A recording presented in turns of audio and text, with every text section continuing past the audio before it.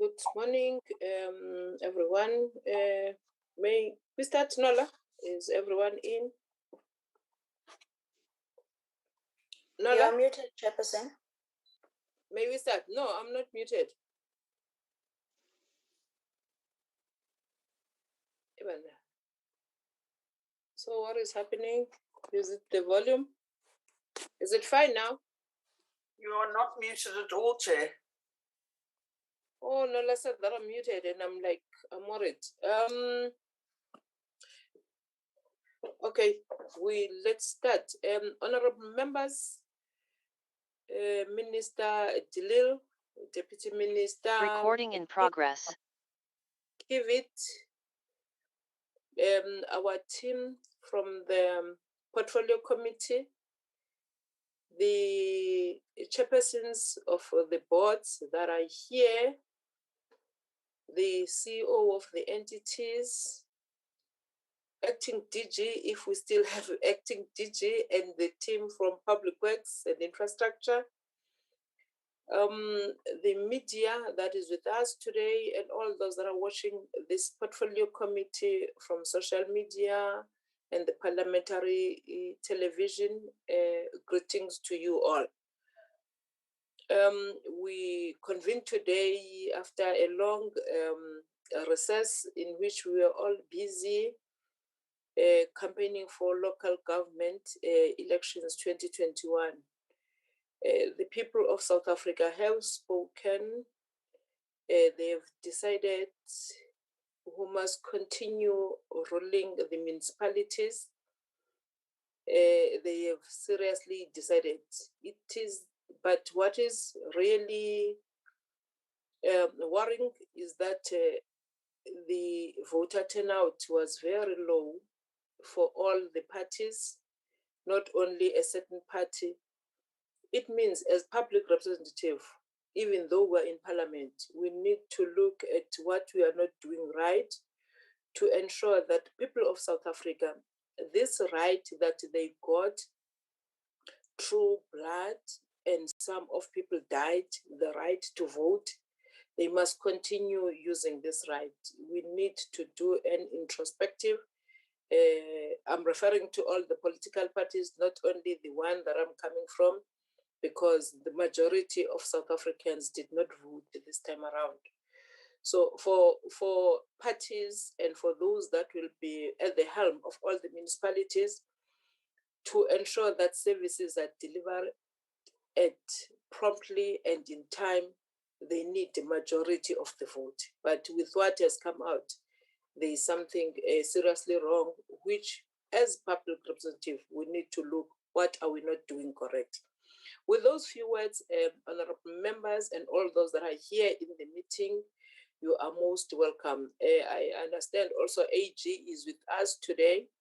Nola, can you flight the agenda and then present the apologies if we have any? I know for one that Honorable Van Staden sent an apology and Honorable Tring sent an apology. Chairperson? Yes. Honorable Morning, honorable members and the minister. I have one apology from Honorable T. Marshall. He's writing his exam. Oh, okay. Thank you, Honorable Jobo. So on top of Honorable Van Staden, who is attending another portfolio committee, Honorable Tring, who is not well, Honorable Mashele is also writing exams. Any other apologies? Ms. Martinez? Good morning, Chairperson, honourable members, honourable minister, as well as our colleagues. On our side, Chairperson, we only received the two apologies from Honourable Thring and Honourable Van Staden. There's no other apology. And we also note the one that Honourable Jobo has also just alluded to at this point. Chair, I'll now go through the agenda of the day quickly. just shortly, we'll have a briefing by the AG on the performance of the DPWI and the PMTE during the 2020 and 2021 financial year. After that, we'll have the briefing by the department and PMTE on the same annual report. Then we'll break for about 30 minutes or an hour, depending on how the chairperson views it. After the break, then we'll have the briefings from the entities. We'll first start with the IDT and Agrément, and after that, we'll have the CIDB and the CBE. After that, chairperson, the meeting will adjourn so that the portfolio committee only can reconvene at around 8 o'clock, or rather at the time upon which the meeting decides to reconvene, so that the committee can consider and adopt the 2020-2021 BRRR. Thank you, Chair. Thank you, Nola. Ms. Martinez. Just a few things to all those that will be presenting today. Just to remember that some of the things that you'll be saying, they are not new. And when you talk about annual report, we're not dealing about something new. You had been presenting to us quarterly reports. So I am going to be strict on the issue of time, which means we don't want to hear the mission statement, the vision. No, not that one. We want you to focus on the weaknesses that require attention. And what are you doing to fix them? I'm referring to the department and its entities. We'll then invite Auditor-General as the first one to present to us. Honorable Chairperson, may I just introduce the department's delegation that's here? Good morning, Chairperson. Do we have new delegation, Minister? Not the one that you know? No. It's just the entities are here also today. But it's fine if there's no need for it. Thank you.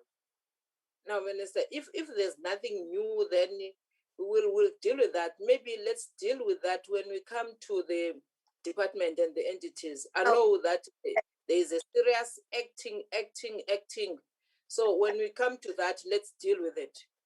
But now let's give AG the chance. Yes, thank you, Chairperson. Okay, thank you, Chairperson. Yes. Good morning, everyone. I'm going to share the presentation.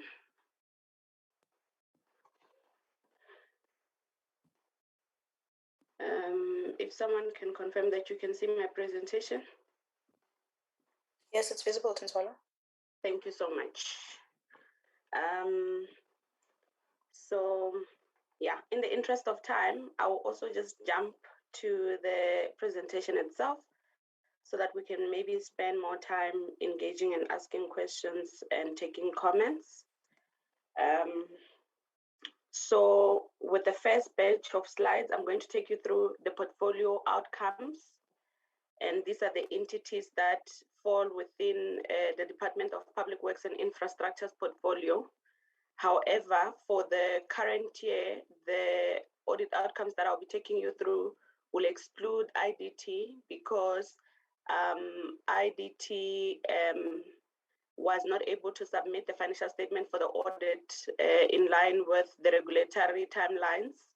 The financial statement were only submitted on the 15th of September, so the audit is still ongoing. However, we will reflect a bit on IDT just to give high-level summary of what we want the members to take away so far that we are concerned about.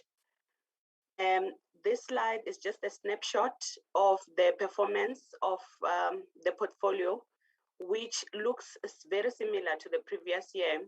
So with the clean audit, we still have only CBE sitting with the clean audits. And then with the financially unqualified audits, it's CIDB, the department, Agrément SA, that received financially unqualified as well as CBE because it received the clean audit, which is the same as in the previous year. The only thing that I can flag here is that there is no new unauthorized expenditure, and the picture of the confirmed irregular expenditure and fruitless and wasteful expenditure when compared to the previous year looked relatively small, because some of the instances of irregular expenditure, fruitless and wasteful expenditure were still disclosed under assessment. I will talk to that in more detail as I take you through the audit outcomes. In here, just similar to the previous slide, we just show where the entities are sitting in terms of the audit outcome. So you can see that all of them have remained unchanged. CIDB, DPW, and Agrément SA received unqualified with findings on compliance and AOPO, so they remain in the same position where they were. PMTE also remain with a qualification where they have been for a number of years now. IDT is outstanding, so that is why it's flagged as blue.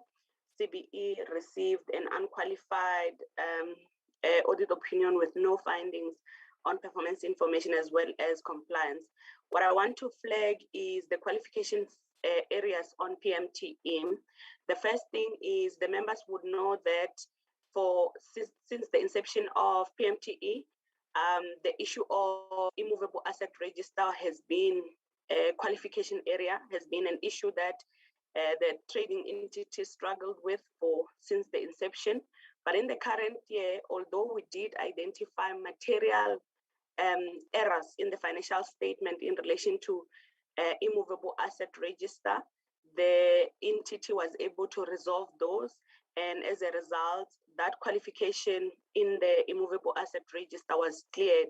So for the first time, the qualification that PMTE has does not talk to immovable asset register, which is a good thing.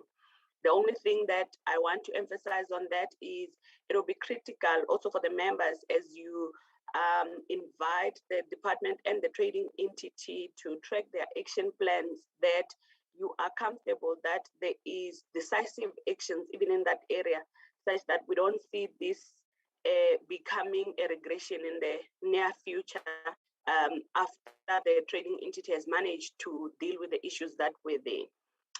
And then in the previous year, the members will remember that another area of qualification that was a PMTE was in relation to leases, where two of the class of transactions on revenue and expenditure related to leases were qualified because of the material differences that we identified or errors that we identified when comparing the information that is coming from the lease contract and the information that is sitting on Akibas that is then used to prepare the financial statement. So even in the current year, this issue has not been resolved. As a result, there's two account balances that have been qualified in the financial statement that are making PMTE to still sit on the qualification area. So that is receivables and accruals, which still remained qualified.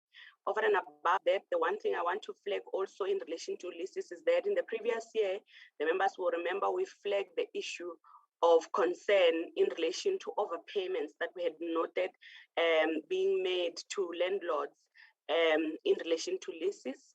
This issue has not been resolved as well.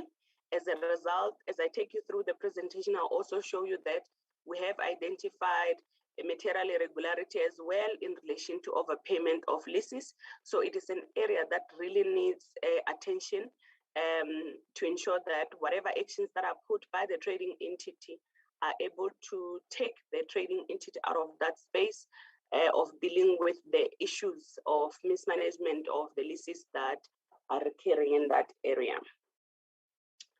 And then if we move to this slide, here we are just talking about the quality of the submissions that were made on the 31st of May when financial statements, annual performance reports were submitted for audits. So for CBE, both the financial statements and performance information did not have material errors that we picked up as the audit throughout the audit, which necessitated that there should be material adjustment to be made. So in terms of the quality of the submission, they will commend CBE. And then for CIDB, for the first time as well, their financial statements did not have material errors when they were submitted for the audit. However, they still had issues on performance information. So the improvement that we've seen on the financial statement was as a result of filling some of the critical positions in the finance unit, which is a good thing. That should also be replicated in the rest of the portfolio where there are key vacancies.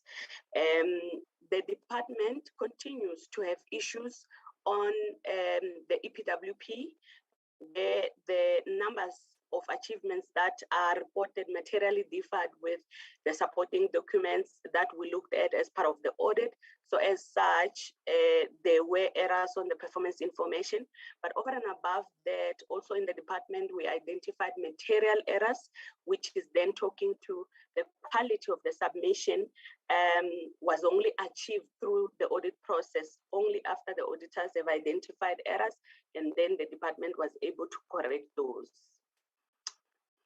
Just a snapshot, just to recap on IDT, although we do not have results that we are flagging coming from IDT, the members will recall that IDT have obtained disclaimer audit opinion for 5 consecutive years out of the 6 until 2019-20.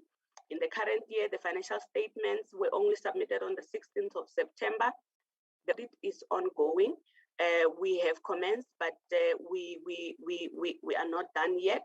So we will not be in a position to tell you whether what the audit outcomes are. However, what we are concerned about, which we continue to raise in all the platform, is the significant human resources constraint that include also key positions. We are aware that through the engagement that we've had with the minister, there is some progress that are taking place now there to try and fill some of the key positions and see how the structures that would stabilize IDT are also implemented. But there is still severe system shortcomings, the IT systems, which are also affecting reconciliations and the preparations of the financial statement and information that support whatever transactions that took place during the year.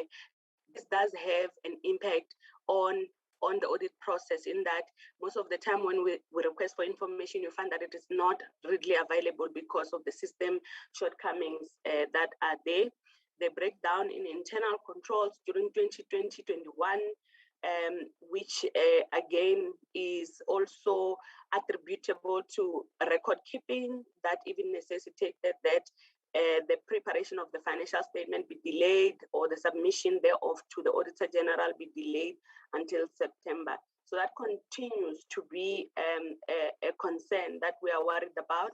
But more than anything is the material uncertainties relating to going concern, where there's continued significant cash flow constraints, which are necessitating that the trading entity be bailed out every now and then to be able to operate and do all their responsibilities in line with their mandate.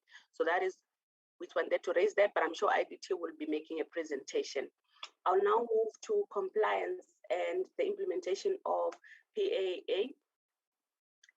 This section is extremely important for the members. There are things that I'm going to highlight, which I would like the members just to take away as they continue to engage with the portfolio. So you will see that for both 2019-20 and 2021, all the auditors that we are reflecting on here, which is CIDB, the department, and PMTE, they had findings on both the years.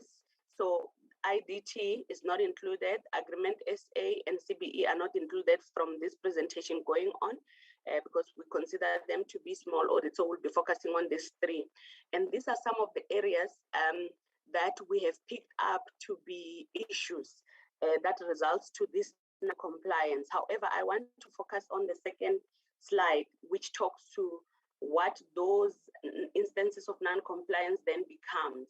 Those instances of non-compliance then becomes your irregular expenditure, which the closing balance is sitting at over 2.1 billion, and your fruitless and wasteful expenditure sitting at 89 million. your unauthorized and expenditure sitting at 261. What these red bars are talking about is how much of the instances that continues to be identified as non-compliance, which result in irregular expenditure, fruitless and wasteful and unauthorized, are actually being dealt with. So this slide, it talks to consequence management, and you will see that all the three types of expenditures that we are concerned about on irregularities, which is unauthorized expenditure, fruitless and irregular expenditure, have not been dealt with. And this is a concern given that in this portfolio, we are already implementing the amendments to the Public Audit Act on DPWI, on PMTE and IDT. And if there is no consequence management, it means there's a lot of instances of irregularities that are taking place that are not being dealt with. And therefore the culture will not change until consequence management actually takes place. The bar at the top right is showing to what extent our management themselves identifying instances of irregular expenditure, fruitless and wasteful expenditure. And you will see that there is still a portion that the auditors identify year in, year out, which is still showing that the controls that are in place are more reactive than proactive. So we need to get the portfolio to be more proactive, such that even when there's instances, the portfolio is able to identify such instances, but not only stop there, then deal with all this irregular expenditure, fruitless and wasteful expenditure, and hold people accountable and recover whatever money that needs to be recovered.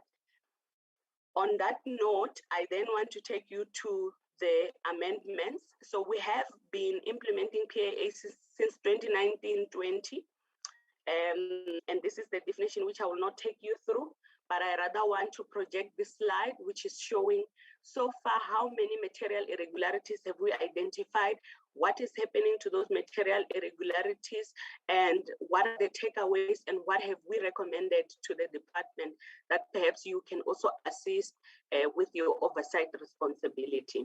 So starting with the PMTE in 2019-20, there were 2 material irregularities that were identified in relation to Bay Bridge. And these were communicated, notified to the acting DG, and there were actions in relation to the investigation that was taking place, which were then initiated, which we are currently tracking. The one big thing that I would like the portfolio committee to maybe in your oversight play a role on is following up to see if the recovery process of these financial losses eventually come to pass. That is very important. Otherwise, we will not get the material irregularity to be resolved until money is recovered back to the fiscals. So that will be an important role, over and above also making sure that there are actions that are being taken against the people who are implicated or have caused these material irregularities. And then in the current year on PMTE, we identified another material irregularity relating to Lukop Prison, where a project was significantly delayed due to the first contractor who failed to deliver the contract due to poor performance, and then had to be cancelled. And then after 4 years, another contractor was then brought to the picture to try and finalize the project. So during the 4 years, there were key significant equipments that were left unattended, which resulted in a material irregularity of about 1.8 million. We have notified the acting accounting officer or the acting DG on this material irregularity in the current year, and they have responded. We are currently assessing the response so that we can determine whether those actions that they plan to take are they appropriate, and then we'll wait and then be able to follow them up in the following year. Another material irregularity resulted to payments, as I already indicated, that overpayments continued in the current year, which resulted to 10.9 million, which was paid to a landlord in relation to this lease. So this is a financial loss that also needs to be recovered back. The accounting officer has responded to say these are the actions I'm going to take. We are busy assessing those actions. Another material irregularity that we identified was also in relation to construction in an infrastructure project on the Mamelodi Magistrate Court project, where we noted that there were a number of extensions of contract that were being approved, which were not necessarily in line with the terms of the contract. So the contract was clear to say when there is a need for the contract to be extended, if those reasons come from the following reasons, such as strike, riots, and so forth, the extension should not necessitate increasing the value of the contract. However, what we noted is that as those extensions were being approved, they were also extending the contract value, which resulted into about 3 million of a financial loss. The accounting officer is in a process of responding to this material irregularity. And then on the department itself, in the previous year, which is 2019-20, we identified 2 material irregularities, one on the state funerals, one on state events. On the state funerals, the financial loss was 9 million. The accounting officer responded to show us what actions are being taken. The most important thing here going forward to 2021-22 will be to make sure that this 9 million is actually recovered back to the fiscal, and that the actions that have been initiated, that they are seen to come to pass or to completion. And then on the state events, material irregularity that we identified, the accounting officer responded to indicate that an investigation was going to be conducted. However, after tracking the timelines of when the investigation was supposed to be conducted, we found that it was not initiated. As a result, in terms of the material irregularity process, if the accounting officer says, I'm going to take 3 actions, and those actions are not implemented at the timelines that are stipulated, the next step is for Auditor-General to make recommendation and include those recommendations in the audit report with timelines to say you need to implement the actions you said you were going to take by this date. So we have had to then include the recommendations so that an investigation is done on the state events that will then enable the accounting officer to determine how much needs to be covered from the service provider who was overcharging on state funerals, and also what should happen to the employees or officials that are found to have contributed to this financial loss. So it is critical that then the recommendations that are included in the audit report now are implemented. If they are not implemented, the next step will be remedial actions. And then if the remedial actions are also not implemented, then the next step will be the certificate of debt, where the accounting officer will need to pay this amount of a financial loss. So what we are recommending, overall, there is 7 material irregularities coming from this portfolio, excluding IDT, which the audit is still ongoing. We could pick up material irregularities there, and we don't know yet. The cumulative financial loss to date, just on the 2 audits where we are implementing MIs, is 43.9 million. So that is a lot of money that needs to be recovered back to the state. So what we are recommending is that decisive consequence management needs to be taken so that there is a clear tone that material irregularities are not tolerated in the portfolio. And also the weaknesses behind these material irregularities need to be understood so that whatever actions that are taken are able to curb further financial losses. And then there is also a need to partner with internal audit function to ensure that there are ways that are found which can enhance preventative controls and empower the portfolio to detect and address material irregularities before they are even identified by the audit process. So that was a very, very important slide. And then moving to special reports, you will remember that last year in 2020, there were two initiatives that the portfolio was responsible for in response to COVID-19. One of them was quarantine sites, where we did some work. There were two reports that were tabled on that. So as part of the close-out report, as we finalized the normal audit, we also reflected on these initiatives to say what happened, to the recommendations that we made and the issues that we had raised, and the recommendations that we had made, and the commitments that the executive authority and the accounting authority had made. And on quarantine sites, on both the first report and the second report, there were findings that were identified, which the accounting officer and the executive authority made sure that those are timely responded to and cleared as they continued to implement the quarantine side. And however, at the time of planning, there was a huge target that was set to say perhaps there might be a huge need of quarantine sites. So there were 6,123 quarantine sites which were identified as a target, which needed to be used to curb the spread of COVID-19. But as we started going through the realities of COVID-19, only 192 sites were actually activated. So the use from the public was not as it was anticipated when the planning from cabinet was, being finalized. So as a result, by the 1st of October, this initiative was then closed because quarantine sites were not being used as anticipated or intended. And it was a good thing that the initiative be closed so that there is no room for mismanagement of the funds that were set aside to respond to COVID on that when they are not being used. So that is what we are flagging with the quarantine sites.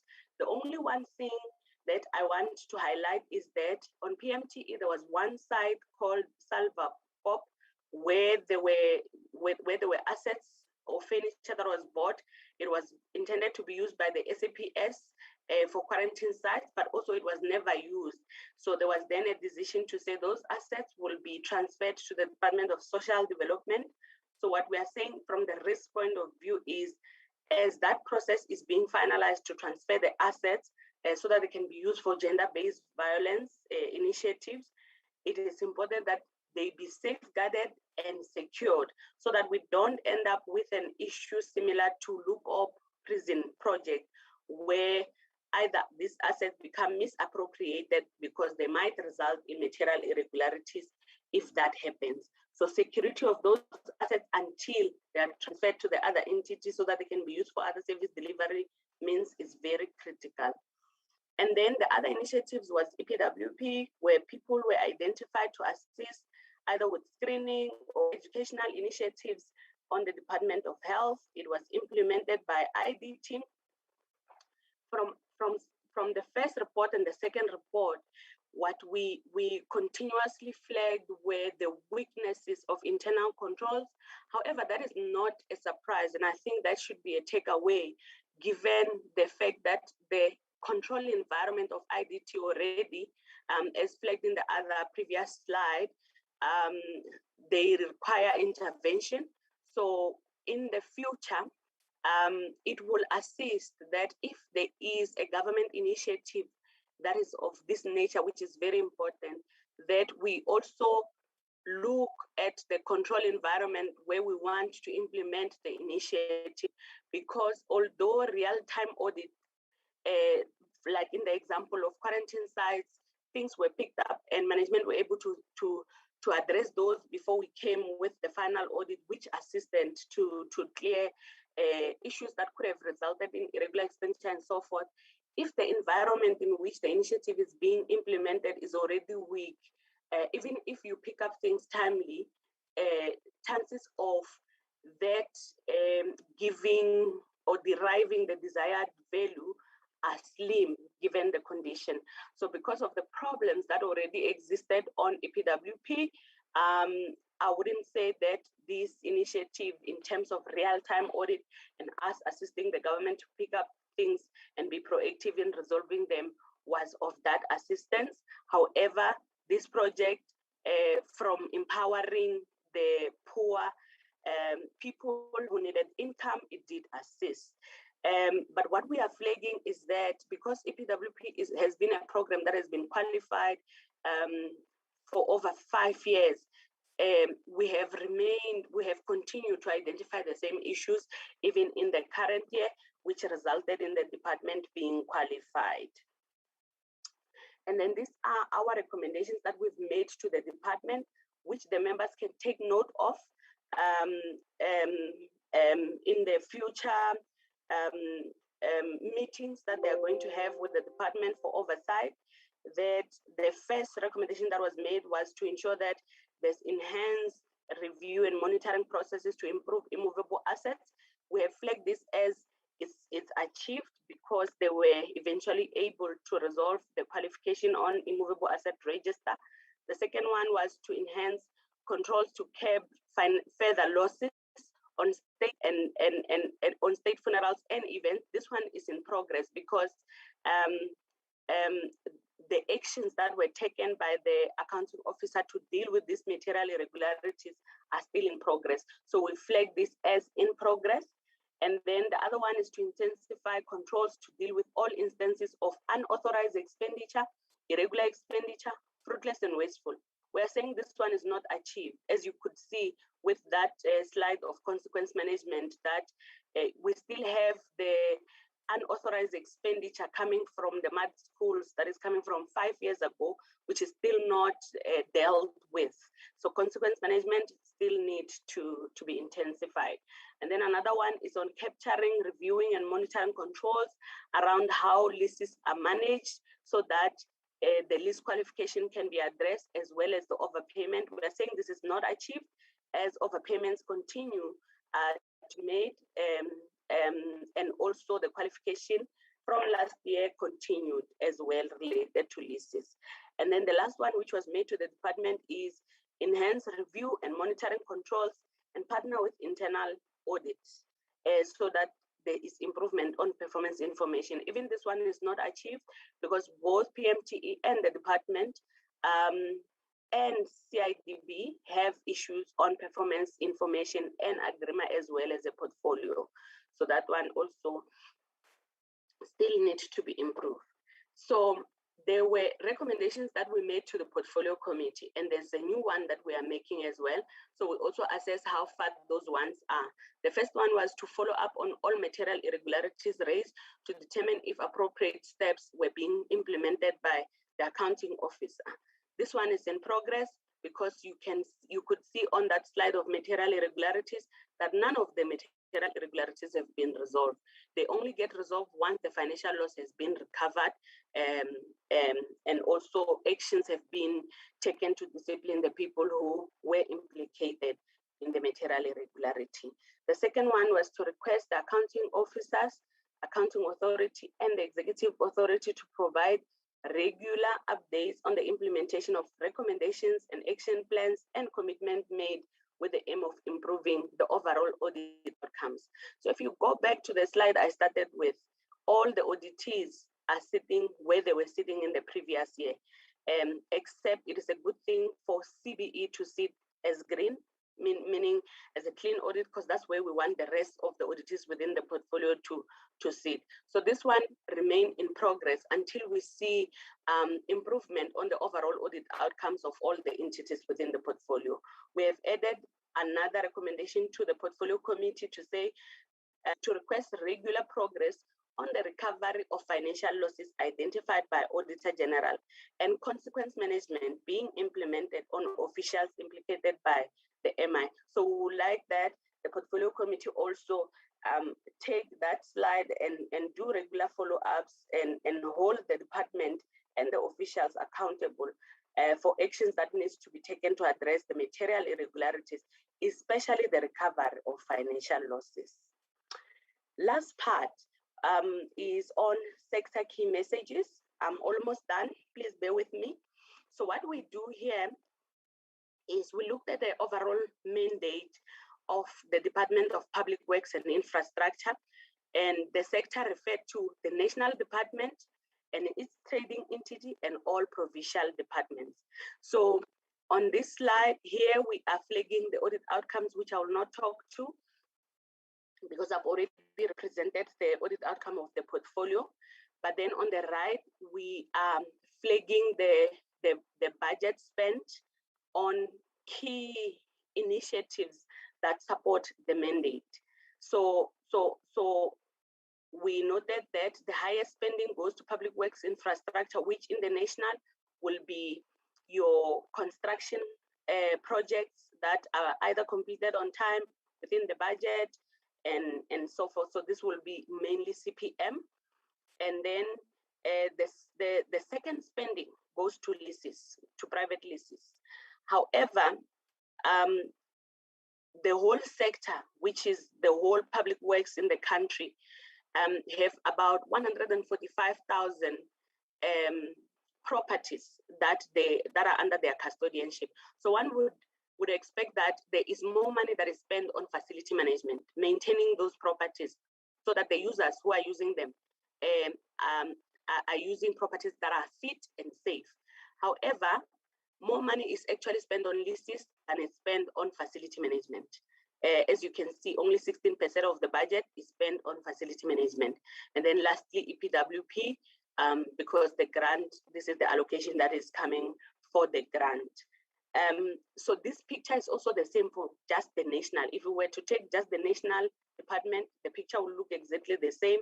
It is your public works infrastructure or your CPM, and then leases has the highest spending rather than facility management, which we are concerned about. So, and then in this slide, we then flag some of the issues that we are worried about given how money is spent. So I want you to just keep that picture. On this slide, we reflect on significantly delayed projects. So this will be the construction or infrastructure projects from public works infrastructure program. And you can see that across the country, PMTE has the highest number of significantly delayed projects when compared to the rest of the country. That is concerning. And here we give examples of how long some of the projects that were started on behalf of user department have been delayed. You have one in the Eastern Cape, another one in the Eastern Cape.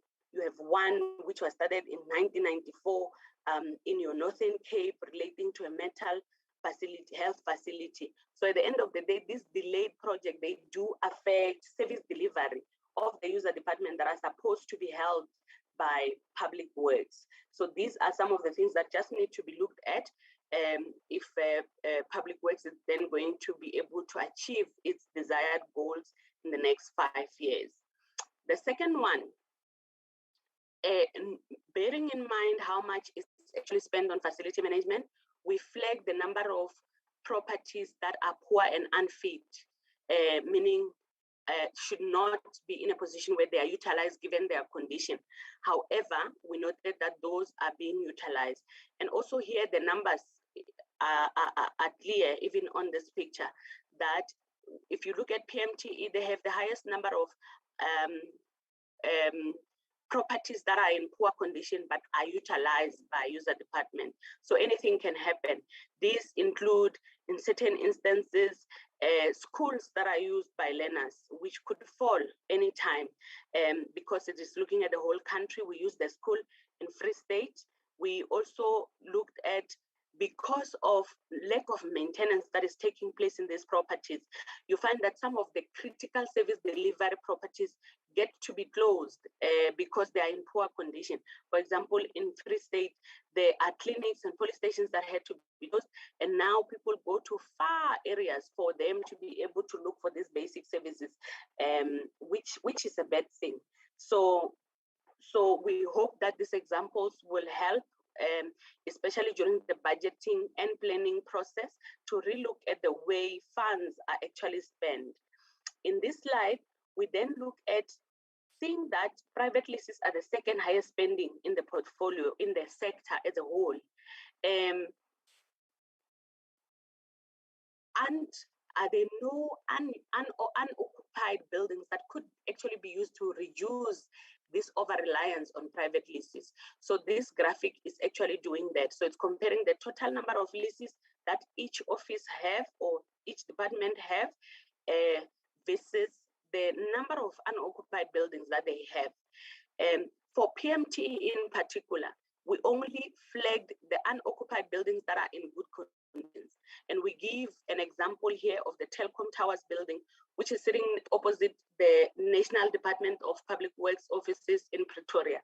That building was purchased in 2016 with the aim to be used or to become the headquarters of the SAPS. It's been 5 years. The SAPS has not moved in. There are costs related to having these properties that are in good conditions which are not being used. So there's costs that have been incurred, and this is not all the costs. There's more costs that have been incurred that can be quantified by the department while that property is not being used. So the question again is, when there's properties that could be used that are in good conditions which are not being used, are we and yet those properties need to be secured, they need to be safeguarded. Are we still comfortable that we are utilizing the resources of the state economically while we are spending more money on leases and even making overpayments? And then on this slide, we reflect on seeing that leases again is the second highest spending. Are these leases being managed properly? And you can see here that this is reflecting on the number of leases that have been sitting on a month-to-month basis. And again, PMTE sit with the highest number of month-to-month compared to the rest of the country. And to give you examples, there's one in the Free State that have been on a month-to-month for 14 years. Also at PMTE, there is your AMSCO building, which has been on a month-to-month contract. So it expired, and after that, since 2004, it has been running on a month-to-month for 17 years since it expired. And it has been escalated at 10%. And the question is, couldn't this have been saved if either an unoccupied building, which can actually be used by the Department of Defense, was used, or a new contract was signed? If for some reason that building, maybe there is a valid reason why they cannot move away from such a contract which has expired for the past 17 years. And then lastly, this is just a consolidated picture that shows the combined material irregularities in the whole country for public works. The one message I want you to take is that out of the 11 material irregularities in the sector, 7 of them come from public works portfolio, which is this portfolio in the national. And then lastly,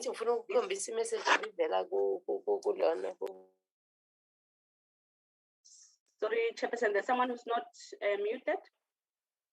Yes, apparently, I don't know, Mshongo, is it Miss or Mr.? Continue, but can you, if there's someone speaking while there's a speaker on the floor, Miss Martinez or the host of the meeting, you just take that person out. We're listening attentively here, so we cannot afford that people come in and speak. Thank you. Continue, Ms. Tinswalo. Thank you, Chairperson. I'm almost done. This is my last slide. So in our last slide on the sector message, what we are worried about or flagging is that there is excessive spending directed toward leases rather than maintaining the existing infrastructures that are under the custodianship of public works. As a result, critical service delivery related properties such as your police station and clinics are closed because they are dilapidated and damaged. In addition, some of the properties which are in poor conditions and are not fit to be utilized, such as schools, they continue to be utilized, putting the lives of the people who are using those in danger. And then on the other hand, significant number of infrastructure projects are delayed. They are not being finalized within time. They are not being finalized within the budget, which is resulting in financial losses, as was reflected on the material irregularities identified on PMTE. Due to insufficient maintenance of properties, significant delayed projects as well, they further exacerbate the use of private leases. So the sector just then continue to run to private leases as a rescue due to failures to maintain the existing properties and to finalize the infrastructure projects on time and within the budget. And given the volume of leases that needs to be managed, there's then an opportunity that is created for mismanagement, which is evidenced by the month-to-month contract, where some of the landlords are actually benefiting of the escalations that have been going on for the likes of 14 years or 17 years, as per the examples that were demonstrated, and as well as the overpayments that are continuing to be made in the space of leases. So we really are asking of the portfolio committee as well, that as you make your considerations for the budget, also consider how the spending is allocated and see how you can influence the change in decision of the allocation such that spending is directly aligned to things that are fundamentally key to the mandate of public works. So the budget should be realigned to critical strategic initiatives so that key initiatives are prioritized. DPW should be at the forefront of coordination, monitoring, and evaluation role by influencing consistency of tracking key strategic initiatives. This one is for the department. And then instances of poor performance and misuse of funds and slow delivery on key projects it warrant prompt consequence management and tighter performance measures to enable a resilient, ethical, and capable sector that will enable user department to deliver their services on time. So that is the end of my presentation. I'm going to stop sharing so that I can see Chairperson, the people who will be making comments and raising questions. Thank you very much. Thank you, Ms. Tinsalo. I would now like to invite honorable members to comment, ask questions on the report that has been presented to us. Honorable Hicklin, Honorable Graham Murray, Honorable Siwisa, Honorable Matebula. In that order, please. Thank you, Chair. Good morning, and thank you so much to the Auditor-General for their very comprehensive report. I am really quite dismayed, although not surprised, with the report that was presented to us. In my budget vote speech in May, I highlighted the problems of the PMTE, in which I actually stated that, in my very humble opinion, the Department of Public Works is actually seriously averse to making money. And it's reflected in the PMTE, because the PMTE is being reduced from a management trading entity into a management entity, because it actually cannot trade. It's merely a management entity, because it's averse to earning money. It cannot collect money. It cannot manage user money from its department baseline expenditure. And it results in significant refurbishment backlogs. And this is very, very definitely reflected in the figures that we see here. And I'm actually quite devastated by the amount of irregular expenditure, material irregularities that we are seeing, and a significant lack of consequence management. We are very, very reactive in holding people to account, and we actually don't hold people to account. We are not proactive at all. And this is very reflective in the Auditor General's report. And it goes very much to a lack of direction from our leadership in the Department of Public Works. And if we continue on the trajectory that we are on as we stand at the moment, if we do not present a solid turnaround strategy, the PMTE will fail. There is absolutely no question about it. And we have to do something about this ridiculous situation of leases that are month to month for 10 and 17 years at a time. How is it humanly possible that we own buildings as the Department of Public Works, and yet we are leasing buildings from private entities for up to 17 years on a month-to-month basis? It doesn't make any sense at all. And I really and truly urge both the minister and the entities and the deputy minister to please address this as a matter of extreme urgency, because we are failing in our mandate as the Department of Public Works to actually exercise the controls which the Department of Public Works is being tasked with, and that is making us fail in our duties to the citizens of this country. We are not doing anything that we are tasked to do as the Portfolio Committee. I'll leave it there. Thank you, Chair. Honorable Crime, Mare. Good morning, Chair. It's so nice to see everybody's faces, even though it is virtual. So how lovely to be back together. I've missed this portfolio. Chair, thank you for the opportunity, and thank you very much to the Auditor General. I think the report was very, very thorough, and I agree that leases seem to be a massive issue, and it is something that we have highlighted in meetings in the past, and we've spoken a lot about the fact that, as my colleagues just said, that this department is not utilizing its buildings, and it's not making use of opportunities to generate income for the department. But I just want to raise a couple of issues with respect to facilities management. You know, it doesn't help to be the government landlord, and it doesn't help to be the owner of you know, a gazillion buildings and properties, and not be ensuring that these properties are being looked after.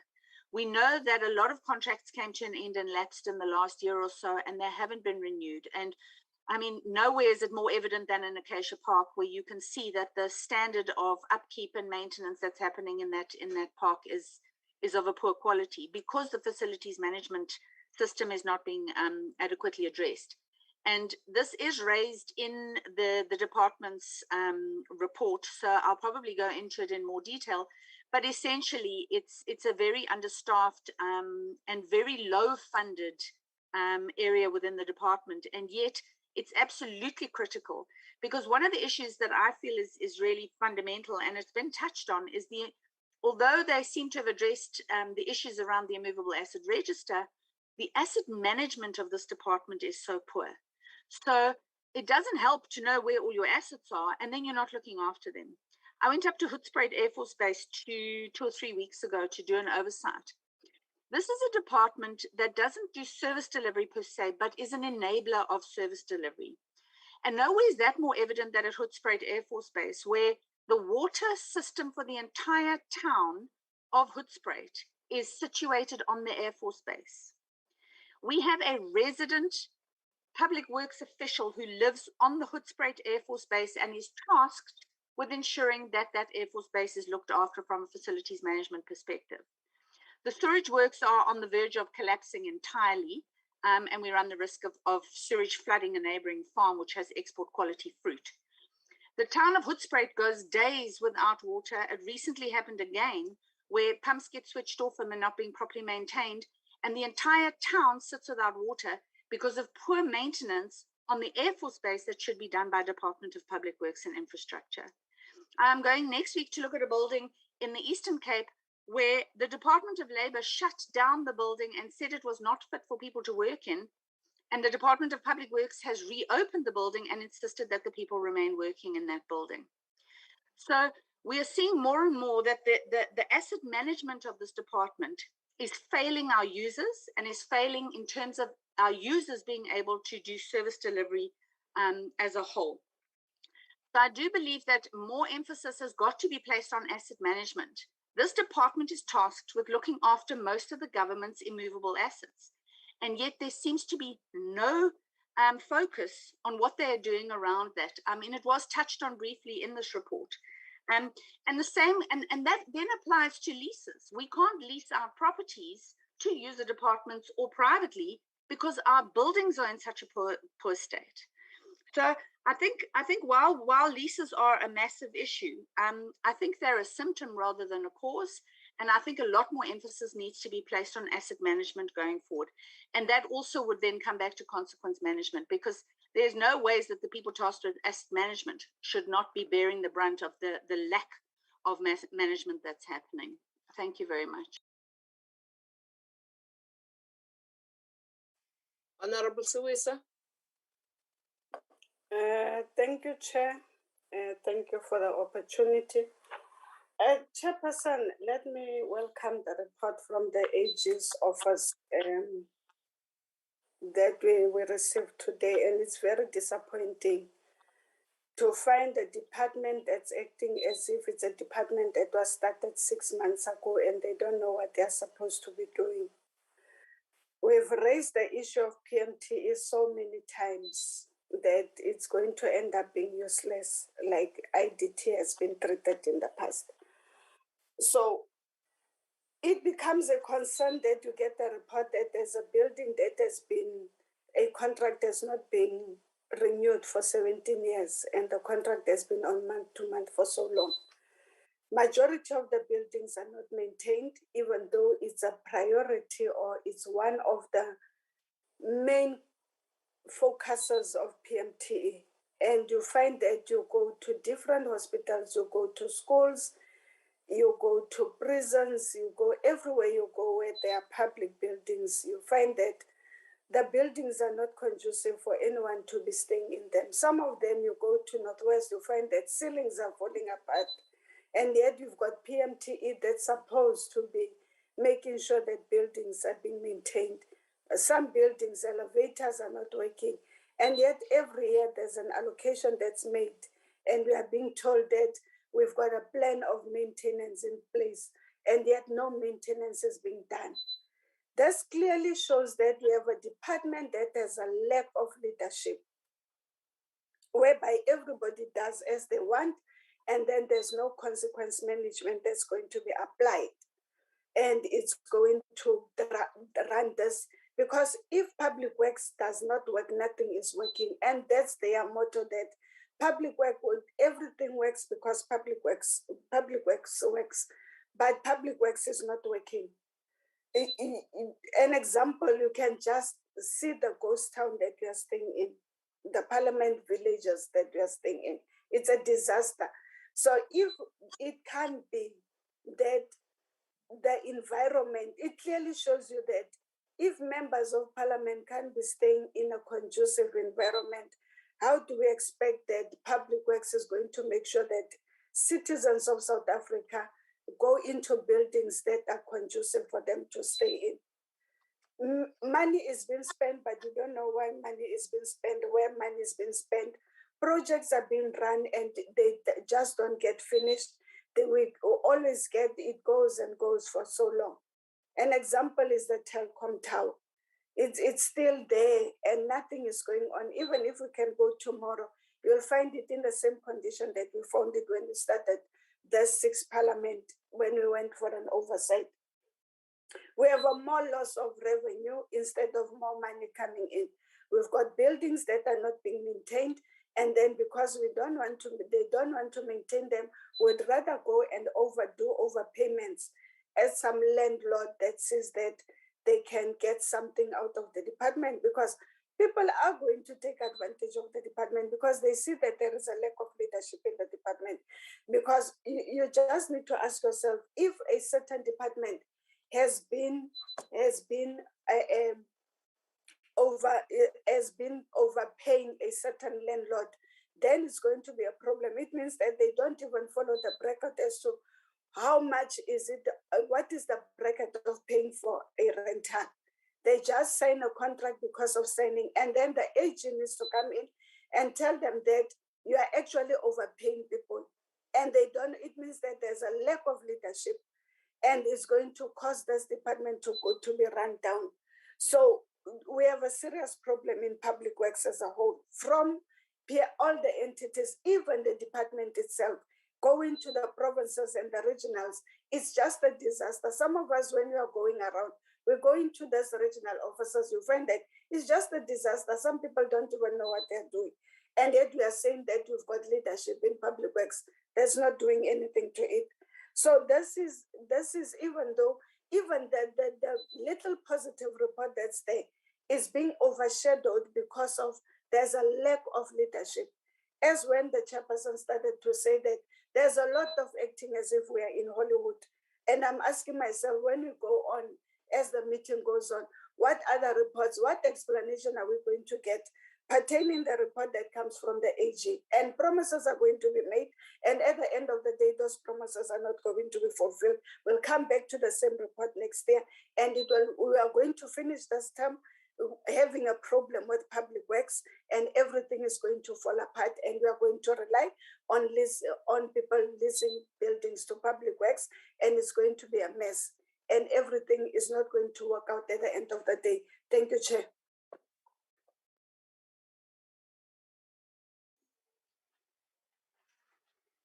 Honorable Siwisa, Honorable Matebula. Thank you very much, Chair. My greetings to everybody, Chair. Chair, well, it is really disappointing getting the report from the Office of the AG.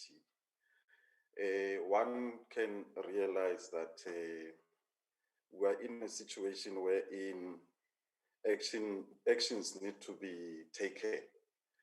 And if we fail to take actions, I must say that we will go after 5 years out of our term of this department as politicians, having not done justice to the Republic of South Africa. One realizes quite a number of things that are not going okay as per the report. Part of those things is that we've got a department that is brave enough, to not to do work, even though they are employed to do so. If you look at the issue of the schools or some of the public properties that are not in good condition or which are in poor condition, that are being used by our own kids for that matter. And the department sees nothing wrong about it. Now, I ask myself a question as to how many times do we roll over money to the next financial years simply because of underspending? And people decide not to spend money and maintain those buildings to an extent that these buildings, they are a health hazard to the public of South Africa.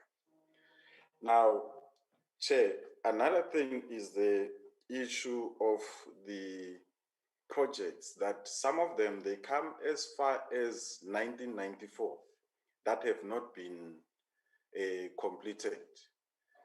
And since then, there's nothing that is actually happening as far as taking actions against those who are not doing their work, in particular in the sector of PMTE.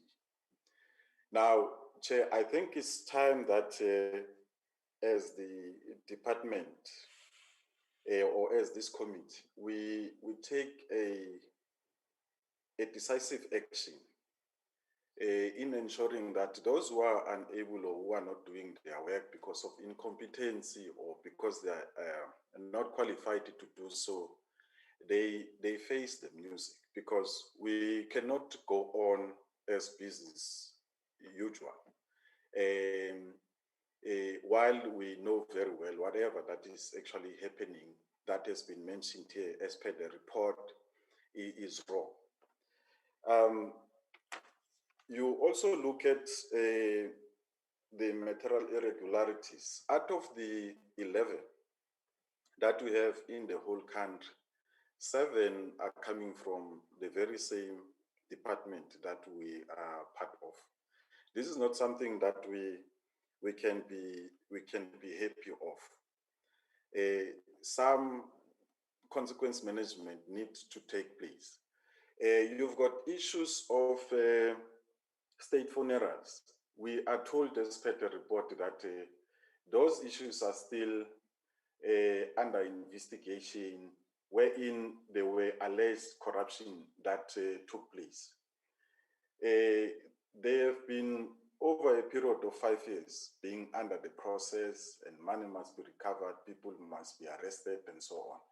But these things have not come to, to a stage wherein we see people going to be arrested and people, paying back the money.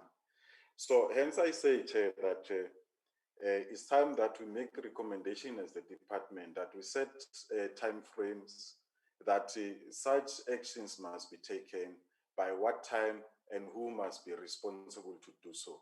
And failure to, to comply with our recommendations, I think it's also time that we take actions against those who are responsible to do such work. Thank you very much. Thank you, Honorable Matebula. Any other hand?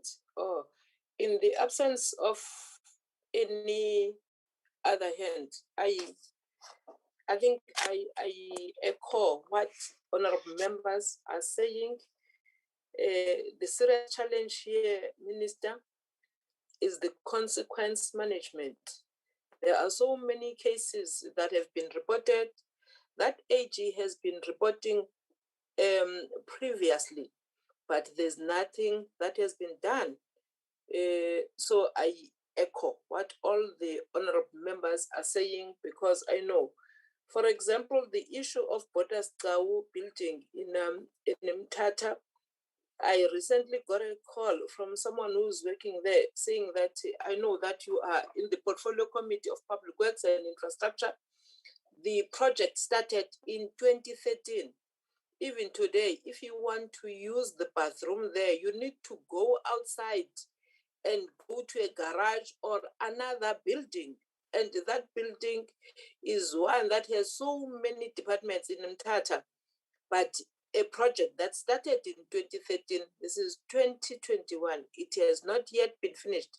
But what we'll find out is the escalating fees and charges that are being paid to the service provider that is doing work there. Really, really, really. The issue of a contract for 17 years and on a month-to-month basis, Minister, that one, it can't be. That one needs to be stopped immediately. It cannot be. Over to you, AJ. If there are any questions that you would like to respond to from the ones that have been raised, comments that have been raised by the honorable members on your report. Thank you, Chairperson. So I noted all the comments that were made. It is actually comments that are emphasizing the very same message that I have already presented. So I think there's nothing that required me to clarify anything. But I think my parting shot on the presentation is that I really hope that with this presentation, I have been able to empower the Portfolio Committee in your oversight role, that you will, when looking at the annual performance plans as well, those strategic initiatives such as facility management, you will look for them to see whether they are included and that you are satisfied with what is included in the annual performance plans, so that we see that there is turnaround in the way things are planned for and the budget process as well. And that in the takeaways that you are going to track As the portfolio committee, consequence management is going to be at the heart of the things that you will want to see happen in the department, so that you also assist the executive authority in her role as she also play an oversight on the department to see things changing, especially with consequence management and the recovery of money. Otherwise, Chairperson, thank you so much. Yeah, I agree with all the sentiments that have been raised by all the members. They are supporting the very same message that I presented on my presentation. Thank you.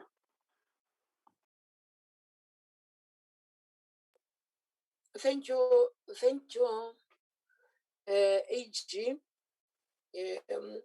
Ms. Martinez, which reports are we getting now?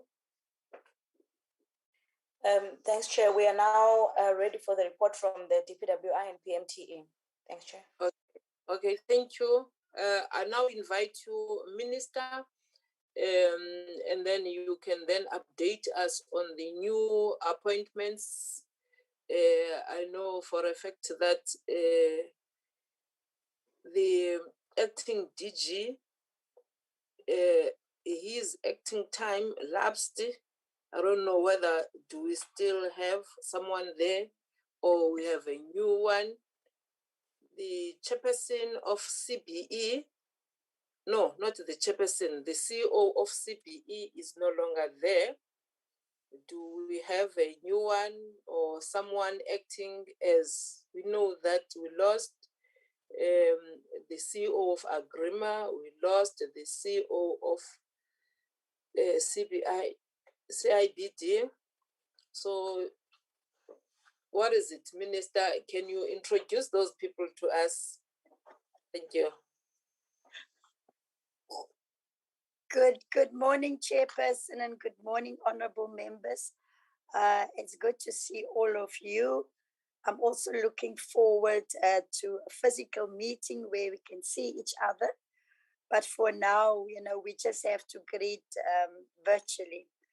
Chairperson, as I will introduce the delegation to you, from DPWI, we have the acting DG Imtiaz Faisal, the CFO Mandla Satole, and then all the DDGs in the department. From CIDB, we have got the acting chairperson, Dr. Natalie Skeepers, and the deputy chairperson, Mr. Dlamini. And then on Agrément SA, we have got Richard Somanje. He is the acting CEO. And then from the IDT, we have been able to appoint the new board in August. So we have got the chairperson, Tebogo Malaka. She is the chairperson, and Ms. Zambini Yil is the deputy chairperson. But for today, a chairperson, the report will be presented by Tebogo Malaka, because she is currently the acting CEO, and Ms. Zambini Yil is the acting chair. We will explain the situation when we get to the IDT report. From the CBE, we have got Dr. Dlamini, and then we also have got the CEO of CBE, which is Mr. Mzisi Mayeza. So that is part of the delegation today, Honorable Chairperson. Yes, we will be given a detailed report to the Portfolio Committee this morning, but I also had a briefing with the Office of the Auditor-General about 2 weeks ago on the report before they were presenting it to the committee today. So, Honorable Chairperson, we are informed about the various issues. Just before the department give detailed responses, I just want to give two responses in general, Chairperson. Let me start, because all the members raised the issue around leases, and so did the AG. I've always reported to the committee about the imbalance between us using our own buildings for letting out, and we only getting in about 60 million rand per year. For letting in from the private sector, we spend 4.2 billion rand per year. Also, the overpayment of leases to the private sector has been addressed with the help of the National Treasury that issued a Circular 48 to renegotiate those leases. I've also reported to the committee in the past that for some reason or the other, the department stopped to renegotiate those leases, and it was finally restarted again in August 2020, I think. With the month-to-month leases, Honorable Chairperson, because there were no improvement and these overpayments, on the 14th of March, I put an advertisement in all the Sunday newspapers where I basically said, to everybody that we need your help to stop corruption and irregular expenditure. Because, and I will be sending that advert now for the information of the committee, because a month-to-month leases is irregular expenditure, and also there's a lot of corruption. So since I've issued this call publicly, we have many of the people who are on month-to-month leases that have responded because, and there are lots of allegations of corruption. And where we are now with the month-to-month leases to stop this, because it is the leases that's still giving us findings, we've put together, honorable members, representatives from the External Audit Committee, Internal Audit Committee, the CFO, National Treasury, the Deputy Minister and myself. And we are now looking at every lease individually. There are not that many, they're just over 200. And you will find that 10% of the 4.2 billion that we spent on letting in, it's just 10 companies that are receiving 90% of that money. So we will be able to give the portfolio committee a brief on that one. Just on the constraints of capacity or lack of capacity, which I don't always agree with, but the honorable members will recall that we have got 13 SMS staff members, senior management staff in the department that is being appointed irregular in 2018. In 2019, the case was referred by the previous minister to the Labour Court, and 2 years later, after many, many requests just to get a date for the Labour Court, we were finally informed that the files disappear, or the file of this case disappeared. I then wrote directly to the Judge President of the Labour Court, Mr. Judge Wegley, and only yesterday, the judge has finally confirmed that he has set aside May of 2022 to hear this case of the irregular appointment of 13 senior management. But with the rest of the comments from the portfolio committee members, I do agree with them. And once we get into the detail of this, Chair, around facility management and the maintenance, what I have also praised and thanked the AG's office is for the first time they are producing a sector report, which is giving us a lot of information that we now can begin to act on. So I just wanted to make those general remarks for now, Chairperson, and then afterwards we will get into the detailed report. So I'm through you, Chairperson. I'm going to ask the acting DG to present to us the report, the annual report. And as we all know, this is as at the end of March 2021. the report that we are presenting to the Portfolio Committee today. Over to you, Acting DG. Thank you very much, Chairperson. So he's still an acting DG. What are you talking about, Chairperson? But I'll talk to you offline. Thank you. Acting DG, over to you. Thank you very much, Chairperson and members of the committee. I'm using my phone this morning. I have load shedding in my area, so I've had to dispense of my laptop. So I'm hoping that I can see into the phone to conduct the presentation. But Chairperson, thank you very much, and members of the committee. I'd like to present the annual report. I'll be assisted by the CFO, Mr. Sitole, as well as our DDG for governance, Mr. Matlangu, in the conduct of the presentation. And Chairperson, we're presenting 4 different areas. We'll talk about the performance information for the department before going into the financial affairs of both the main vote, DPW, and followed that by PMTE, before concluding with some of our accounts receivable and debtors information. Chairperson, I'd like to record, I've noted the concerns raised by the committee, and I'm hoping that through our presentation, we can demonstrate that we've taken active steps to resolve many of the challenges the department is confronting, and also show the progress we've made in this regard through those interventions.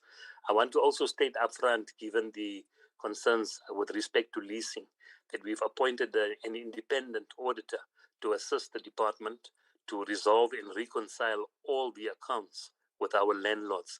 And that process is in the concluding stages at this moment, so we can begin to mitigate the risks that were presented by the Office of the Auditor-General. Further, Chairperson, 2 other interventions. We've referred suspicious leases for investigation to our GRC branch, as well as to the SIU. And thirdly, I've issued a directive to the head of leasing in the department that we will no longer make payment towards leases that are running on a month-to-month basis because they incur irregular expenditure. That is effective 1st of March next year. The head of leasing is in the meeting. I have not heard from that branch indicating that 1st of April next year is unreasonable. But ultimately, we've had several years to correct this imbalance, and I've now concluded that we are unable to deliberately incur irregular expenditure going forward, and we need to put a stop to the practice of month-to-month leases. Chairperson. Chair, moving on to the presentation itself, I would like to announce that we presented Q1 and Q2 to the Portfolio Committee last year, and we reflected very poor performance of between 30 and 40% for the department as a whole. We've now engaged in a mid-year review towards the end of December last year to course correct the department and to look at areas of underperformance. And as a consequence, we've exceeded 60%. We're now on 61% performance for the year under review. Even though we were challenged by several lockdowns, we sought to circumvent those challenges by maintaining a decent level of performance. So I'd like to share that good news. With respect to our audit outcomes, in DPW, we maintained the audit outcome as unqualified with the finding on performance information. And in the PMTE, we've made a substantial improvement. We've been let down by the lease environment. However, the asset register, which is the largest amount on our financial statements, received an unqualified report. So we've had a substantial improvement in the PMTE as well with respect to the audit outcome. So, Chairperson, I wouldn't want us to communicate an incorrect view of our performance, that there's all to do from our side, but we are making gradual improvement and we are on the correct trajectory to respond to all of the adverse findings of the AG, as well as our own internal audit unit. So we believe we are in the right direction, notwithstanding the challenges we face, and we'd like to present with that particular introduction. And I'd like to now hand over to Mr. Luwazi Matlangu. Luwazi, over to you for performance. Thanks.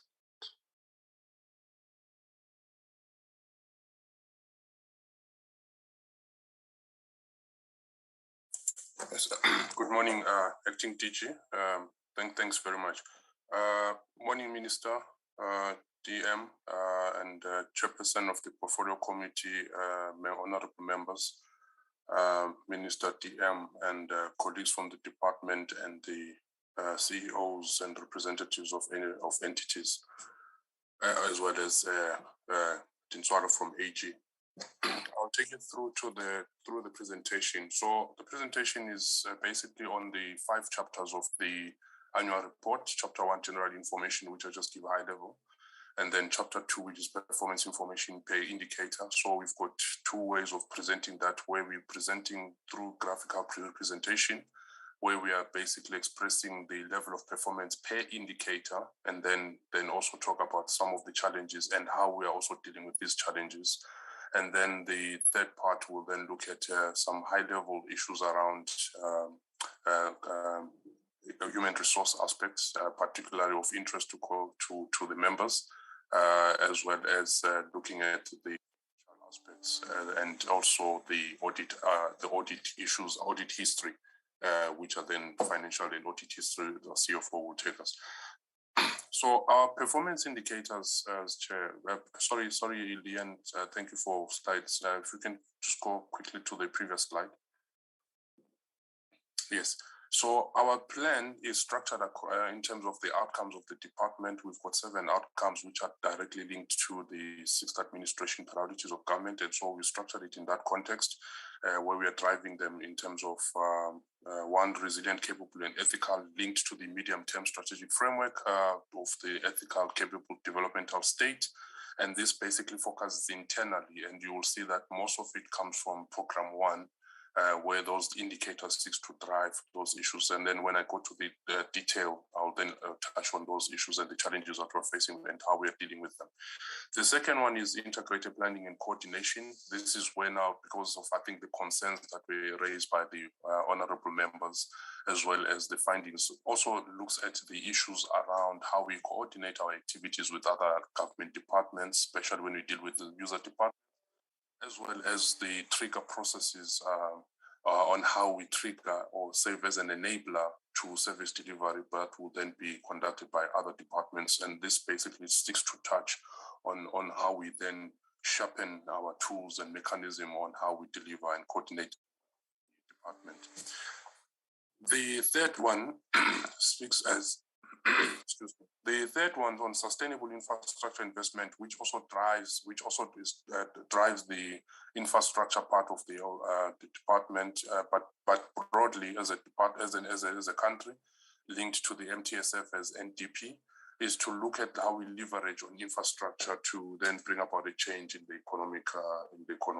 And this then will see that from a departmental point of view, through infrastructure, especially CPM, construction project management, we look at how we deliver on projects. And I think the gloomy picture that was presented, we need to then look at how we improve on those ones, particularly on delivering on time and also within budget and within cost to look at those issues. The next is productive asset, number 4. Productive assets looks at the use of our facilities for the intended purposes. This is again linked. It also, when you look at the outcomes, they are interrelated or they are connected, they overlap.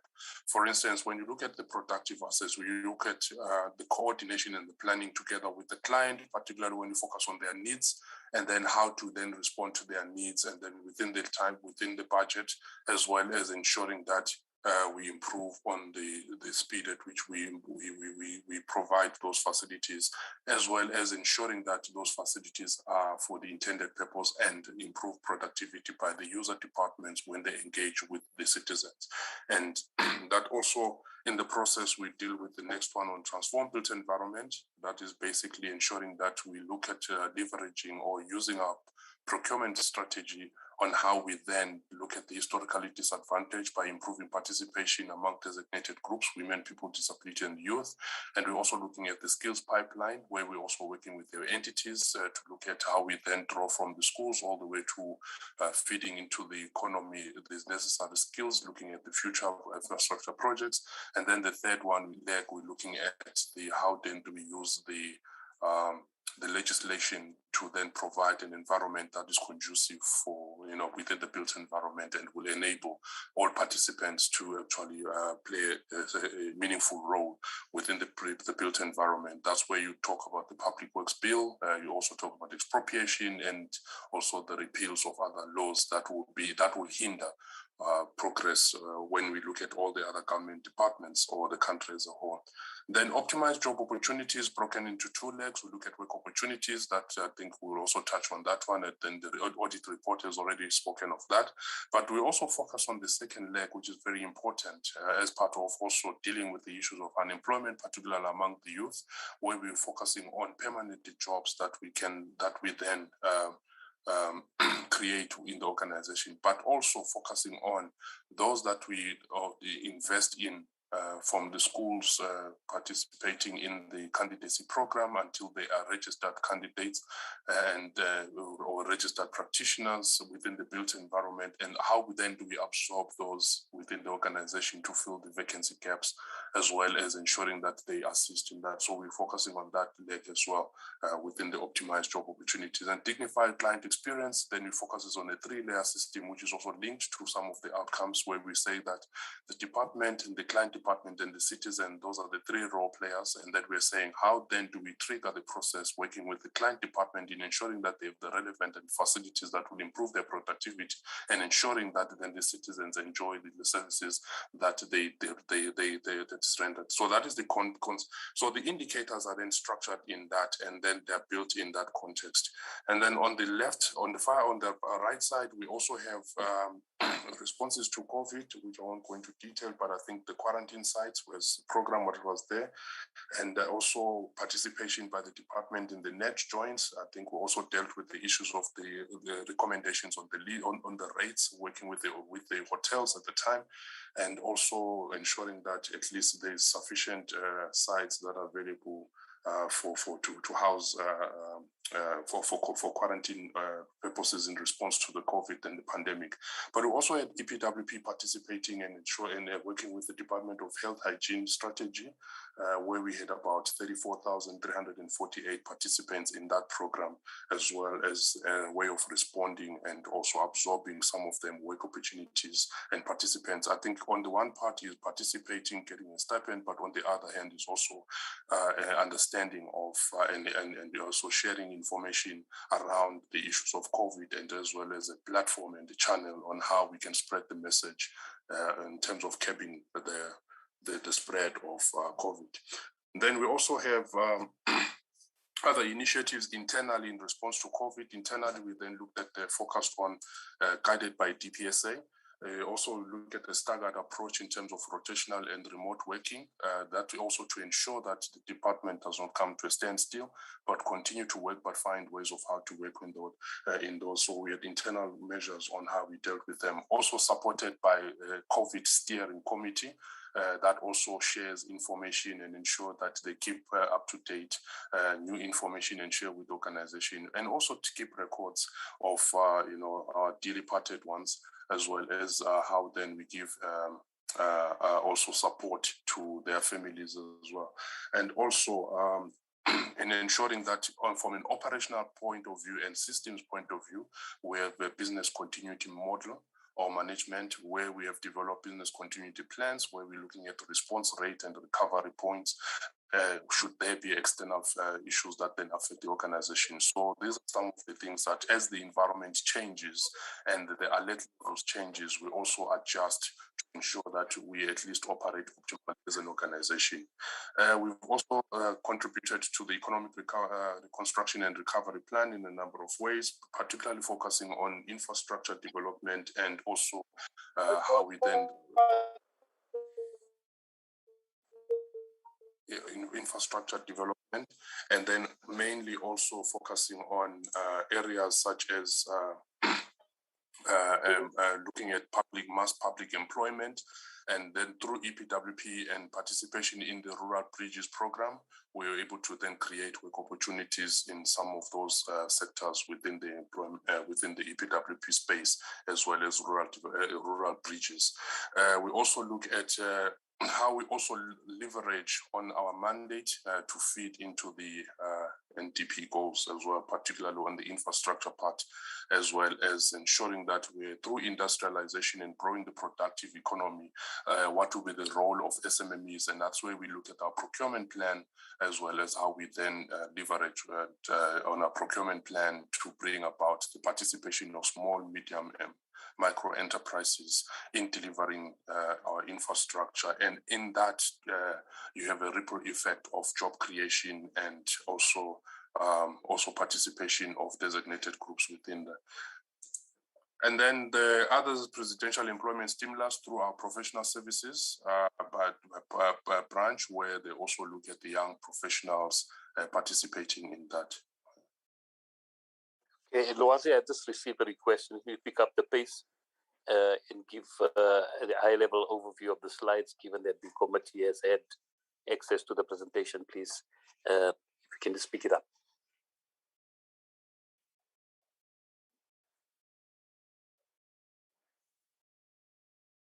Okay, no, that's fine. Next slide.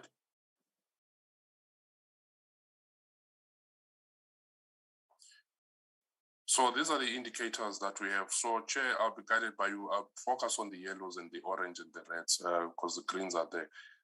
Okay, so on the outcome resilient one, we have a designated groups, which is a corporate services 1.6, where we have 52% in terms of percentage achievement of the target. And that is the challenge we face, especially with the women in SMSs as well as people with disabilities.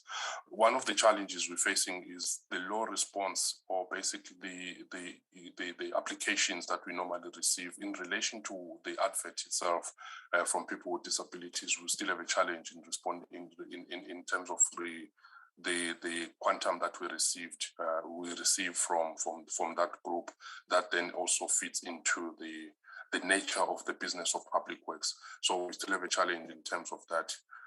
Then we have ethics, fraud, and perception rates. So there are two things here. There's ethics, there's compliance, and then there's also fraud related matters. So we also conduct surveys on how we perceived in relation to fraud.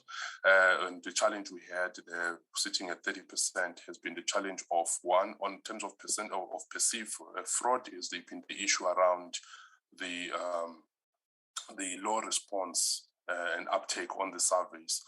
But we're looking at ways of improving that, particularly on the anonymity part of it, such that we have maximized that. But in relation to ethics officer and compliance officers to actually manage the organization, we are moving from designated appointment, where if you look at an example of financial disclosures, ethics and related matters, labor-related matters, where they are spread across the organization. We are now looking at one unit that oversees all of these from an ethical point of view, as well as ensuring that there's compliance to legislative prescripts. So there's a process in place to appoint those warm bodies to drive that in the organization. So job descriptions have been dealt with, adverts are in the process, and then pre-prioritization of the budgets, as well as ensuring that by the first of next financial year, we then start with these warm bodies to drive. Sorry, there's a message from the minister. I think there's minister's hand is up.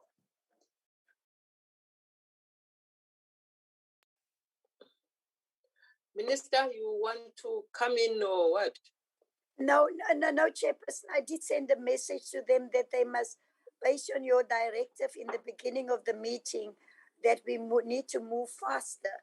So I did send a message to both the acting DG and Luasi to move faster based on your directive. Thank you, Chair. Okay, Luasi, I indicated when we started earlier on that we have had the reports with us. So focus on the weaknesses and how you're going to resolve those weaknesses. How have you resolved some of the weaknesses? Some of them have been identified even by AG, not for the first time.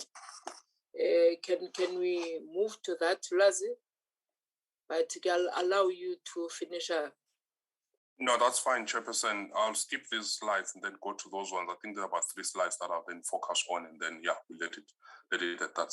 Leanne, thank you. Please, if you move to the next slide. Next slide. Next slide.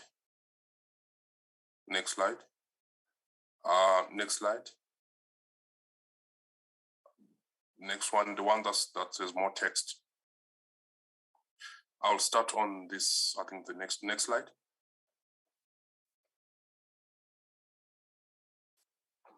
Okay, we'll start. Next slide, Leanne. Yes, I'll start on these ones, Chair. So, no, 2 slides back. Yes, thank you there. So these are the challenges, basically, I'll skim through. I've spoken about ethics and I think I've spoken on these ones. And also the business solutions for digitization, this one that this was the challenge that we have, but I think there was also a low response, particularly from the bidders in response to the SCM criteria and also from CETA, but also there was a change of strategy. And I think through the intervention of the Minister and the DG, we've also engaged National Treasury to drive this issue of the enterprise resource planning. And I think we're on track in terms of rolling out this one. That's basically the engagement and the intervention to roll out the enterprise specifically for the purpose of the intended purpose of the ARP. Next slide, Leanne. Then program 2, intergovernmental with sector plan reviews. At the time of reporting, that is what Minister said at the 31st of March, we had not submitted the plan because there were quite a number of reviews, but to date, this has been approved and endorsed by MINMEC. And now what's left is rolling it and monitoring the implementation of the reviews. So that has now been done. DPWP work opportunities, I won't go into it. I think the AG has emphasized that one. So Chair, allow me not to touch on it, especially the challenges that were raised by it. But I think there are also plans in terms of how to improve the system and data collection and the technical assistance to ensure that the evidence that is the evidence collected on the performance reported the performance aligns to the evidence that is also seeks to support the reported performance. Next slide, Leanne.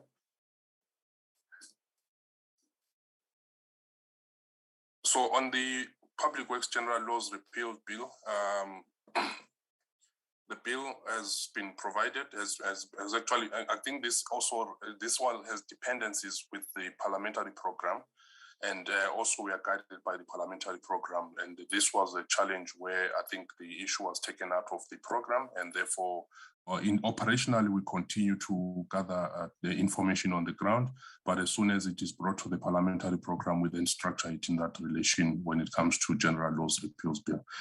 Prestige policies are underway for us to look at policies to support the members of parliament, as well ensuring that there's a smooth operationals as well as bring comfort to the challenges that have been brought forth by members to ensure that there's comfort in that space. So we've already done the policies, and I think they are almost ready to then be presented internally and then endorsement by Minister as well. Next slide. On construction project management, I won't go into detail, but I think the general trend is that also aligned to the industry, as well as the adjustment, the alert adjustment or the COVID alertment, is that one of the things as well, one of the challenges that we face is that as companies rely on cash flows as well as jobs that are available, the challenges is that a lot of them were cash strapped, and then the challenges in continuing some of the projects. And even when there was an adjustment to these and opening of the economy, so we also had a slow uptake of some of these projects, which then affected the affected the project plans and the delivery of those projects. And in some cases also had to redo some of the work that at the time of the closure had to, and then that also affected the budget. In terms of real estate, Chairperson, allow me not to go into detail because a lot of issues have been raised around the issues of the leasing, particularly on month to month. I think that's the main challenge, because with the month to month, it also has implications on how we generate the revenue as well. And then I think those are the major challenges that we face. Next slide, Leanne. And then program 5, asset register, I think is also the issues around, there's been raised positive aspects that have been raised, but I think one of the challenges is the physical verification verification, which basically necessitated a quantum of number of people that we can use. But I think working together with the professional services, as I identified earlier on, that how do you then absorb and ensure that we have adequate capacity to do physical verification, because the physical verification takes a particular method that then you need to also, from a training point of view, and ensuring that the information is captured correctly onto the system to then verify this. And the last program is facilities management, which I also will not go into detail because it was highlighted also. But the issue around ESO as well is the issue of the facilities and how will we maintain the speed at which we recover, as well as ensuring that we don't replace or repair the same thing over and over. But I think the initiatives that are put in place now is more of how then do we become more proactive rather than reactive, and ensuring that there's a maximum there's productivity in those facilities before the issue is picked up. It is then responded to and maintained.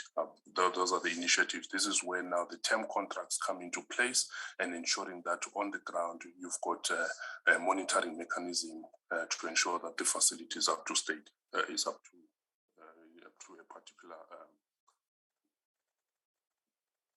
Next slide, yeah. The next slide is basically PWP. I've already talked about the 34,348, so I won't go into detail. Next slide, Leanne. There's one more slide, and then then this one is on the human resource, particularly where we look at the budget, 7 billion, and then also we look at the cost per employee. This is the main vote. The next slide represents the PMTE. And then the last two slides, they then represents the cases and labor-related matters and cases that have been resolved within the organization. So those are the two last slides on the issues around labor-related matters, cases that we've dealt with in the organization. Thanks, Chair. Mandla, are you ready? Chairperson, we'll go to your finance section. Thank you very much, Mandla. Thank you, Acting PK. Good morning, Chairperson, members of the Portfolio Committee, Minister DM, and chairpersons of entities and colleagues. If you can move, Leanne, I'll try to summarize because we don't have enough time. If you can move, yes. Sir, can you go back, please? Thank you. Chairperson, I think it's also, while we have had Auditor-General about the report, but it's also important to note that there are a number of items that AG has not reported on the main vote because the department has managed to clear those issues. You can see in 2011, 2012, where we had a number of issues that caused a disclaimer. But where we are with the main vote, we have unqualified audit opinion with emphasis of matters as AG has reported. I thought let me also highlight that because it's important to also reflect where we're coming from, because there are a number of good things that we have maintained where they are not appearing in the audit report of the main vote. If you can move, Leanne. Thank you. I'm not going to spend more time on this one. On my side is not full, this slide, because I wanted to just give you the overall. Okay. In terms of the appropriation, the final appropriation was 7.7 billion, with a spending of 7.5 billion. Then as a result of that, we underspent by 193 million. The spending percentage was 97.5%. So, Chair, you can then see that our main areas where we underspent was mainly on compensation of employees, where we only spent 87.3%, and equally on goods and services, we only spent 67.6%. There are a number of reasons why we didn't spend fully on goods and services. Because of technology that we are using, at some point there were less people in office, so There were no issues of travel, issues of papers and all that. So it's good in the way that we managed to save government money, because if you compare with the previous year on goods and services, we spent 364 million, whereas in the year that we are reporting, we only spent 233 million. Then on transfers and subsidies, we almost spent 100% for all of them, except the one where we didn't spend 1.8 million. It was because of non-compliance with DORA Act. So, but at least we were close to 100% in terms of transferring all the transfers and subsidies. If you can move, Leanne. Move. You can also move. Move again. Okay. Then on this slide, Chair and members, is just to indicate the financial position of the main vote. We have the total assets of 347 million, and then which is made up of your current assets and non-current assets. The main issue, Chair, that the committee will be also interested in is the unauthorized expenditure of 261 million. It's not moving as one would have wanted it to move. There are a lot of engagement with National Treasury. The investigation was concluded, I think 2 years or 3 years ago, Aaron. So Treasury has started to engage us so that they can then submit to Parliament to approve that unauthorized expenditure.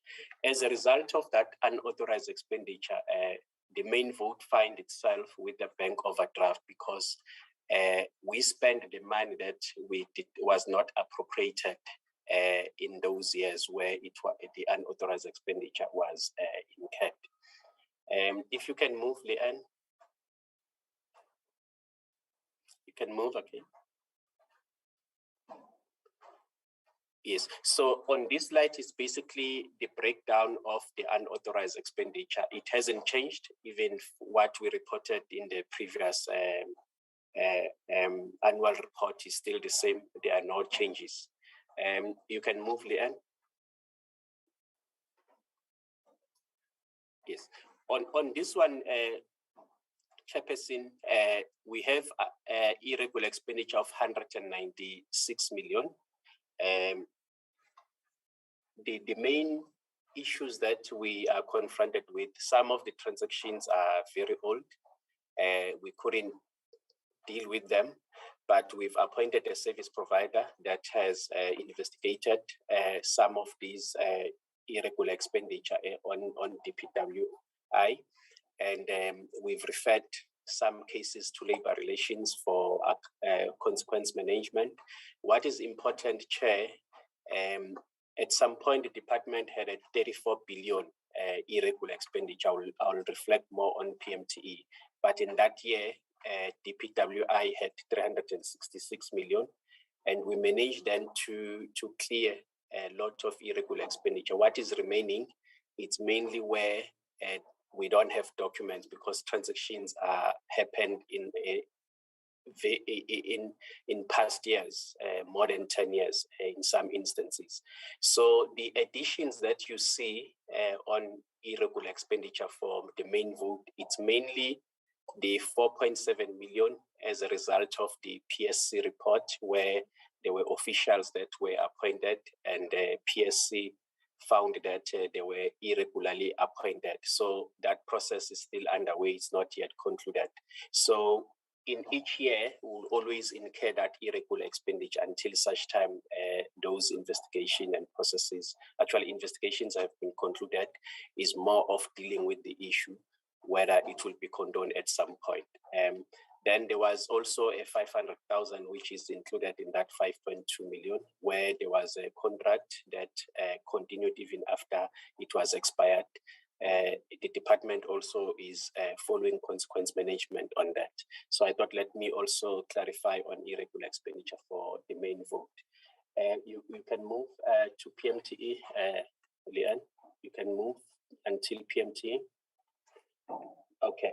I think on this one, I'm not going to repeat what AG has already said without saying that I think as much as AG has reported what they have reported, but we must really celebrate the improvement on asset register. For so many years, it has caused a disclaimer, adverse opinion, unqualified audit opinion. So the department managed to clear all the issues that were of concern to Auditor-General. Not only for Auditor-General, this is the asset now that the department can fully utilize to generate revenue and also to do maintenance in terms of management of the assets. What is also important that AG raised is the level of impairment on receivables, but I will cover it at a later stage. The other issue that I thought it's important to raise, while we are on bank overdraft, but there was a significant reduction. In the last annual report, we reported 2.6 billion bank overdraft, and it was decreased to 906 million. And it's as a result of interventions that were put in place by the department. You can move, Leanne. You can move. Yeah, so this is a similar slide with the main vote, where we are coming from, so that the members also can understand to say, as much as PMTE receive a qualification because of leases, but there are a lot of things also that we have maintained where we have not regressed. If you look at the number of items where we got a disclaimer in 2011, 2012, there were 12 findings by AG. But what we are remaining with now, it's only on leases. So it's very important then to paint that picture to say, even though we are not yet unqualified, but there is a lot of maintenance that the department also is doing to make sure that we are not regressing. You can move, Leanne. You can move. You can move. Move, Leanne. Okay. This is the position of the finances for PMTE. You can then see, Chair, on receivables, in the prior year, there was 5.2 billion. And the year we are reporting, it's 5.6 billion, but I will explain in details how we have recovered on receivables. And then operating leases, there was a slight increase. Then cash and cash equivalent, there was a slight, there was a decrease of about 42%. So the total assets for PMTE is 148 billion. So as much as we have a liquidity issue, but from the assets point of view, which is mainly coming from our asset register, which is 442 billion. So PMTE has really the assets that one can then make sure that we utilize them in a manner that we're supposed to, like the members have already indicated, to say actually we need to sweat these assets, we need to reduce leases where clients' departments are utilizing state facilities, and we need to improve on maintenance of these properties. Leanne, you can move. You can move. You can move. Yeah, on this one, the revenue that was generated was 17.4 billion compared to the previous year of 19.6 billion. So the main reason for that was due to deferred revenue that decreased. It's just a transaction or accounting transaction, because when you have delayed project, as AG has reported, it has then an impact in terms of delaying to recognize revenue, because infrastructure is funded by clients' department. So for accounting point of view, we have to recognize that revenue. So if your projects are not completed on time, we then delay to recognize that revenue. Hence, then you find that our revenue decreased sharply by 2 billion. Then on total expenses, our expenses, they were sitting at 15.9 billion if you compare with the previous year where we were at 17 billion. The main reason for that, basically, on you can see construction expenses, it's decreased sharply from 265 million to 83 million. I think it's as a result of all the issues that Loazi has raised, because finances actually are the reflection of the performance of the department. Then depreciation, there was no material increase. Then the overall impact, basically, we had a surplus of 1.5 billion, although it has decreased because of the deferred revenue that I've explained to the members, where then our deferred revenue, our surplus for the previous year was sitting at 2.6 billion, but we find ourselves to reporting 1.5 billion, which is a decrease of 1.1 billion. You can move, Leanne. Yeah, this is a slide on irregular expenditure. In 2014-15, Chairperson, we had an irregular expenditure of 34 billion. And you can see then the trend to say, as much as we are not yet there, because in one transaction for irregular expenditure is too many. We ought not to have irregular expenditure. But one, you can see that there are controls that we are putting in place. They are not adequate enough to prevent all irregular expenditure, but the trend, you can see that it has been going downwards. You can even see the current year we have 82 million that was reported on irregular expenditure, and it's mainly due to construction projects where there were a multi-year project, so they were part of these transactions that are part of the opening balance. So as long as that project is active, so as we spend, we'll continue to record that irregular expenditure. What we have done this year, we have not really reduced the irregular expenditure. As I explained earlier on, the service providers were appointed last year, and they've concluded about 610 million, where now we are ready to, actually we've referred some of the transaction to labor relation for consequence management. Once that process is concluded in line with the Treasury prescripts, we will then submit to Treasury to then condone such expenditure, because Treasury expects us to implement consequence management. But before you do all that process, you need to investigate first. Hence, we then seek the assistance of the service provider.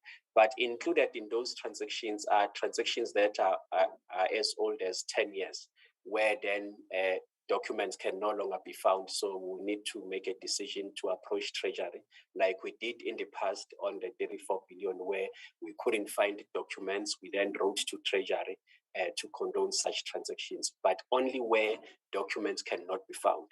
Where document can be found, we are then dealing with those transactions. You can move, Leanne.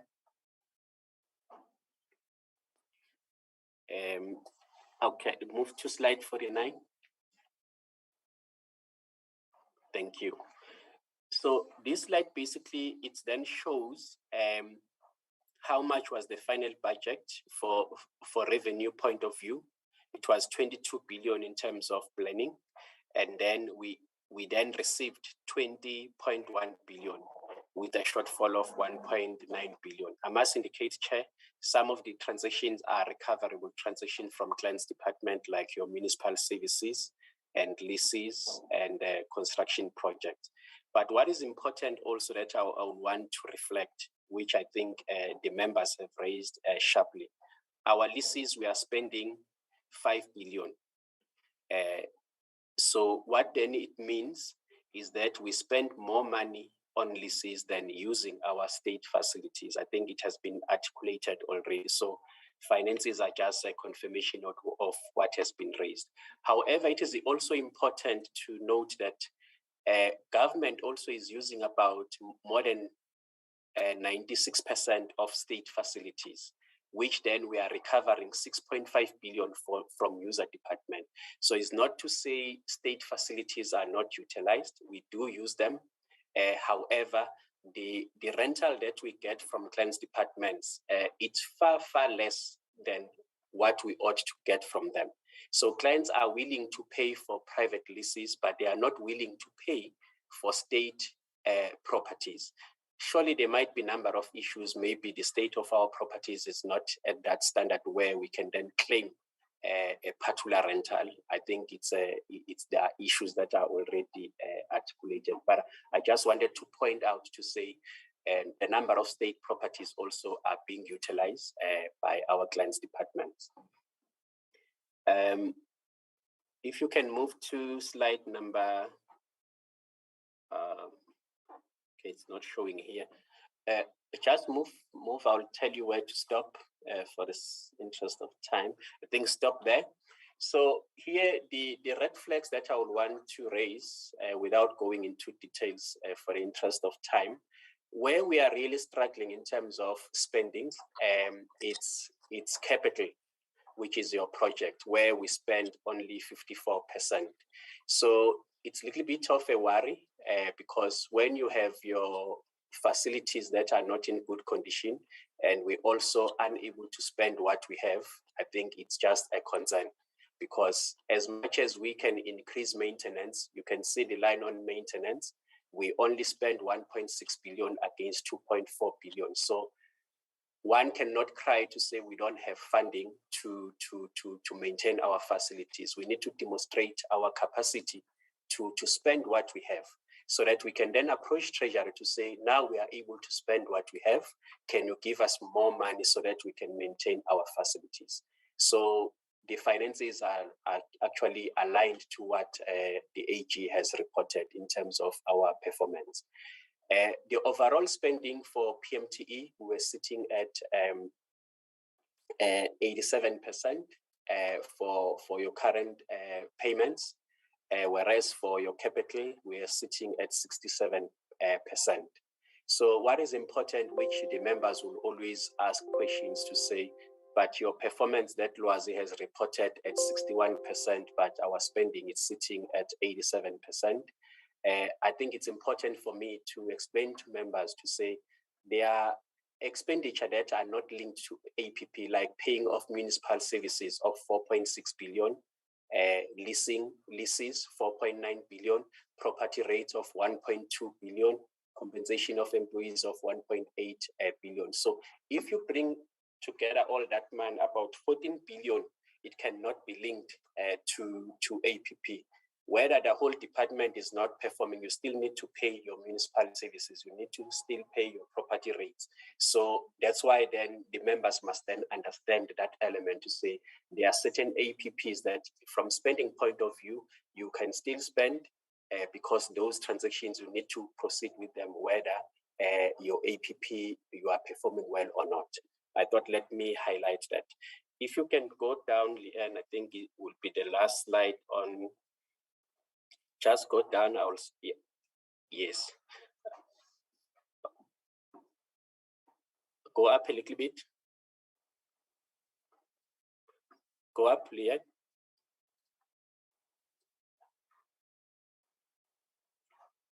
Leanne. Go up. Okay, let me talk to it. It's a slide before. No, it was a slide before that one. Is slide 55? Slide 55. Thank you. So I thought it's also important to reflect to the members. Last year, we were called by the portfolio committee around November to present on debt collection because the committee was worried. Actually, the committee wanted to intervene through the committee on finance. So there was a little bit of improvement, Chairperson, through the intervention of the minister and of the acting DG, where the minister wrote letters to all clients departments, and the DG even presented to FOSAT, where is the meeting of Directors General. So as a result, there was a significant improvement from a recovery point of view, where then our recovery rate was sitting at 82% if you compare of all invoices that were issued in 2021, which is 16.6 billion, and we recovered 13.7 billion. What is worrying though is the opening balance of 3.8 billion that was not paid at year end. And there are a number of reasons. Clients are raising disputes. I think the disputes, they were around 3.6 billion of that amount. And some disputes are genuine from clients' department. Some dispute clients are just playing delaying tactics. We also approach National Treasury to say they need to ring fence the budget for accommodation charges. Treasury is considering our request. We hope when they issue allocation letters, they will be able to ring fence all accommodation charges. Because as much as we are expected to provide quality service, we still expect clients to pay us what is appropriated to them. Chairperson, thank you very much. Because of time, I don't have to go into details more than that. Thank you, Mandla. Chairperson, with your permission, I'd just like to reflect on slide 21 as we conclude. Leanne, if you can take me to slide 21, please. Chairperson, the transformation program of the department is reflected on slide 21. We've now begun to introduce a number of measures to bring about changes in the department. In fact, the first measure is an acknowledgement of the poor organizational culture that is prevalent in the department. It's the change management program, which is now being led by the Deputy Minister. The change management program also includes an ethics program where we're seeking to set up an ethics infrastructure in the department. We've also appointed an independent assessor to conduct a diagnostic of the organizational culture and the organizational spirit within the department, to explain and also to understand the lack of responsiveness to service delivery in the department, which talks directly to the second issue. We are also setting up a service delivery improvement program to talk to the dignified client outcome of the department. It's an appreciation of the comments made by members earlier about the condition of our buildings, and an appreciation that we provide the infrastructure through which government departments deliver public services. And that acknowledgement is the genesis of the establishment of the Service Delivery Improvement Program. Chairperson, we also recognize in number 3 and 4, the Business Process Management Program and the ICT systems, that we cannot operate any longer on a manual basis. Large parts of our business processes are running on manual systems. That creates inefficiencies and also room for fraud and corruption. We also lack proper business processes, where business processes are 15 to 25 years old in terms of their responsiveness and how they respond to client needs. We've developed the Infrastructure Delivery Management System, or IDMS, and we've engaged widely. And we now need to implement the IDMS, which is a methodology for the delivery of infrastructure and the entire asset lifecycle management program. So we need to go there and implement this. Fifth, Chairperson, is the macro and delivery model of DPW. In particular, I'd like to reflect that we have 11 regional offices. And one of the key risks we've identified is that our regional offices don't entirely operate under proper supervision from the head office. In fact, most of the pressure is at the central office in Pretoria, and the regional offices, many of them operate on some sort of autopilot. And we need to create better integration between our head office and our regional offices, 11 of them, where the bulk of the spending takes place, where the bulk of the operations take place. We need to have a better line of sight between head office and regional offices. We also need to redefine and properly define the role of a regional manager. Some of the regional managers are playing the role that they should play, which is to coordinate delivery at the coalface in the region. Others have some sort of different understanding of their role, and they focus only in particular areas of our business. So it's something we need to correct very urgently. Further, Chairperson, is the Ethics and Compliance Infrastructure and Consequence Management Unit. More on the soft issues. We've designated an individual to be the ethics officer in the department during the period during which we are establishing new functions for compliance and ethics management.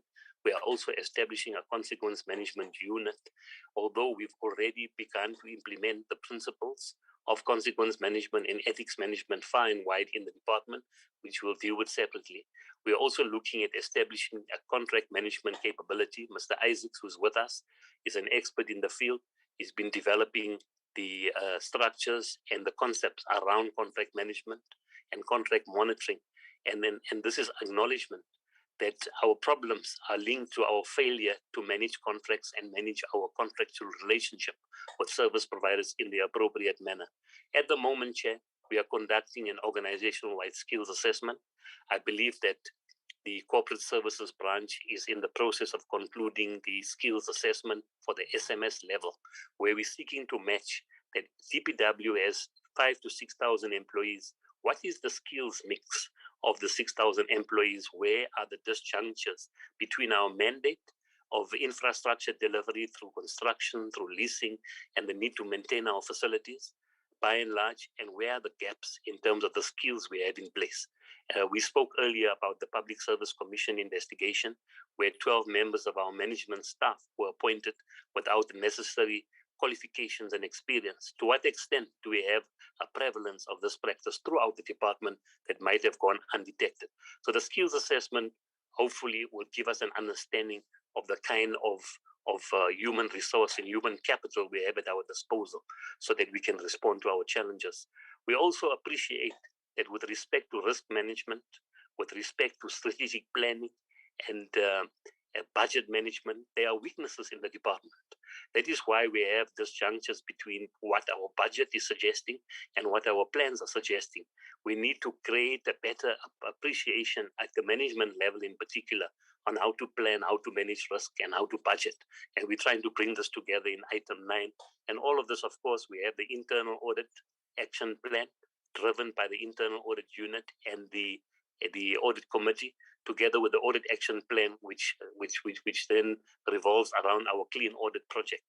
And as my colleagues have reported earlier, we've seen a clear improvement in the audit outcome from the last year and previous years, leading up to the year ended March 2021, as well as our performance levels, that the interventions we put in place during the course of the tail end of 2020 bore fruit in that our performance exceeded 60% for the first time in a number of years. So, Chairperson, I'd like to share this and make you aware that we've also shared this with the Minister and the Audit Committee to receive their endorsement, that whatever one's management philosophy is, that these interventions of aligning your people, your processes, and your technology, these are the basics. And we're trying to get the basics right so we improve performance and we deal with many of the challenges that was also reported by the Auditor-General earlier in this meeting.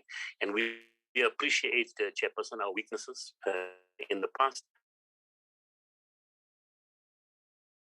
But we believe we need to stay the course and see the change. Thank you very much, Chairperson. Back to the Minister and the Deputy Minister for additional comments before we hand over to yourselves. Thank you so much.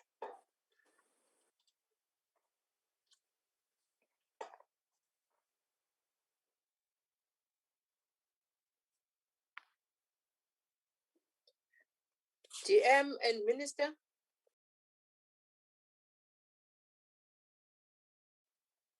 Thank you, Honourable Chairperson. Just 2 additional points, Chairperson. The one is that I would like to come back to the Portfolio Committee before the end of the term, but just after the end of November, to bring the committee a full report on the leases in the department that will also include a number of litigation cases that's ongoing with leases, also including a consequence management. We now have at our disposal the report of the Auditor-General and the findings there. We also have got an independent investigation that we have launched. So I would like to ask Chairperson that you give us some time before the end of the year to report back to you on leases. The second one that we would ask the committee to allow us to come and brief the committee on is in October of 2019, the Speaker of Parliament and myself instituted an independent investigation into the slow progress with the parliamentary villages, the refurbishing, the parliamentary precinct, and all of that. Now, the report was completed on the 20th of November 2020, and it was finally submitted to the minister on the 17th of September 2021, after several inquiries from the department.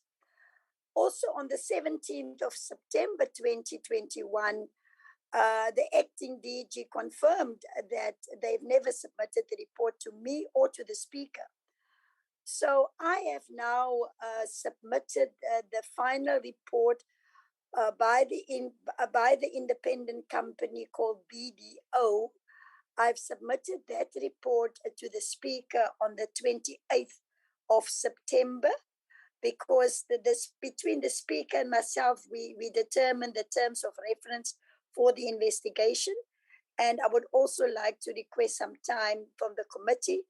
We will submit the report also to the committee for us to brief you on the report and some of the consequence management that has been instituted and some of the remedial action that is already being instituted.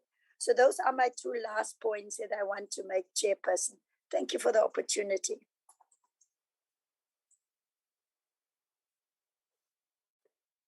Thank you, Minister.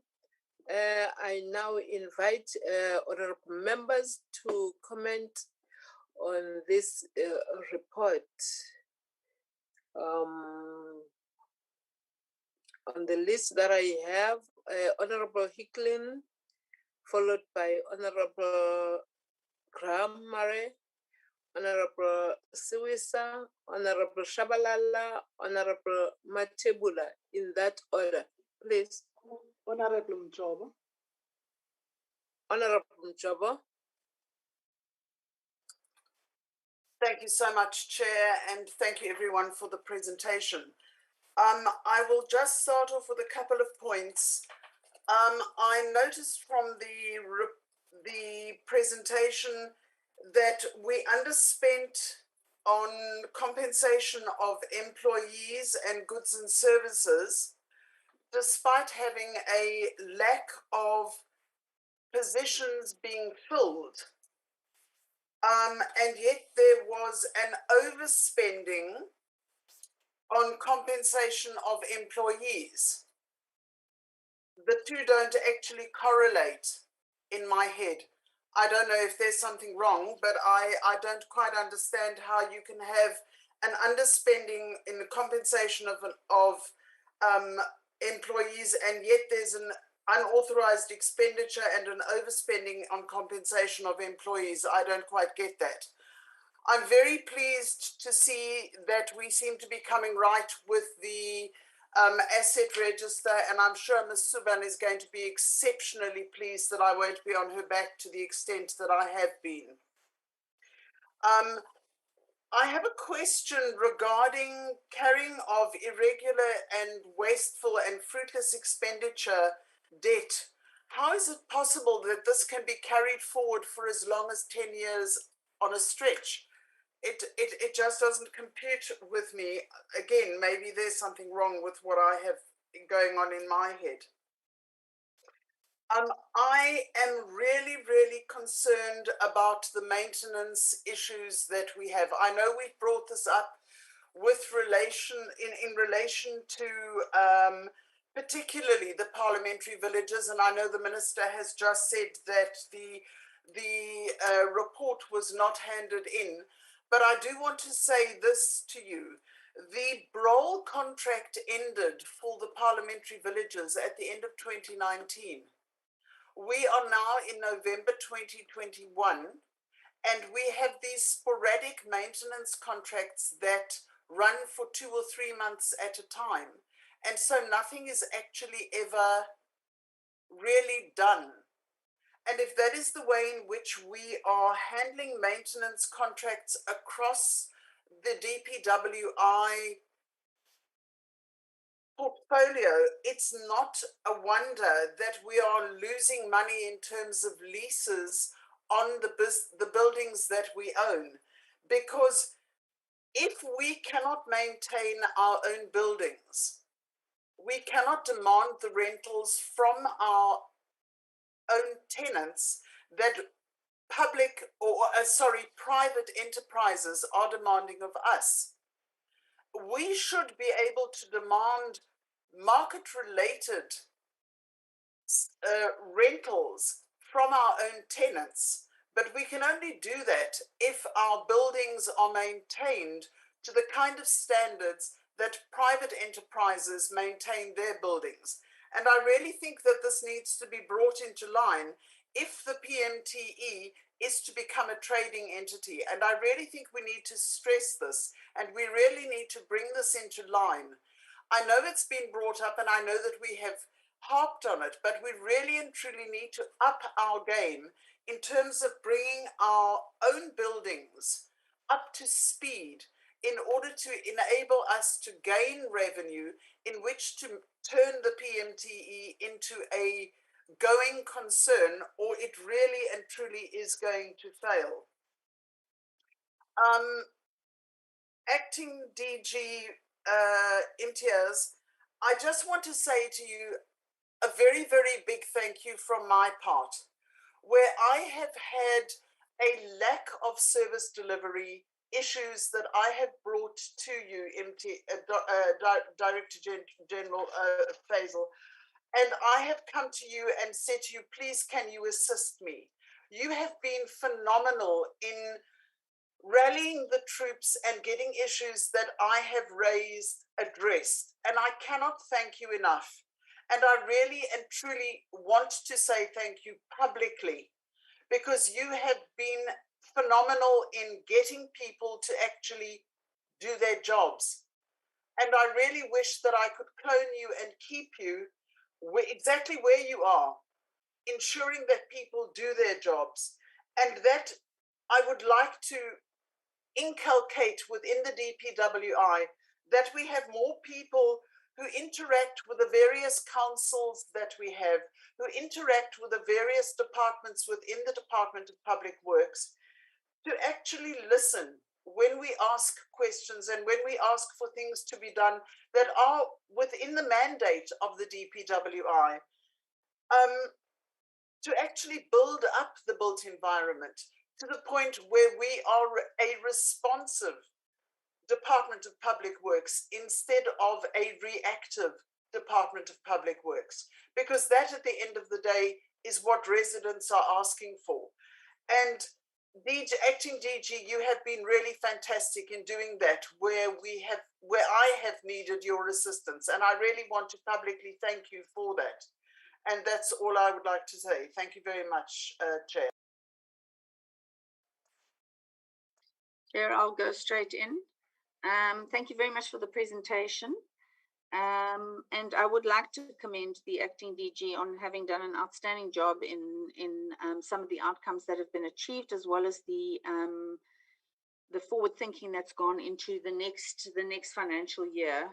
It can't have been easy taking over from somebody in an acting position and addressing the issues that have been addressed. However, that being said, we obviously still have some way to go. I'd like to start off. I found this presentation a little bit difficult in that the KPIs presented were per outcome and not per program. And I found it difficult to kind of marry the two, where, you know, you've got slide 7 that only indicates 123 projects completed. So it was achieved under sustainable infrastructure as an outcome. But then program 3 on slide 15 says that there are challenges on completing projects within budgets. But that's not reflected anywhere. So slide 7 it sort of just indicated the completed projects, but it didn't sort of build on it. Although there was other stuff next to that, I couldn't make out what that was supposed to be reflecting. So I did find that the disjunction between the KPIs per outcome and KPIs per program a bit of an issue in terms of how I followed the presentation. Then I'm going to come back to facilities management. there was huge underspending due to lapsed tenders. How many of those have been reinstated and newly signed? And are there terms of reference with respect to those facilities management contracts? Because I know when we did the oversight of Acacia Park, that was one of the issues that was raised, was you can't actually monitor the facilities management because they're not proper terms of reference that are in place. So are we putting those in place with every contract to make sure that facilities are being properly managed? And is there good governance put in place in terms of the facilities management to make sure that this is happening and we're getting value for money in terms of the facilities management contracts that have been signed? The same goes to gardening, cleaning and gardening. I mean, we spent 307 million on cleaning and gardening, but certainly it's not reflected in Acacia Park, that I can tell you. So how is this being monitored and evaluated, and are we ensuring good value for money? Slide 17 spoke about the EPWP in terms of COVID. Now that's the non-state sector NGO EPWP that, as far as I understood, actually falls under IDT. So I'm concerned as to why it's being reflected in the DPWI PMTE report and not as an IDT function. And I have a question there where we spent 344 million, but only 122.6 million was spent on wages. What was the balance of the money spent on? Because those EPWP projects are mainly about paying stipends and not about other aspects. Slide 16 also spoke about the leases, but mentioned that it doesn't reflect on small harbors. So my question is, why is there no feedback on the small harbors unit, which is funded and receives money and has its own budget? We have a big problem with leases in the small harbors unit. People have been waiting 2 years to get leases finalized. There seems to be no feedback.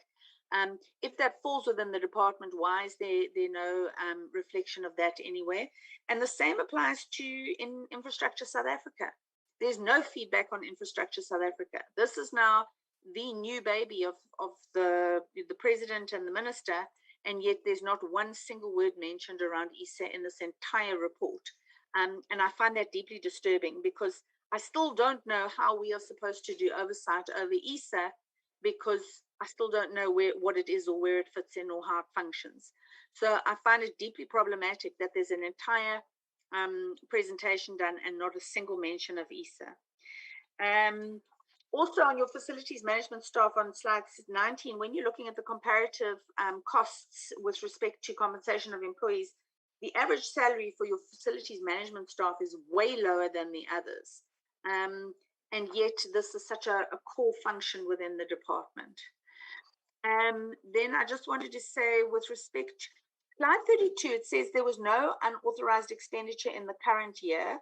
And then it says unauthorized expenditure resulted in an 83 million rand overdraft. I don't understand what that means. It doesn't make sense to me that you say there isn't any and then there was, and that resulted in the overdraft being 83 million.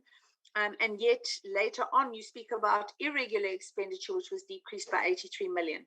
So I'm not sure if there's an error somewhere there that's speaking to the same thing.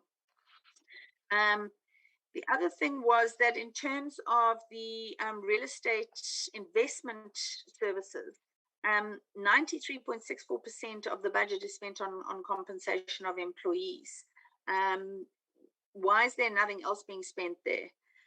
But also, where in our report that we received from our researcher, there was a stipulation that 50 million rand was spent on updating IAR, the asset register, but that wasn't fully utilized. If I could get clarity on that, please. And then the other thing I wanted to ask on households, you speak about the subsidies for households and that exit packages needed a lot more money. Please, can I get clarity on what those households are, why we refer to them as households and what that actually means, and why the exit packages were far less than had been budgeted for. There was 19.8 million rand paid to the IDT. There's no clarity on what that was all about. And then it's nice to see that the unplanned maintenance was significantly decreased. That's a good thing, because then in my mind, and maybe I'm misconstruing the whole thing, planned maintenance was sufficient, that the unplanned maintenance wasn't an issue. But from what I can see is that we budgeted two odd billion for maintenance. Our assets are sitting at 148 billion. So to my way of thinking, and I could be using the wrong calculation completely, we are budgeting 1.35% of our asset base value on maintenance. Is this sufficient in order to maintain our asset base of 148 billion? And how much responsibility are we now giving in terms of our UAMPs and our CAMPs to our client departments to do maintenance themselves on the assets that they're hiring from us? And how are we measuring and monitoring and evaluating whether or not they are meeting those requirements? Again, I refer to Hoedspruit military Air Force Base, which is in a shocking condition. And the maintenance is supposed to be done by Public Works.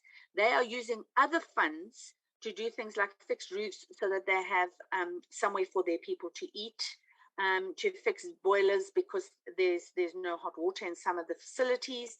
They are using own funds to maintain, which is not what was agreed to, because the department is failing to maintain. So I think this is something that is requiring desperate intervention. I'll leave it there. Thank you very much.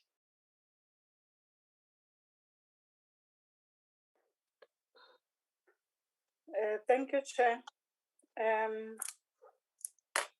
First, let me acknowledge that me and the acting DG, we do agree that people in the regional office don't know what they are doing. They are focusing on one thing and then ignoring everything, which is going to cause a collapse in the regional offices.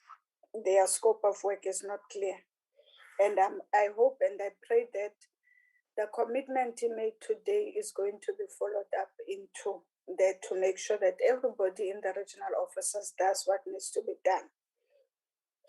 There's a comment that I heard, I'm not sure whether it was from the acting DG or from the minister himself, speaking about the graduates. We have many graduates in the built environment that are unemployed, specifically Blacks and mostly women. And yet so far, it's been 3 years now, we've been singing the same song about registering graduates that are in the built environment, and we don't even know how far is the process today. My other concern is that there is not enough consequence management when it comes to issues relating to fruitless, wasteful expenditure within the department. And which means that it's also going to keep on having a negative effect on the department itself. It also brings us back to what I said the first time, that it seems as if there's a lack of leadership within the department itself.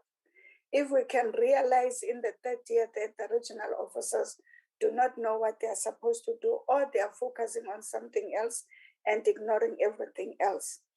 I have a question when it comes to the maintenance of buildings, whether it's being tendered, because if it's tendered, then it means that that's where our problem is, because nobody can go and account and will forever be staying. Let's take for an example, even in what happens in public buildings, if in villages there's a struggle of maintenance, you always have to call somebody that comes from outside and come in.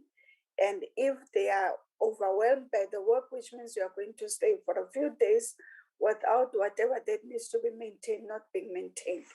So we have a very serious crisis when it comes to PMTE and pushing forward their mandate of maintenance of all public buildings. And it's affecting everyone. It's affecting public servants, it's affecting citizens of South Africa. So what procedure has been followed? Because I think, Minister, now is the time that you start employing people that will be full-time there to make sure that after each and every 3 months, there's going to be maintenance, or every month they are going to go around and check. The money is there. It's only that you don't know, maybe you don't know how to use it, but the money is there. And if you cut the middleman, which is your tenders, then you are going to be able to employ more people to be able to do all of these maintenances. Somebody being in a regional office to make sure that this department is running successfully. There are employees on standby that will not necessarily have to go when there's a problem, but constantly there's a program in hand that's going to make sure that all public buildings are being maintained. There's a constant monitoring of these buildings or going to evaluate the condition of these buildings, other than to wait for after 3 or 4 years, or when we are told that there's an accident that happened that some buildings started to collapse, or they'll be able to give you the report, other than to be waiting for us to come and tell you that this building is decapitating, or the AG comes with a report to say the following buildings are not conducive for staying inside. An example that I can make is that in Limpopo, they had to vacate the magistrates' court and sit courts outside because the building itself was not conducive for anyone to sit in itself. And I'm asking myself, how far is the process of actually maintaining and making sure that that building is usable and people can go inside and sit in the court? So, Minister, you need to come up with a proper plan of maintenance, whereby you say every month when we come here, tell us we've maintained the following, we went to check them, we've maintained the following building. When it comes to EPWP, it's the crisis. I don't even want to go to the EPWP because the last time we were told that maybe we must feel better that it's been said internationally that it's the best program. But in South Africa, it's not the best program because even again, we don't know what's going on there. We see the same faces over and over again. And I don't know if it's the same faces over and over again. Why are those people not taken on permanent basis so that they can get benefits that are due to them? So for now, Chair, those are my only comments. Thank you.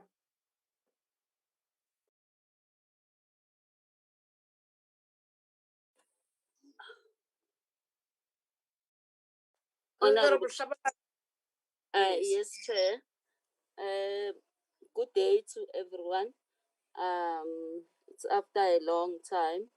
I may not be audible enough. I'm having a bit of sinus.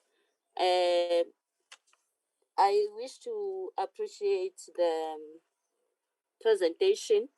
I've noted some of the decrease in comparison from 2011 to now of the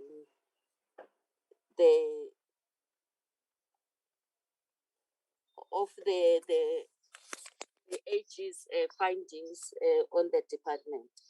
And I also wish to appreciate the fact that with the asset register, the department has got it right this time. And I hope that we don't regress. Chairperson, am I still audible? Yes, Honorable Shabalala, we can hear you clearly. Okay. Chairperson, I want to raise an issue of the properties that are lying all over. And I think one needs also to take the responsibility whenever there is a research to go around and look at them. I was lucky this time around.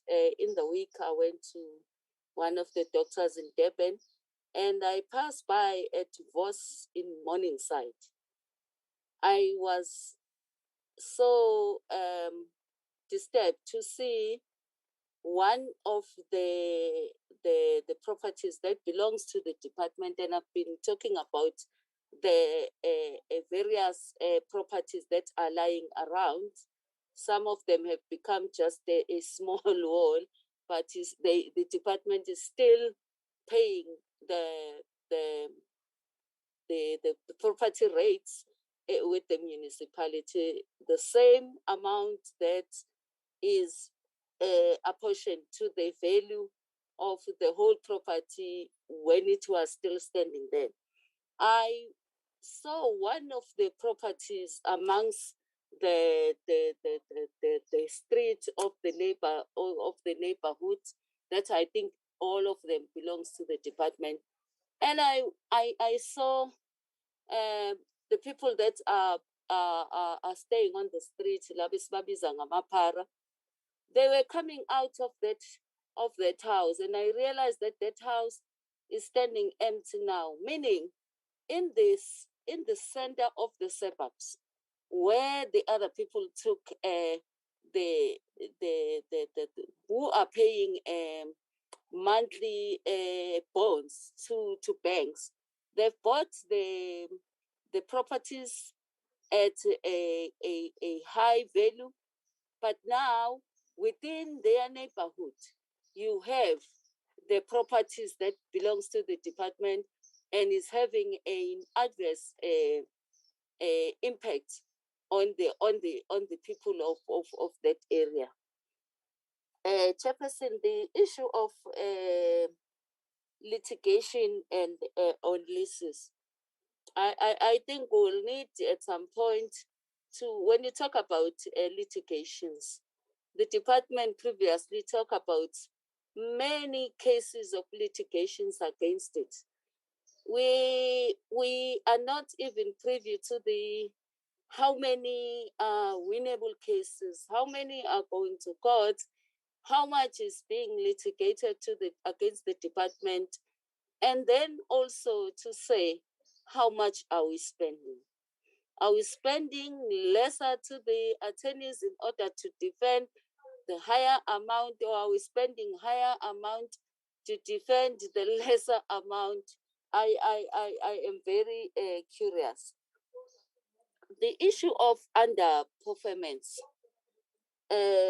versus lack of capacity.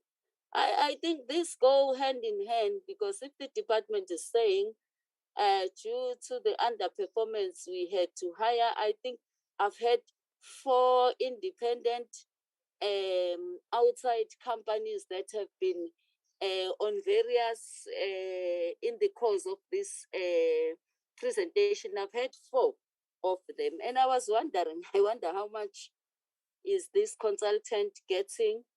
What is the value?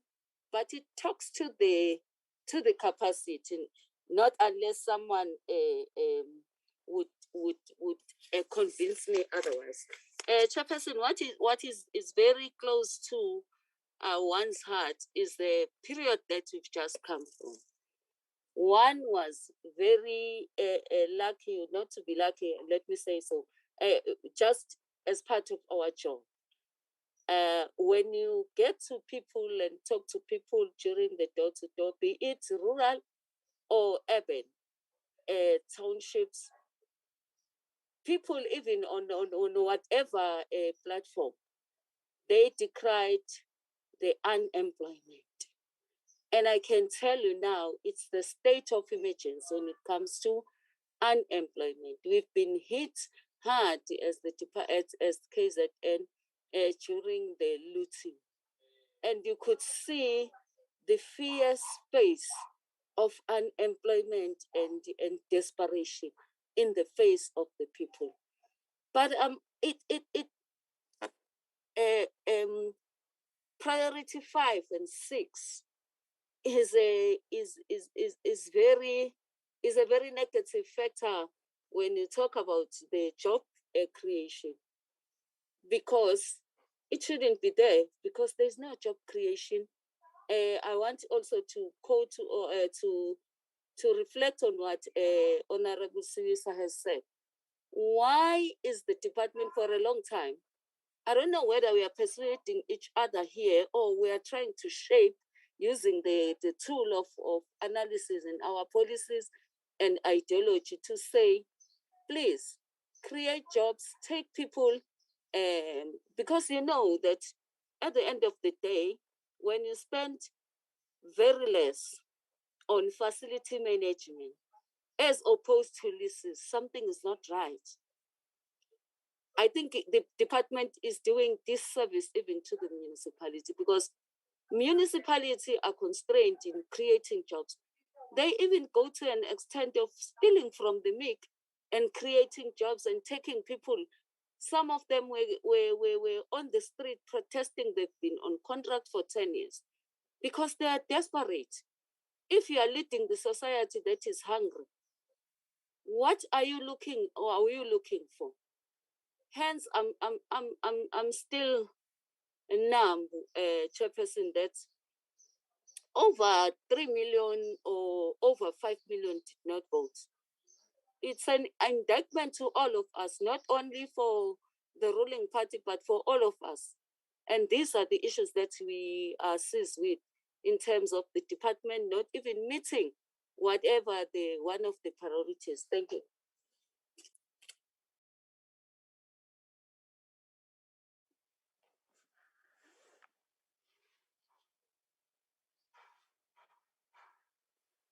Honorable Matebula. Thank you very much, Chair. Chair, well, the acting DG, when he started speaking here, or in one of his presentations, he indicated that as far as the matter of overpayment of landlords is concerned, the department has elected to appoint an independent auditor. Something that is a cause for worry for me. Why would you want to appoint an independent auditor? Spend money of the department, because obviously an independent auditor, you are talking about somebody who's coming outside the department, who's private, to investigate something that is actually obvious. That there is an overpayment of landlords. And as such, the departments in its own, with that information, should investigate itself, because they've got all the information with them. So, Chair, I think the department here is engaging on a wasteful expenditure by engaging an independent auditor. Again, Chair, there is a matter of irregular expenditure here. I can only hear the department accounting for about 5.2 million, of which is divided into 4.7 and 500,000. And the rest of the other millions, we are not told, there's no narrative financially as to what has happened to other millions of rents.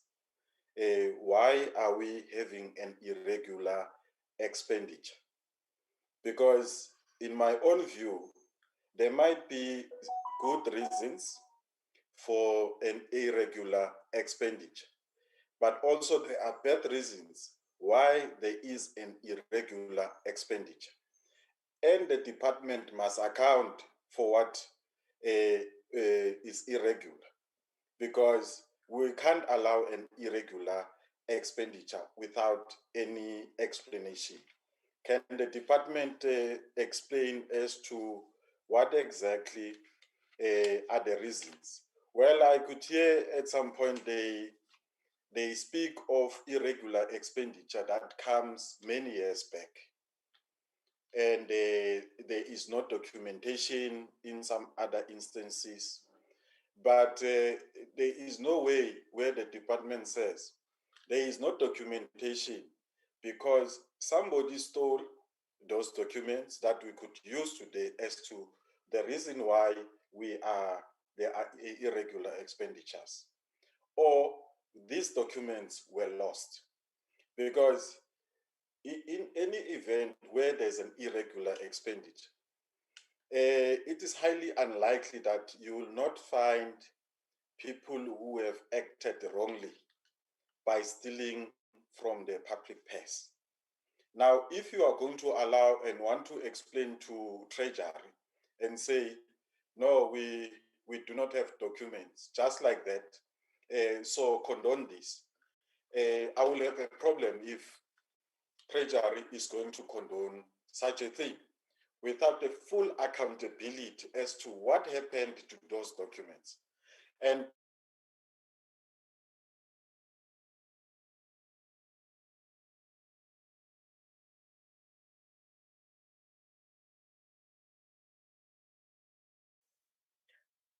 I don't know whether it's on my side. Due to this load shedding, I can't hear Honorable Matebula. Neither can I, Chair. Honorable Matebula. I'm here, Chair. I don't know Yeah, where I. we lost you somewhere there. Yes. Well, I was speaking about the issue of irregular expenditure. Well, Chair, one other matter is in relation to the disclaimer that the department has been, receiving. It received, in fact, in 2011-2012 financial year. One must commend the department for the sterling work and for staying the course. Because as we speak now, they are a qualified auditor's opinion, which is not something that we can say something that we've been aiming at. But at the end of the day, it does show that the department is coming okay, and we must commend them for doing that, because it shows that out of the many matters that they had, now they are only left with one or two of those matters. One that I can vividly recall is that of overpayment of landlords, something that you need to work on as the department. Well, there is an amount of 2 billion rand, which the department is decreased with as per revenue. Now, the reasons, or the reason that they have put forward, it's only one reason. They say it's because of the delayed projects. Because of the delayed project, and the delayed project means that there is no income that is coming as per the delayed project. But I want to know that is that the only reason? Because I'm of the view that part of why the department has decreased on revenue is because of non-payment by tenants.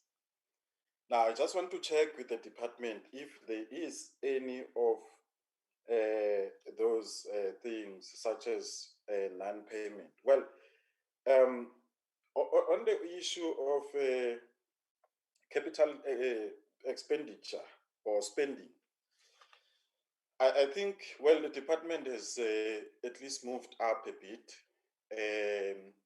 but I would say, Chair, that this is not, can't make us as the department happy, because we're aiming at 100% here. My fellow colleagues have spoken about this department being an enabler, and as well as service delivery department.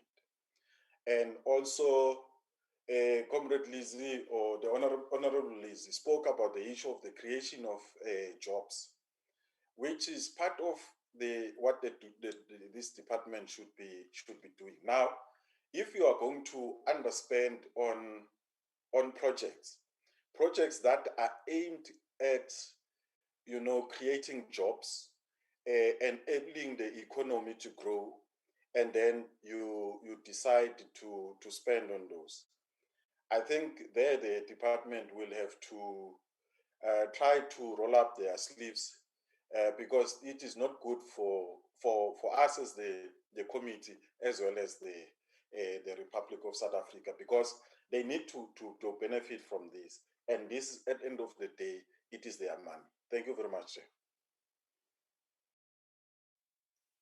Honorable Jobo. Thank you, Chairperson, for the opportunity. And I'm partly covered.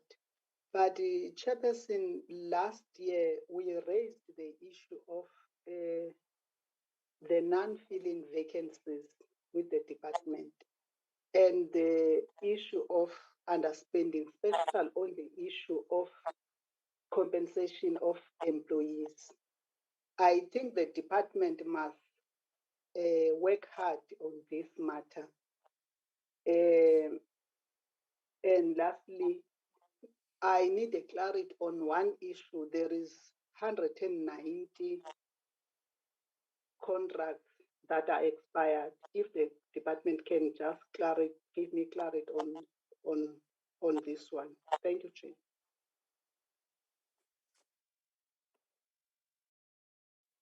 Thank you, Honorable Jobo. Thank you again, Minister, DM, Acting DG, and your team on a detailed report. The challenge is that some of the issues that are being raised today that are in your report are not new issues. I think that one, we have said it, almost all the honorable members.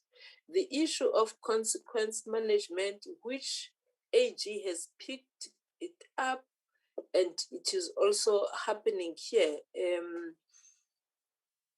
DG, I didn't hear Acting DG specifically speaking on that one. I think Honorable Matebula has just indicated now, citing a number of instances where there has been no consequence management. I am sure in the AG's report 2021-2022, we will hear about Bait Bridge. And at no stage as this committee, we have had a detailed report saying that this happened after people were suspended or they are back. It's just like the issue of DG. We don't get any report. Has DG been finally expelled? And then we are on the process of employing another DG in the department. Some of those issues, there is no consequence management here. The issue of also employing, investigators after investigators, when it is clear that something has not been done, is it really assisting the department, or there is money that is spent again on trying to correct what has not been done?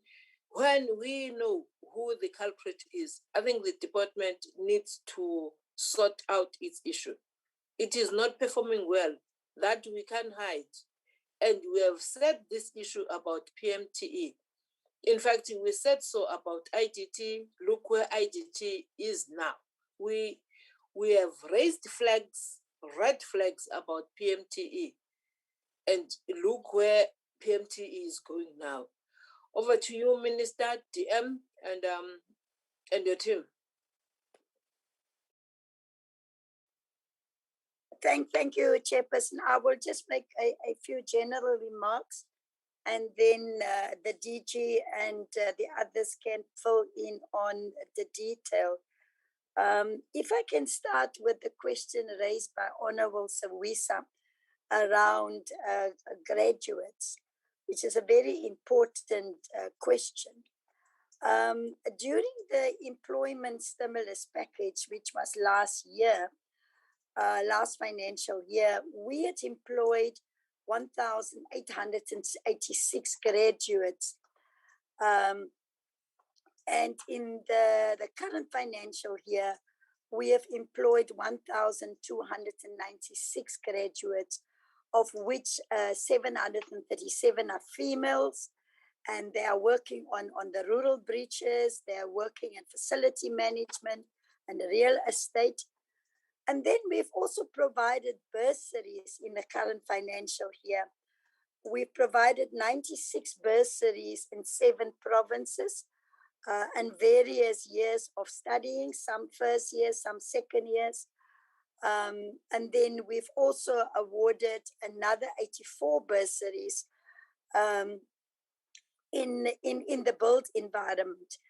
Now, I think, Chairperson, we can report on DPWI bursary for the built environment, but I do know that other departments within government, they also provide scholarships and bursaries. And I know there's an attempt now to compile a report of all the bursaries and assistance that the government is giving. And then if I can just go to Honorable Graham Murray on the small harbour leases. Yes, you are correct, but the small harbour leases is also included in the report that we will bring to the portfolio committee before the end of the year. Honorable Graham also raised the issue of no feedback on ISA. This report is for the year ending March 2021, and we have provided several reports to the portfolio committee, including in the budget speech. We've given some details.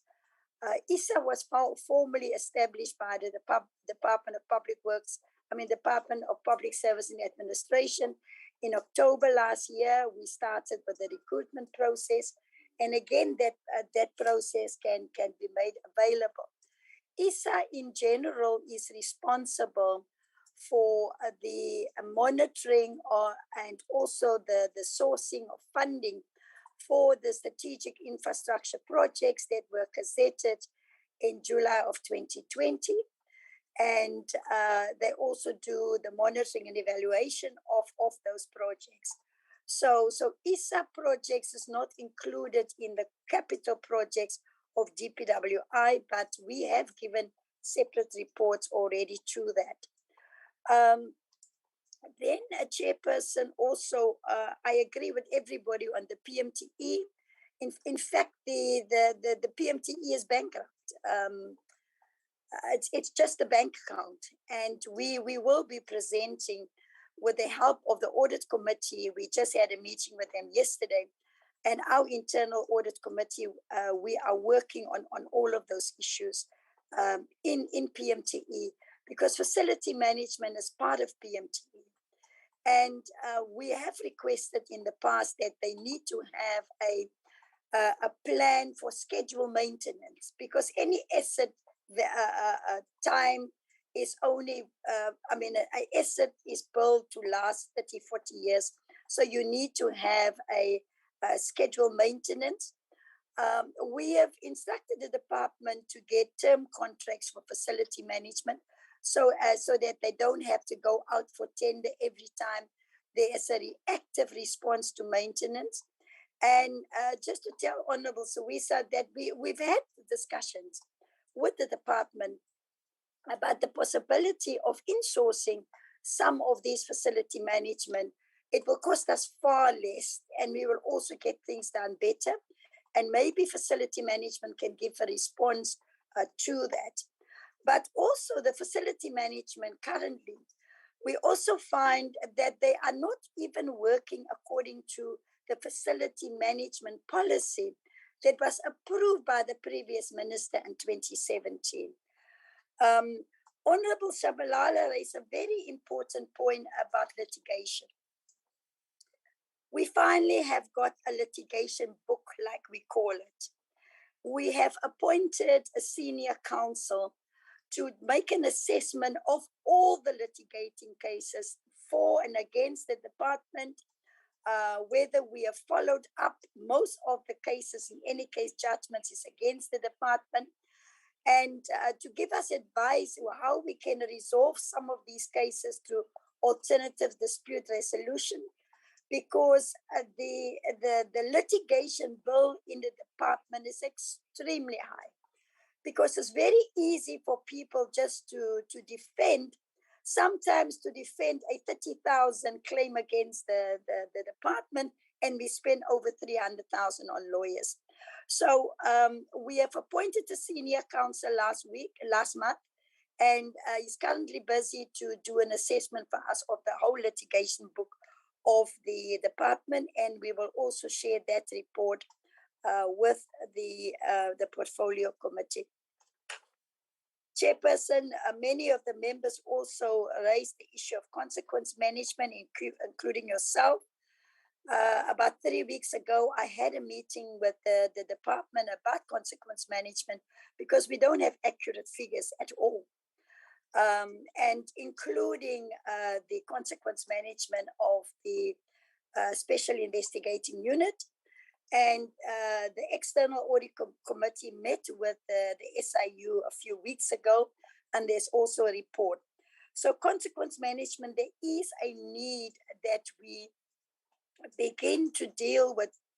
There are also many, many outstanding consequence management cases for quite a number of years, but I'm sure in their response, the acting DG can give that response to the honourable members. Honourable Chairperson, I will stop there for now and give over to the department to deal with some of the details. Thank you once again. Thank you very much, Minister. Chairperson, through you, Chairperson, I'd like to call upon my colleagues to respond, and I will give the sequence. I would like to begin with Ms. Sasa Suban, who is responsible for real estate investment services. That is where the asset lifecycle process begins. She'll be followed by Neleti, who's dealing with the leases. Kosana will follow with small harbors, as well as facilities management, and then Batu Makotu, our DDG for construction, will conclude with the PMTE items, and then we'll go to DPW. Chairperson, with your permission. Colleagues, can you please come in? Sasa, can you please comment? Thank you very much, Honorable Chairperson. Honorable members, Minister and DM. You have an echo, Sasa, if you can. Let me just address a few things. In general, the first was I'm going to address the under expenditure on the immovable asset register.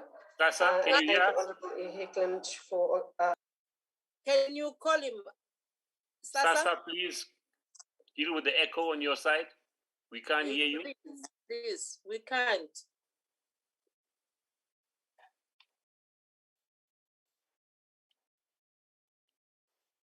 Sasa, can you hear us? If Sasa is having difficulty, we'll have to go to the next speaker. Neleti, can you please come in and deal with the issues of leasing as well as letting out? Thank you very much. Neleti. Good afternoon, Honorable Chairperson, Minister and Deputy Minister, and Honorable members and my colleagues. DG, I picked up two bigger issues where leasing is concerned. The one was the one that was raised by Honorable Shabalala regarding unutilized building, to say that that previously the department was reliant on people identifying the buildings and maybe approaching the department with whatever they would like to use the buildings for, and the department had a specific process that they followed. We have now developed a circular that was widely a workshop within the department and is currently being finalized, where we were going to actually go out there and market some of these properties, and it will include the coastal properties. I think another honorable member also raised the issue of small harbors. So all those properties are going to be put out there in the market, and then interested parties obviously will make applications and then we'll assess, other than being reactive and waiting. And that actually comes at a cost to the department, where we have to safeguard, and sometimes safeguarding the properties is not always feasible. So that's what we're trying to do in that regard. On the overpayments of the landlord, I think it was Honorable Matebula who raised the why are we using an independent auditor. I think upon our own investigation of the matter, Honorable, we found that there's just too many I don't know what the right word, causes to this problem. So it is a matter that is between ourselves as the real estate management services and finance, and some ICT aspects there as well.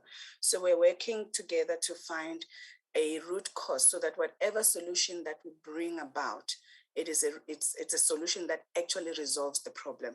And the CFO can assist there as well with an addition to the matter, but it is actually trying to assist us.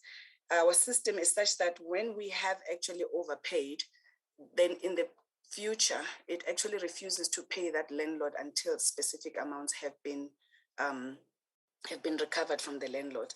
But then there are specific cases where there was maybe double payments that were made, and then only after an independent or at least an investigation will you find that some of the monies were recovered and some of the monies were not recovered, where the system there's a failure. So it's a whole program that we are undertaking so that next year we do not have the same issues when come the time of audit. DG, I'm not sure if I missed anything else, but those were the two bigger issues that I've picked up on the leasing side that we're working on. Earlier on, DG, there was a matter that was raised about the AMSCO building that has been running on a month-to-month, if I can just cover that. We have now renegotiated that lease. AMSCO, it's obviously a state-owned entity. It is not clear to me at this point in time why it took so long for the lease to be renegotiated, but we have finalized it, and the lease agreement is now with AMSCO for signature, and it's going to run for another 5 years. That is the mandate that we were given by the client, and we are sticking to the 5 years as the client directed. So that one is being done. Last year, there was an issue where leases were simply not renewed. We had a National Treasury directive to renew leases, which was then stopped internally by the department. So that is where we are in terms of that. Sasa, I don't know where you parachuted from. Sasa, can you hear me, Sasa? Sasa, just hold it. Nelechi's on the floor. I think you've been speaking to yourself. Continue, please, Nelechi. In terms of prioritizing, well, I'll call Sasa, basically, yes, I'll hold. We are basically. All right. Apologies for that interruption. All I wanted to say was that this financial year, we have resumed the renegotiation of leases, and we are realizing savings as planned. We've actually overshot our target of 100 million savings for this particular financial year. So last year was a bit of a lull for the real estate management services, but all those interventions that we've been put in place are now yielding results. We are renewing leases, and we should see a major reduction on month-to-month leases as and when we receive instructions from client. Thank you, Honorable Chairperson. Thank you, Minister. Yes, Nelechi, I think it's important to also note that as and when we receive instruction from client needs to be contextualized. Yes. We need to move away from month to month. So we need to get that instruction from the client, because we can't continue to engage in irregular lease payments. I think you need to clarify that. Okay. I think the clarification that I can give there, DG, is that as we speak, the current business processes allows us to start engaging with the client 18 months prior to the lease expiring, but obviously they do not really come back to us as planned. So what we are doing currently, DG, under your leadership, you have written to the clients to indicate to them that come end of March 2022, we will stop making payments for those leases. Maybe that will probably get us the desired result, because if we stop payment, then landlords will obviously have no choice but to evict. And I don't think that will be a desirable state of events. And we're hoping that will get the clients to start giving us instructions to renew the leases. But right now we are standing at almost. We have finalized about 150 leases, and we've got another 200 leases that are being renegotiated in between supply chain committees. Thank you. Thank you, TJ. Thank you very much, Nelechi. Thanks for the addition.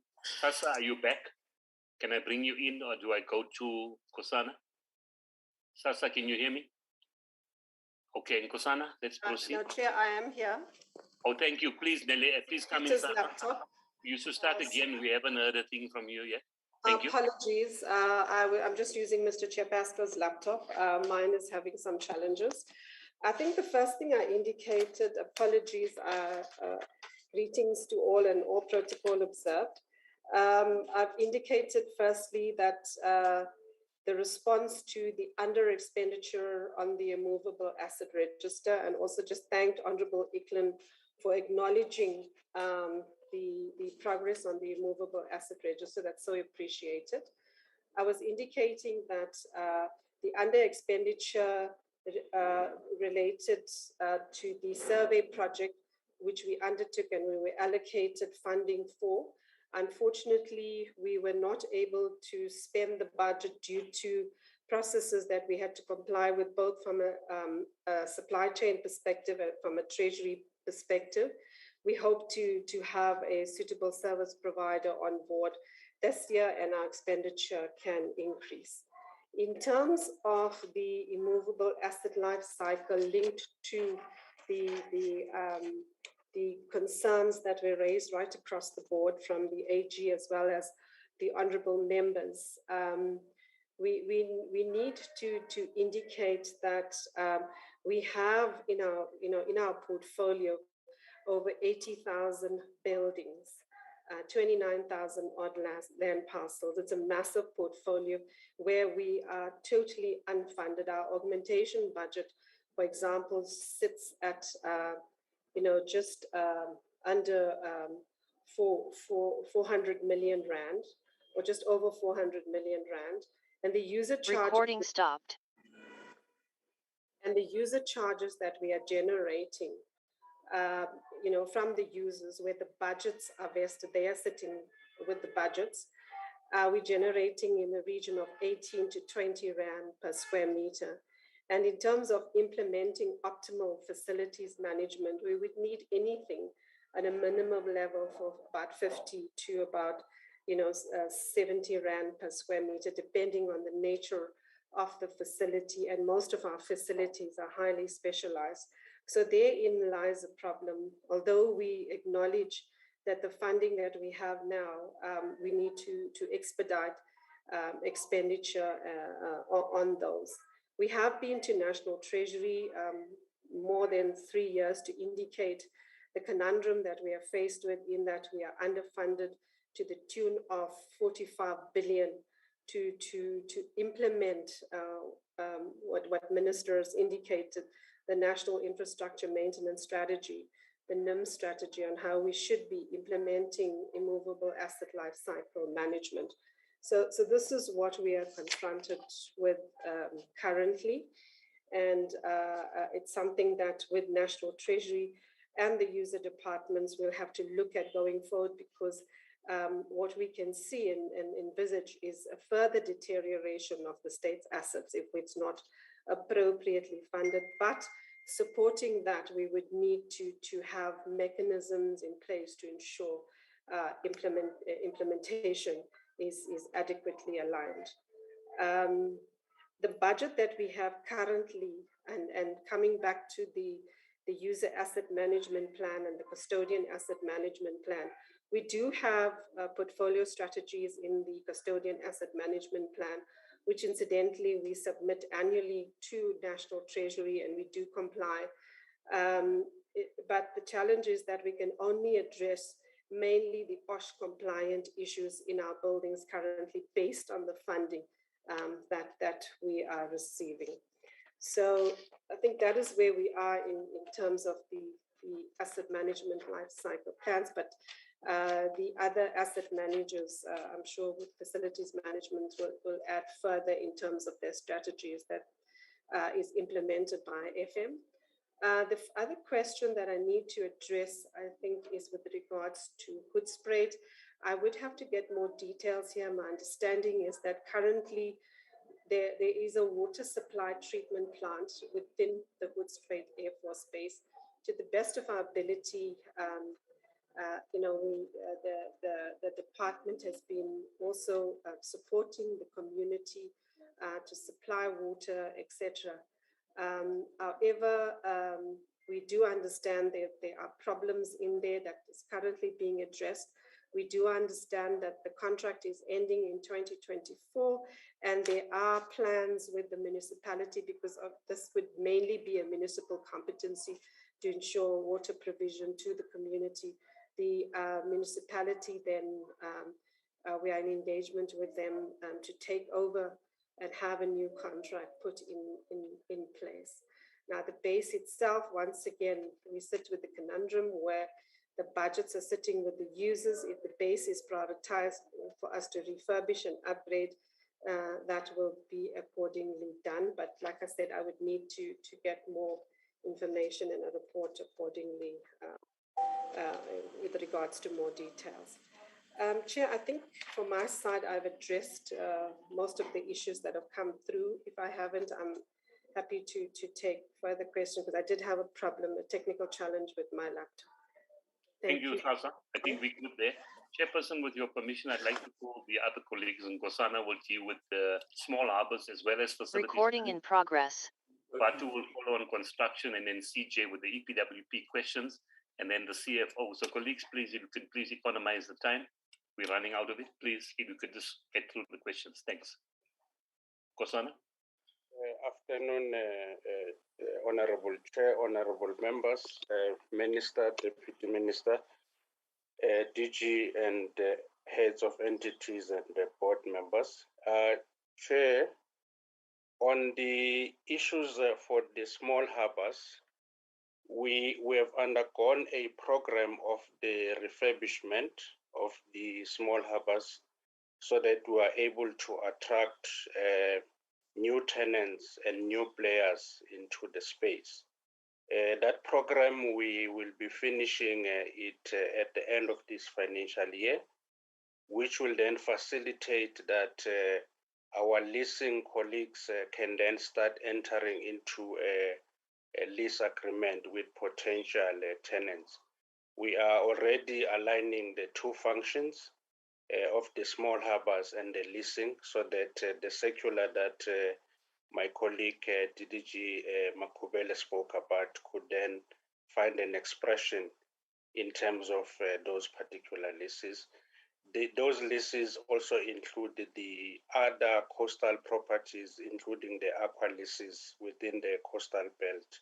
So that is the program that is in place.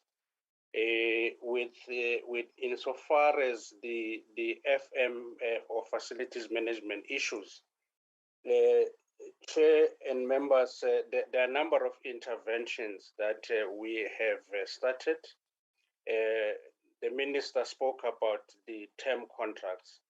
Yes, we have done an assessment and looked at our reactive mode, because we have been operating for too long on a day-to-day reactive mode. Within that day-to-day reactive mode, we had delegated 100,000 per incident to the user department. But when we did analysis of the calls that are logged within our data, we've also noted that some of the clients, they are not utilizing the delegated amount to solve small issues like your door handle, replacement of window panes, and etc. So that has been delegated to them. So we currently are reviewing that 100,000 delegation, so that we then bring all the user department to the same level in terms of the understanding. So the team has finished the review. We will starting the process of consultation with the user department to make sure that that delegation is implemented correctly, because it will go a long way in addressing some of the challenges. On the second issue, Chair, is that we have started, in line with what Minister raised now, the implementation of the NIMS and the NIAM framework that was adopted. As part of moving towards preventative maintenance, we must do proper conditions assessment. And as a result, if you look at our APP target for the next financial years, we are targeting a number of facilities to do full conditions assessment, as well as some of the critical components like your lifts, your HVAC, your boilers, your water systems, because once we conclude the conditions assessment, the report then is utilized to develop a proper maintenance plan that is costed, that clearly indicate what interventions must be immediate, long-term, and medium-term and long-term, and the budget source, because some of the areas that we are dealing with are, because of the aged infrastructure, there's a lot of refurbishment that we need to do. And some of the refurbishment costs, which because they are capital in nature, they must be funded by the user department. So I think my colleague, DDG Suban, spoke about some of the conundrum, because we can't charge sufficiently on the user charge so as to make sure that we budget for even the refurbishment within our program. So those are the engagements that we're having with the National Treasury. But the intervention in relation to that, members, is that we have now started the process of the conditions assessment, and we are encouraged because when we look into the performance of the branch for the Q2, we were able then to meet our targets in terms of the conditions assessment reports that we're able to collate. So the next phase now is to develop proper maintenance plan. And we've started an asset life cycle committee, which include the value chain from planning, incorporating the UMs, right up to disposal. And as part of that committee, we are making sure that there's alignment of the budgets for refurbishment, for maintenance, for repairs, so that when we approach an asset, we approach it from an end-to-end value chain. In that regard, Chair, we have started the program of total facilities management for prioritized facilities. We currently have, in the previous financial year, 3 properties that have been put on this program, which is one military hospital, the headquarters of DPSA, as well as Civitas, where Department of Health was. In this financial year, we are targeting Robben Island Museum, 2 military hospitals, and a number of courts that we are finalizing the budget allocations with Justice. And the plan is that in the next financial year, those some of those facilities like your courts, your museum, will be part of the total facilities management. We are aligning our strategy with Prestige, because what has been happening is that the facilities maintenance contracts were split between facilities management as well as the Prestige. So as we are developing and getting capacity within FM branch, we will then pull back the FM of Prestige to be implemented by the facilities management branch. So there is discussion around that alignment. We have also, Chair, started the program of a handyman, and we've started, we minister also in the Pretoria region. There are a number of young graduates that the minister spoke about from the presidential stimulus. The telecom towers, as we are finalizing the movement of subs into that building, the handyman, young graduates are actually stationed there, and they're dealing with maintenance issues on the need basis. But that concept, we will be costing it. We have done with the concept. Now we're looking at the cost, and then we will then be approaching finance to make sure that we ring fence budget. Then we will recruit on long-term contracts these young graduates, maybe on a 24 months to 36 months, as we pilot this program. And we will link this program with our current workshops, because we've got workshops in Cape Town, Pretoria, Durban, and Bloemfontein. And in the previous financial year and this current financial year, we have allocated resources for the workshops to start purchasing new equipment, because the equipment that are in these workshops are old, new machinery and materials, so that we're able to also do in-house maintenance through our workshop capability. We have also presented a new strategy of replacement like for like. We've noted, Honorable Chair, that there was a gap in our systems where some of the replacement of like for like equipment, they don't necessarily need a design or a professional.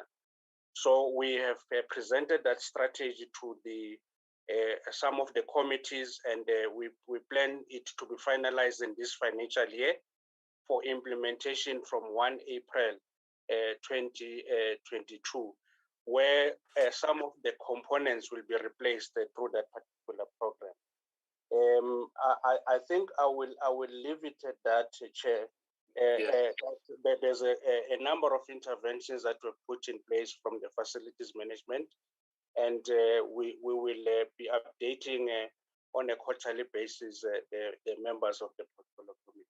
Thanks. Thank you, Nkosana. Thank you very much. Colleagues, Acting DG, Nkosana brought in something that all the honorable members, I know that they have an interest, because we went there on the first year that we came in Parliament in August 2019, the telecom towers. And he is saying here in front of the millions of South Africa that SAPS is soon going to move there.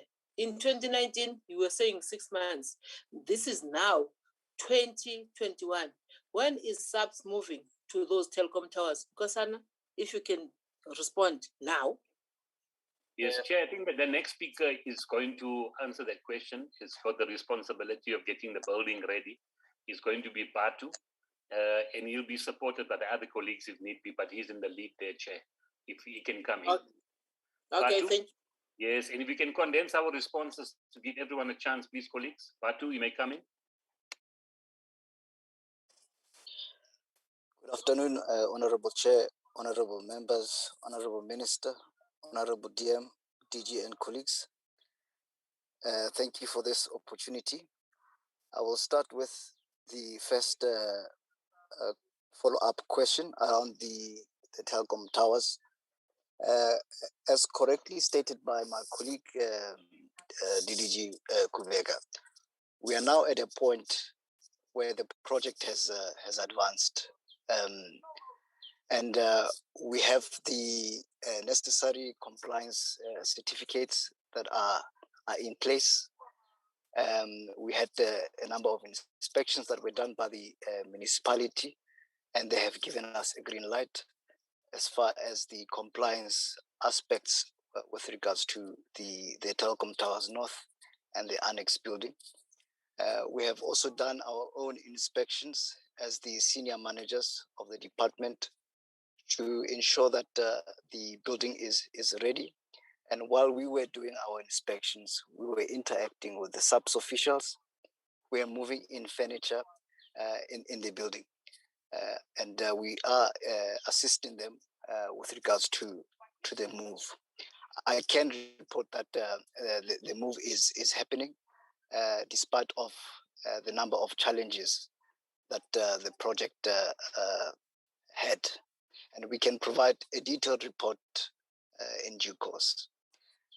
The other questions that were raised by honorable members relate to the maintenance aspects at the parliamentary village. With regards to this one, the honorable minister has touched on it, that we had an investigation as far as the BDO auditors, and a report is available.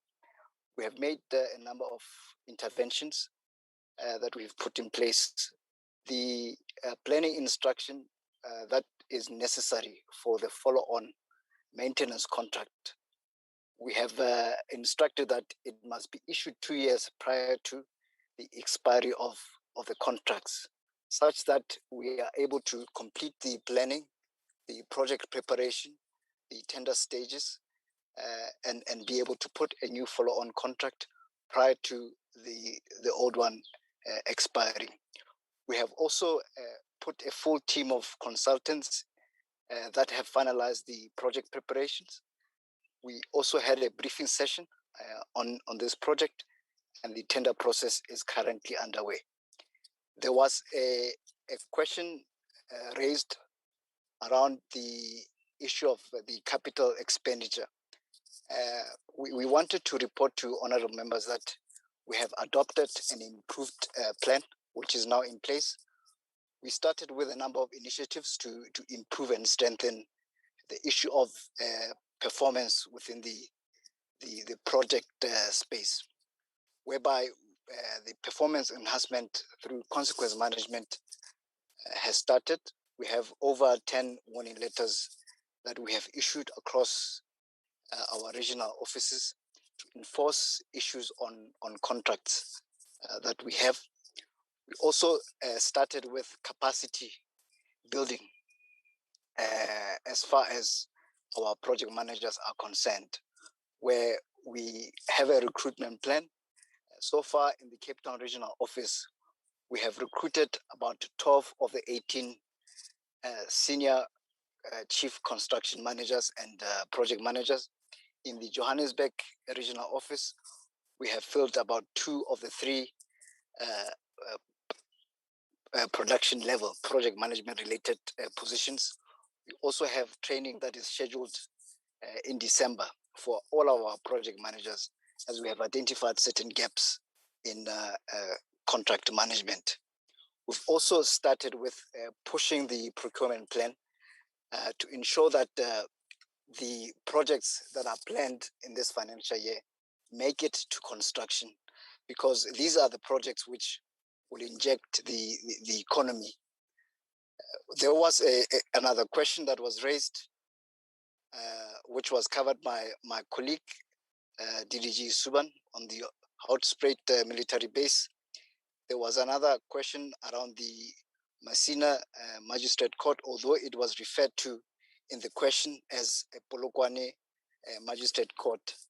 The issue of the Messina Magistrate Court is that currently there is a project that is registered, and we had anticipated that it will go out to the market in November 2021 for the contractor to do work.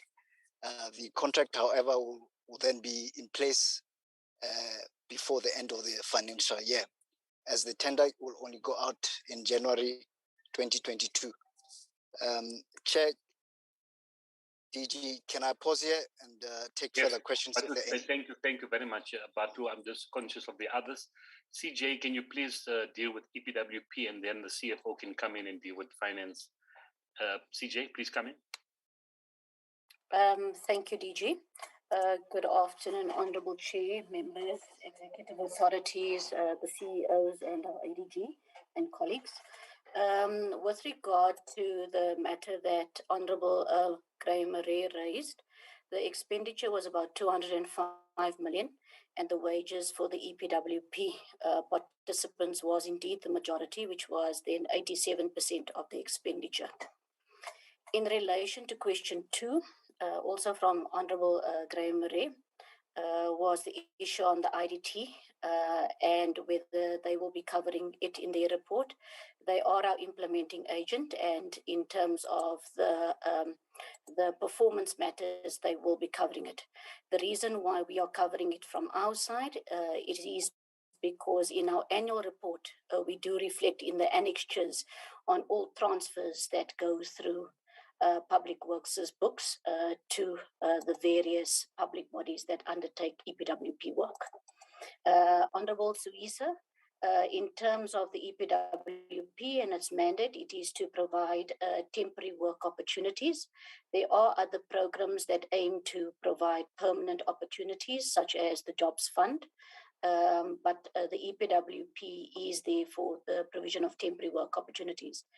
With having said that, we do recognize that the quarterly labor force survey of Q1 of 2021 by the Stats South Africa released indicates that 22% of the participants who have exited the EPWP have managed to find employment.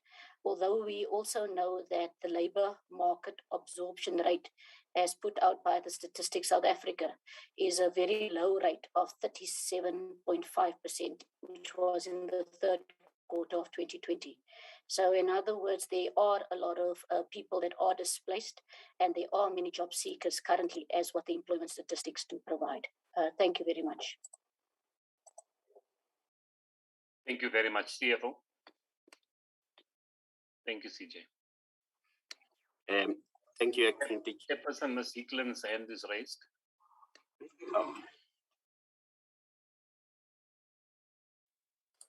May I go, Chair? But it's on the it's to someone who's already spoken, Chair. Yeah. Okay, I wanted to check about any other hand other than Honorable Hicklin, who wants to take a second bite. But let me also report to the meeting that the minister has to go to attend the cabinet meeting that is starting. So I think she has left now. Yeah. Okay, it's Honorable Hicklin and Honorable Suisa that want to take second bite. On this issue, acting DG of Telkom Towers, there is nothing that has been actually said by is it Boto or Boto, whoever, because there is no date. Like, is it happening tomorrow, in 3 months' time, in 6 months' time? What I know is that it is happening soon. Soon can be 2020, can be 2022, can be 2025. I think that is not correct. I think for that one we need a detailed report. We need a detailed report before the end of this term, which is when are we closing, Nola? In December. So before the end of this quarter, we need a detailed report about Telkom Towers. Honorable Hicklin, followed by Honorable Suisa. Thank you so much, Chair. That is exactly what I was going to say. When you say the move is happening, we're moving furniture in. Are we talking about today? Are we talking about Monday? Are we talking about December? Are we talking about March? We can all move furniture, but when is it actually happening? When are they actually moving into Telkom Towers? Because as you said, when we went on our very first oversight visit into the Telkom Towers, which was in 2019, we were told that a move was imminent. That was 3 years ago, and nothing's happened. To say that they're moving furniture means absolutely nothing. We need a date. We need a time. We need a year. Please, this is nonsense. Thank you, Chair. Honorable Suisa. Thank you, Chair. Chairperson, coming back to the Magistrates Court in Limpopo, which even today it seems as if nothing has been done. It's a bit of a concern to me, which means that they are still using, I don't know if there's any other building that they are using for court proceedings, because if the same way it was done the first time it came to my attention that people are sitting outside for court proceedings, then I ask myself, in cases of rape victims, are they also sitting under a tree and narrating their stories to the magistrate, with people passing up and down and without any privacy that's there? Another question that I wanted to ask, which I omitted in the first round, is that there's still a lot of acting posts. When are these posts going to be filled in, so that we must get the way forward and the department should be able to move forward? I'm also of the same sentiments that we are told that people are moving in. I can say that I'm moving in, but it does not necessarily mean that I'm going to stay in the house. Moving in and moving in furniture are two different things. when is the operation actually going to start, to say now operations of subs are starting at Telkom Town. So it will only be proper if we get a solid, proper report about Telkom Towers, or else we are going to sit again next year, physically or in this platform, and we are still being told that we could not procure tables or chairs or laptops, or the aircon was not working. So when is it going to be, maybe the question should be, when is it going to be operative? Not moving furniture, but operative. When is the Telkom Tower going to be operative, so that people should be in a secure environment to work their cases properly, subs to be on board and be able to do their work. And then maybe we will have less a backlog of cases because of people don't have a proper structured environment where they can do their work properly. So when is it going to be operative? Thank you, Chair. Chairperson, this was the last input regarding Telkom Towers. I would like to accept the offer to provide a written report, and I will ask my colleagues to do so, in fact, within a week. And if they don't contest that, I would like to make a commitment so that it's clear the entire plan to migrate the SEPs into Telkom Towers is properly understood in detail with the relevant dates. So I'd like to go in that direction with your permission, Chairperson. So that, thank you, Acting DG, so that we know when is soon. Because soon to us as members is not enough. And remember, Telkom Towers is supposed to be headquarters of subs. So you're not doing a service to the people of South Africa.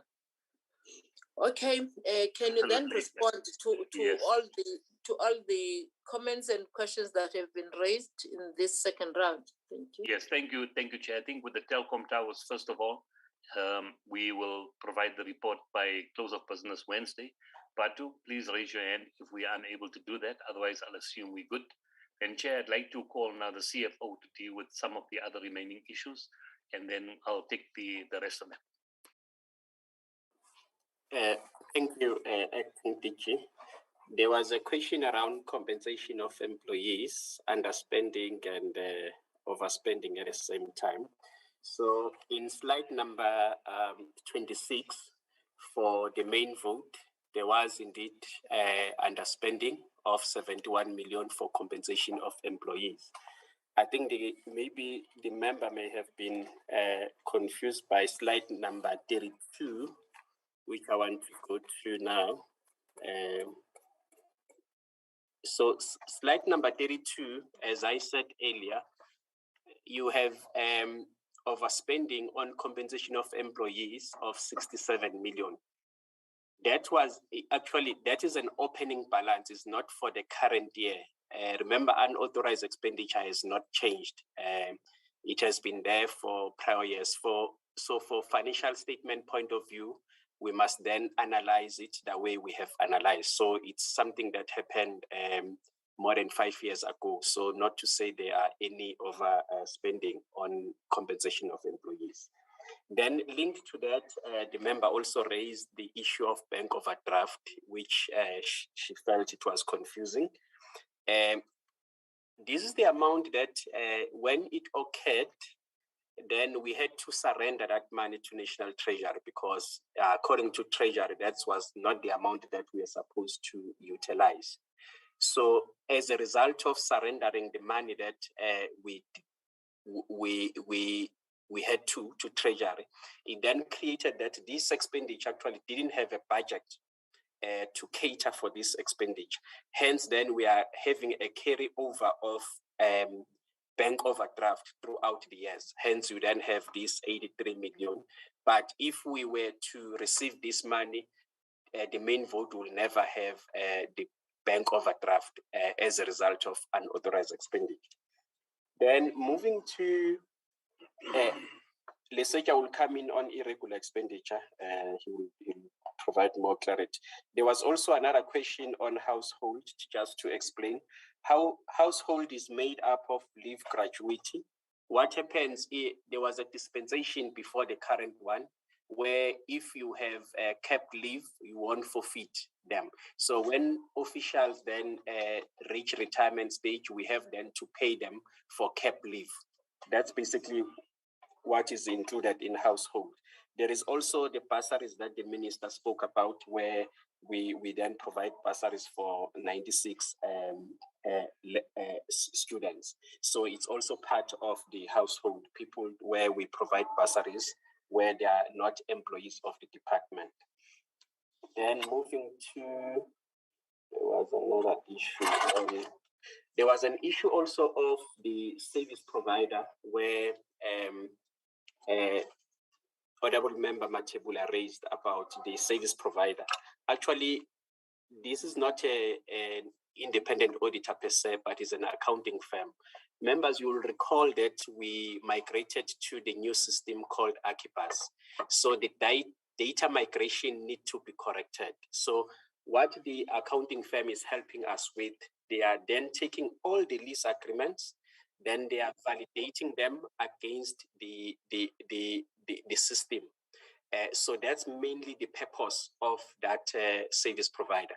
But the consequence of that process will also validate the overpayments, because what is reported as overpayments, it may be as a result of the data of leases that was not correctly captured in the system.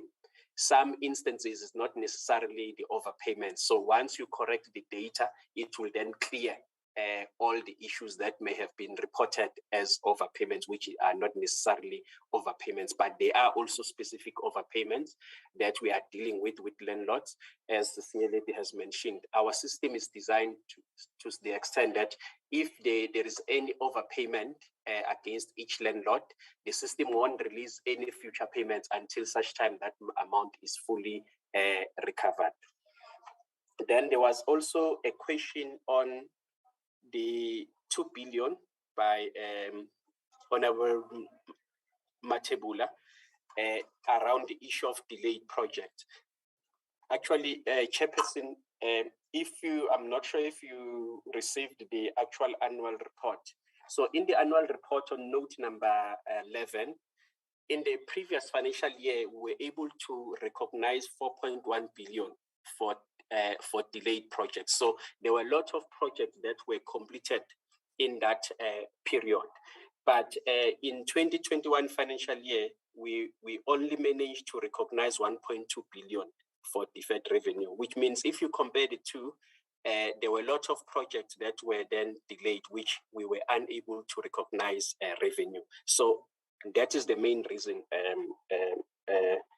Chairperson.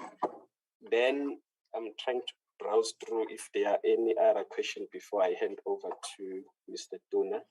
The last issue that I wanted just to raise on maintenance, Nkosana has already indicated the programs. Treasury has requested us to implement itemized billing, where then state properties are utilized by government departments. So as we were dealing with that process, because we thought then we will have a full recovery cost, but Treasury has approved far less than what we were expecting.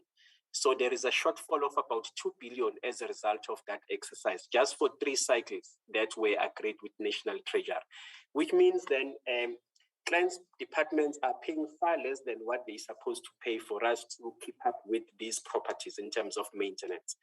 Even though while we are not fully spending, which is a concern for me as a CFO, even if Treasury were to give us more money to maintain facilities, we are unable to spend what we have currently. But there is also a financial gap from Treasury, where then there is a financial deficit of 2 billion, which we need to address with Treasury. Let me then, Acting DG, hand over to Lesetja to address irregular expenditure. All right, Lesetja. Thank you, Honorable Chairperson, and good afternoon, honorable members. All protocols observed. The question on irregular and fruitless expenditure from Honorable Hickling and also from Honorable Matebula. I will combine them. The question was, why carry the debt over all these years? As it is, it's not yet a debt, it's more of a disclosure note. So for as long as the amount, the transaction have not yet been condoned, they cannot be removed from the disclosure notes. So they remain on the disclosure notes until they are effectively dealt with, and the appropriate authority would then grant condonation, or a debt must then be taken on against the implicated officials. And I think what also needs to be appreciated is that we provided the historical background so that we can then see where we have been as a department from the era where we disclosed 34 billion rand to what we have at the moment of about in PMTE of about 1.9 billion rand. It's because at the time we dealt with it as a project. And when we dealt with it as a project, because we had limited funding and we had limited time, so they were, in terms of the investigation were not done. We said, let's disclose it so that we can then clear the funding in terms of the disclosures, rather the completeness, after which would then go back and revisit those documentations or the population so that we know exactly who then needs to be held accountable for the irregular expenditure and fruitless expenditure for that matter. And then there was also a question from Honorable Matebula as to why do we have the only, or rather disclose only 4.7 million rand plus 500,000. This relates to the DPWI's main account.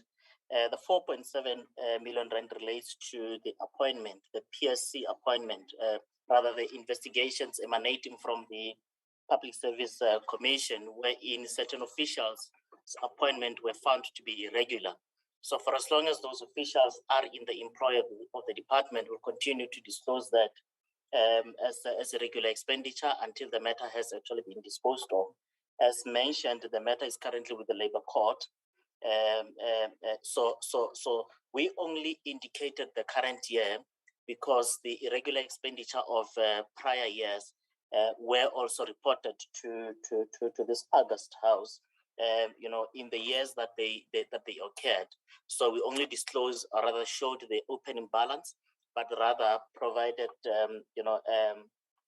explained the one relating to the current year because the ones relating to prior years were disclosed.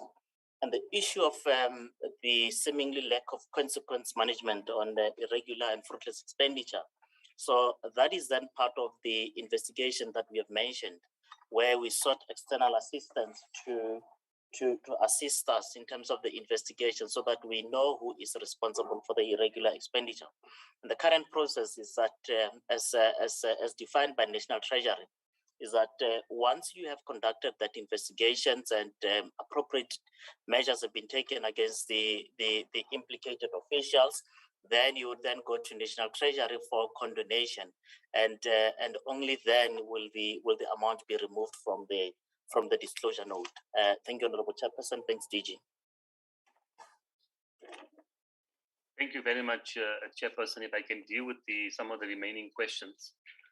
Chairperson, I've been advised that the Musina Magistrates Court is now operational, and all the outstanding issues were completed, and the Department of Labor notices have been lifted. There's also a project for refurbishment that is being undertaken by the construction branch. Then further, Chairperson, with respect to Telkom Towers, I was requested on the WhatsApp news to ask for a tabling of the report by next Friday rather than within a week. So I ask for your permission there, Chairperson. Then moving on to the remaining questions that may not have been dealt with.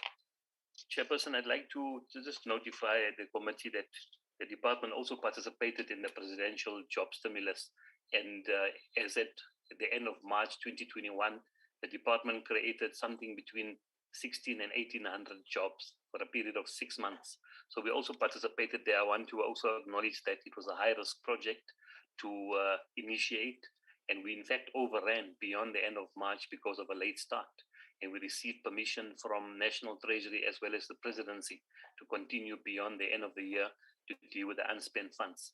And we also participated in phase 2, which is currently being implemented with regard to the job stimulus. Chairperson, moving on to a few questions that talk to the acting positions as well as the vacancies in the department and the compensation of employees. I know the CFO also dealt with it. And I like to also respond from another angle and acknowledge that for a department that complains about capacity, we sure are failing to spend our compensation budget, especially that people are crying out for jobs and there's a big supply of skills out there that we could recruit into the department. I've had engagements with our HR component in the last few weeks, and I think we must acknowledge that our system, not only in HR, but the management in the department has failed itself by failing to implement the priority list that was developed some 2 years ago, where posts were identified that needed to be filled from the existing compensation budget. And we failed to do so. And Chairperson, I want to acknowledge that even at March next year, the numbers that I projected show that we will even underspend compensation March next year because of the slow recruitment processes. So what I've done is I've taken control of the compensation budget. I'm being advised by the DDG Corporate Services as well as the CFO and his staff to look at reprioritizing those posts that have been prioritized in the past and where branches are failing to implement the priority list, or alternatively take steps against the branches where those posts are in fact needed in the organization, so that we have a more closer management of this affair. I want to acknowledge the department has not managed this very well in the past and commit to do so going forward, Chair. Chairperson, I want to then also address the issue of consequence management and some of the key investigations being conducted in the department. With respect to consequence management in the past, Chairperson, we spoke very intensively about consequence management arising out of fraud and corruption investigations. And I'd like to focus a little differently today by speaking about consequence management more from a detection point of view, more from the point of view of organizational discipline, responsiveness, and organizational performance. And from the perspective of the Office of the DG, during the last 12 months, we've issued 59 letters to DG direct reports, that is DDGs and other direct reports. There are a few chief directors who report directly to the DGs. 59 letters have been issued, warning about performance. 18 have been on performance. 11 warning letters have been issued, and 2 final written warnings have been issued as a result of direct reports not performing adequately or dealing with matters at a standard below the expectation. We've also dealt with the issue of 30-day payments, Chairperson, that we have SMMEs on their knees not being paid by government, and we've issued 160 letters to regional managers and senior officials for failure to pay bills on time. And as a consequence of the responses we've received, we've issued 8 warnings and 7 written warnings as a consequence of failure to pay within 30 days. This also talks to the improvement the Minister spoke to earlier, where we're having a significant improvement in the payment of suppliers within 30 days as a consequence of us putting systems in place, but also holding officials to account for late payment. With respect to performance management, Chairperson, we found that in the year gone by, 31% of SMS members failed to submit performance agreements and 9% submitted late. And 72 letters were issued, warning letters to these officials as a result of the failure to provide performance information and conclude performance agreements. Also, with respect to financial disclosures, we've issued 29 Audi letters, or so-called letters inquiring from officials about their ownership of assets and businesses that were not disclosed, and 22 letters for potential conflict of interest, as well as letters for officials conducting work, remunerative work outside the public service without permission. So we've taken those steps. Chairperson, with regard to the major investigations, I talked to the Public Service Commission investigation, to Bait Bridge, as well as the state funerals. With respect to the Public Service Commission, the 2 major strands are the disciplinary hearings, and those are continuing on the 15th, 16th, and 17th November under the watchful eye of an independent chairperson. And then the application we've made to the Labour Court, the Minister made reference to earlier. We're still waiting for a date from the Labour Court. We were informed a few weeks back that the Labour Court in fact lost the file, and we were asked to make copies. So we're becoming concerned about the delays at the Labour Court. It's now approaching 2.5 years, and we still don't have a date for the hearing to reverse the appointments made by the department against the regulatory framework as discovered by the Public Service Commission. With respect to Bait Breach, Chairperson, the disciplinary hearings are continuing to the 9 members of the supply chain management processes. They have accepted to continue and to face their charges. However, for 3 senior officials, one of the officials has taken the matter on review to the courts, and the department has also taken the matter to the court to request the court to endorse the continuation of the hearings. So there is a delay as a result of a court intervention. Further to that, Chairperson, I want to announce that the companies involved with the Bait Breach construction were both restricted by National Treasury from doing business with the government for 10 years. And we've also had a success before the tribunal, where the SIU have brought the contracts before the SIU tribunal, and the contracts signed with the consultant as well as the contractor have been declared null and void. The next step in the process is to recover losses incurred as a result of these irregular contracts. I also want to say, Chairperson, the CIDB as well as Engineering Council are holding hearings against the professionals associated with these companies to inquire into their behavior and irregularities perpetrated in the course of them rendering services to the Department of Public Works. So we are attending to this matter on all fronts. With respect to state funerals, the disciplinary hearings are underway. We had difficulty securing witnesses, but apparently this has been resolved. And ultimately, what is transpiring is that we are also seeking to restrict the company involved here from doing business with government. We've been told that the company has changed name and details, and the authorities are investigating further. But we're making progress on all fronts, although we do note that with respect to disciplinary hearings, the one that we have most control over, there are dynamics that play out, which we have to then manage as we move forward. What I also want to add, Chairperson, before concluding on these 3, is that so far with these 3 investigations, 4 companies have been restricted from doing business with government for a period of 10 years by the National Treasury, as well as their directors. And finally, with respect to the state funerals, there are criminal charges brought against the company for fraud and overbilling with respect to the state funerals. Then, Chairperson, I just want to touch quickly on the issue of the PMTE. And I want to acknowledge that the minister has left, and I would have appreciated the minister also contributing to this discussion, that the PMTE has a financial position that is characterized as one of an insolvent organization, one in financial distress. But I also want to go back in time and point out that the PMTE has been in that distress for a long time, perhaps 10 years, at the different varying levels. And it was in fact the PMTE that was established to move the PMTE out of financial distress by professionalizing the property business, by achieving cost savings to government, as well as generating revenue and sweating the assets of the state. So the PMTE was in fact created as government's agency or government's property arm to in fact resolve and respond to the financial distress and the poor levels of professionalism in the conduct of the property business. So we really need to consider how we manage the PMTE. In fact, at this point in time, the department has met most of the requirements for operationalizing the PMTE.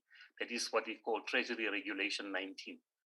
The requirements included separate financial statements for the PMTE, which we presented today, separate plans and strategies for the PMTE, as well as various other plans associated with the trading entity. Those requirements have been met.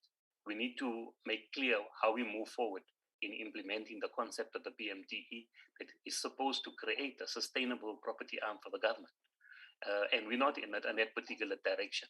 In fact, the PMTE operates currently as a super branch within the department for all intents and purposes.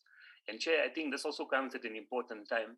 A few years ago, the cabinet endorsed what they call the National Evaluation Plan. The National Evaluation Plan is endorsed by cabinet to inquire into various major government projects and to determine whether or not they're fulfilling the policy response.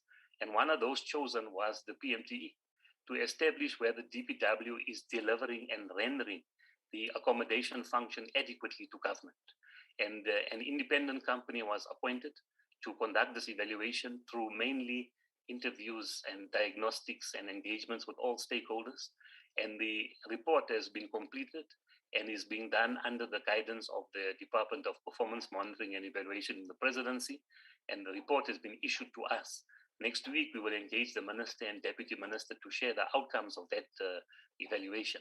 And thereafter, it would be good to engage the committee also to look at the future of our property business and whether the PMTE concept is in fact a relevant concept in maximizing returns for the state and professionalizing the property business. So thank you very much, Chairperson. Thank you. Thank you, DG, and thank you to all the team for their responses on the questions asked and comments. As we all know, honorable members, that we will still deal with this report. Some of the issues that we want to raise, we will deal with them when we discuss amongst us our own report. I don't know, Nola, you indicated that we'll have a break, then come back for the entities. Is it still so? Yes, Honorable Chair. Yes, Honorable Chairperson. It's now 20 minutes past 1. I think through your guidance, we could possibly come back at 2 to reconvene and carry on with the entities. Thanks, Chair. Okay. Okay. Honorable members, do you want to break or should we continue? I would love a break, please, Chair. Okay. Okay. Thank you. We just taking this. It will be 40 minutes because it's 20 past 1 now. 40 minutes break, and then we back at 2 o'clock to deal with our entities. Thank you, honorable members, the team, and our entities. Thank you, Chairperson, and thank you, members of the committee. Recording stopped.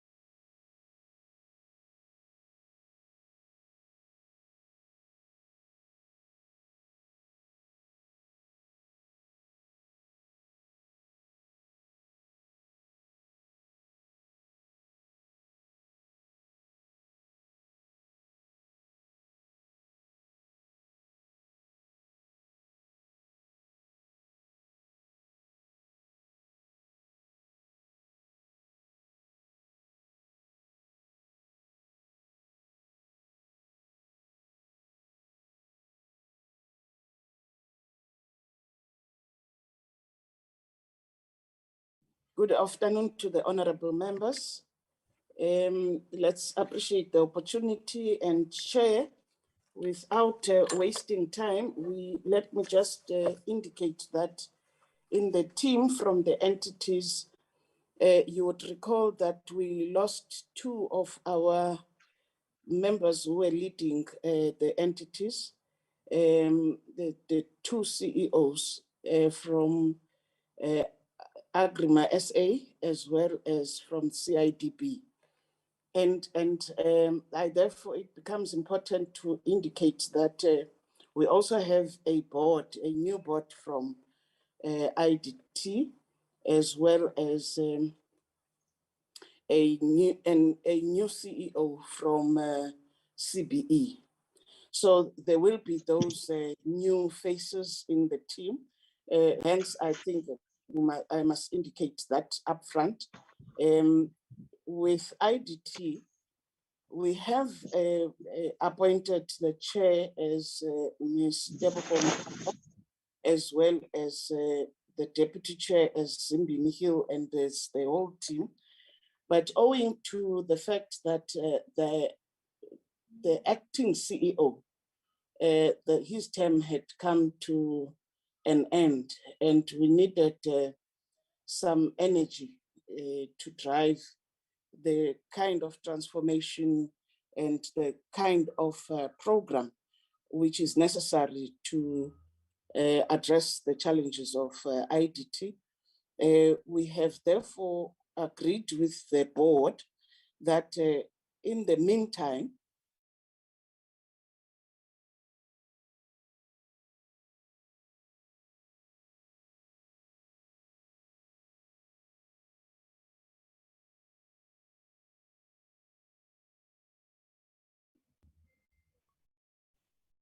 TM, I think we have lost you somewhere, or is it only my...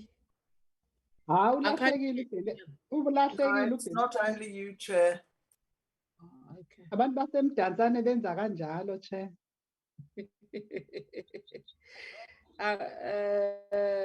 Can they really assist us, the officials, to try and check TM?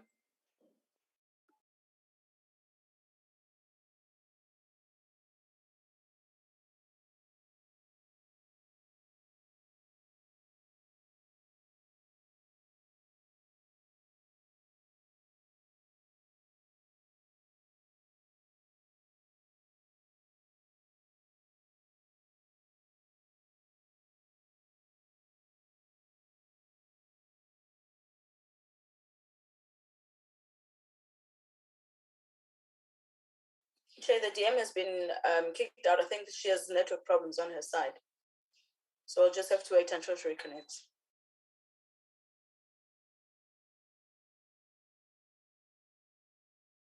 Recording stopped.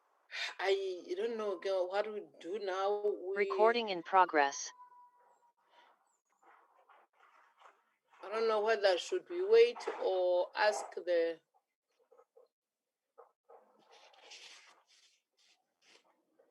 Is someone checking DM even on the phone from her team? Is there anyone checking DM from her team?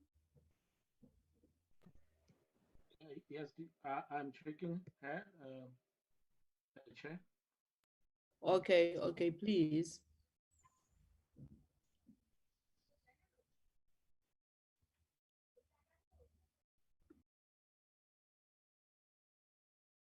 Recording stopped.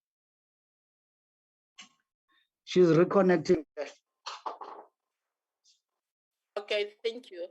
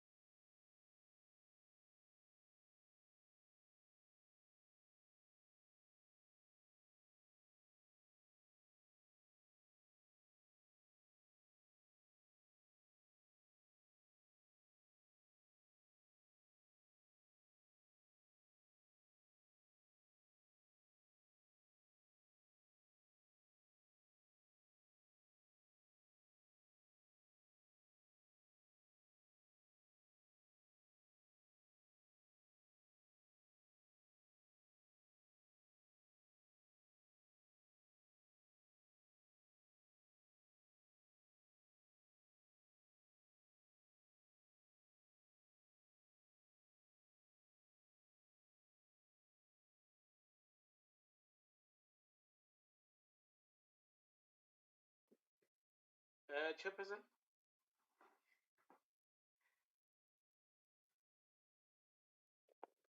Hello. Yes, acting DG.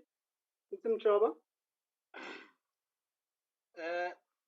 Chairperson, I was indicating that the DM is struggling, but she requested that I do the introductions. Oh, okay, we can continue. Okay, thank you. Recording in progress. Yes, from the IDT, we've got the acting chair, Ms. Zimbini Hill, who will be introducing the team from the IDT, including the acting CEO, Ms. Tebogo Malaga, will be doing the presentation. And from Agrément South Africa, there's an apology from the chairperson of the board, Mr. Jeffrey Mahachi, but we've got Dr. Ntapo, who's the member of the board, who is standing in for the chair. She will introduce the team from the Agrément South Africa, including the acting CEO, Mr. Richard Somanje, who will do the presentation. Thank you. Oh, thank you. Over Mr. to you. Ms. Zimbin, yes. Thank you very much, Honorable Chairperson, Honorable Deputy Minister when she returns, honorable members, my colleagues. I am Zimbini Hill, the acting chairperson of IDT, and I would love to introduce the team. With me, we've got the acting CEO, Tebogo Malaga. We've got management, Chris Lombard, Akani Mabunda, Chris Maluzi, Ndicheni Ralipanda. And the IDT is hereby tabling the 2019-2020 annual report. In the past few years, the IDT has... Ms. Zimbini? Yes, ma'am. I don't know whether is it mine or what. Yes, I can hear you clearly. But, oh, okay, I wanted to see you. You were introducing and I couldn't see anyone. Please. Okay. Here I am, honorable member. Thank you. Thank you. Is that better? Yeah. Should I keep my video on? Yes, please. I'm happy to, and if I do go off, it will be because I sense that my network is not very stable. The IDT is hereby tabling the 2019-2020 annual report. In the past few years, the IDT has had a number of performance-related challenges which have been discussed. These challenges resulted in a decrease in the portfolio, and amongst others, and poor audit outcomes. For the 2019-2020 financial year, the organization has received a disclaimer opinion from the auditors. The high vacancy rate, non-submission of information on time, and IT infrastructure issues are amongst the matters raised by the AG. The new board came in mid-term 2021-2022. With the appointment of a fully functional board, the trustee governance issues have now been addressed, and the board, together with management, has started to address the performance-related challenges. The IDT is governed by a deed of trust, which provides for a 12-member board of trustees who serve a 4-year renewable term. Supporting the board is the company secretary, who administratively reports to the CEO. The board has a number of committees focusing on different areas of governance, which have now been constituted. I will now hand over to our acting CEO to take us through the presentation. Thank you.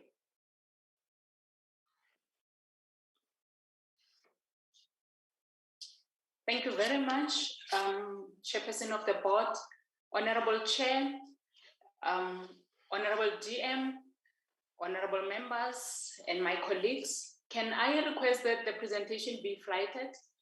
Honorable Chair, my network is unstable, so I will switch it off once I do the presentation so that I don't get cut. Chris, can you fly the presentation? I'm not sure who is flighting the presentation.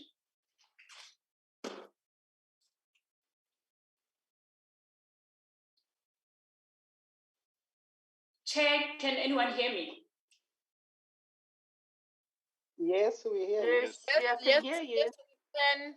But the challenge is that our host, Ms. Martinez, has been kicked out. I hope that she will rejoin immediately so that she can give you the sharing rights. Okay. Chair, I'm back in. We were earlier advised from the Minister's office that it's Mr. Mlautu who's going to be flagging the IDT presentation. So we gave him sharing rights already. So I don't know why there's no matter. Yes, he did indicate that he will flight it. Oh, okay, okay. Chris, are you there? Can you fly the presentation, please? Chris?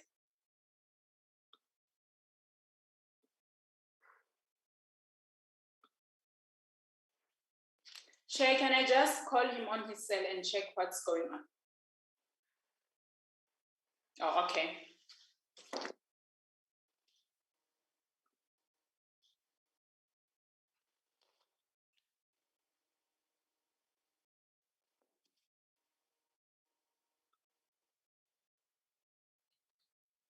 Thank you very much. Honorable Chair, we are presenting the 2019-20 annual report. Next slide.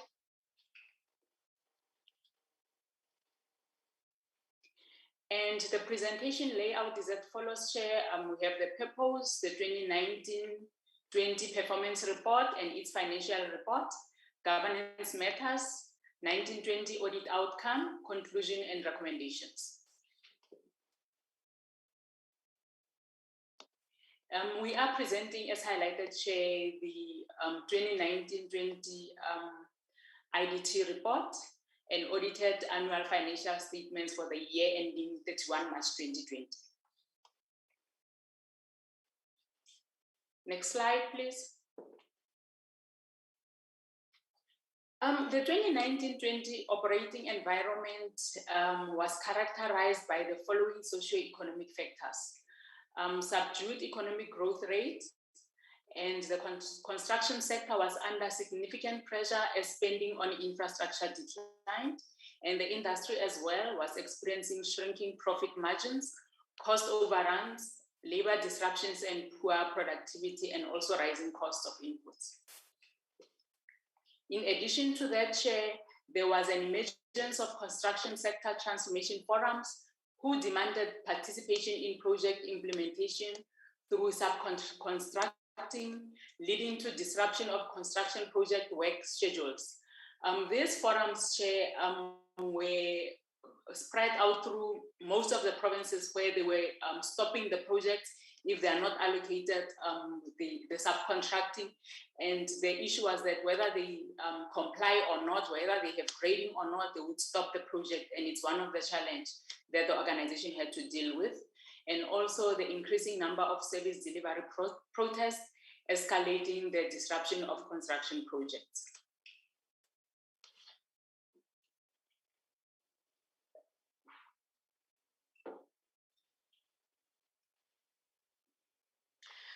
This slide share highlights the 1920 strategic goals and objectives of the organization, which were divided into Program 1 and Program 2. Under Program 1, we had the strategic goal of IDT contributing to the state's capacity to effectively implement development programs. And it had three strategic objectives, which is to deliver quality social infrastructure on time within budget and scope, to employ a developmental approach in the delivery of development programs on behalf of government, to strengthen community ownership and social cohesion. And the last one under this program is to manage public employment program on behalf of government in order to strengthen job creation efforts. Under Program 2, we have strategic objective 2, a financially viable, compliant, result-based, efficient, and focused organization. This slide gives a high overview of the corporate performance, and the organization was able to achieve 30% of its target, and 26% was not achieved, and 43% was partially achieved. This slide highlights how the performance scores were rated. It was within a range of 1 to 5, and the relative percentages were it's in correlation with the performance scores, and the performance description highlights whether the target was achieved or not, in line with the colors as highlighted there, Chair.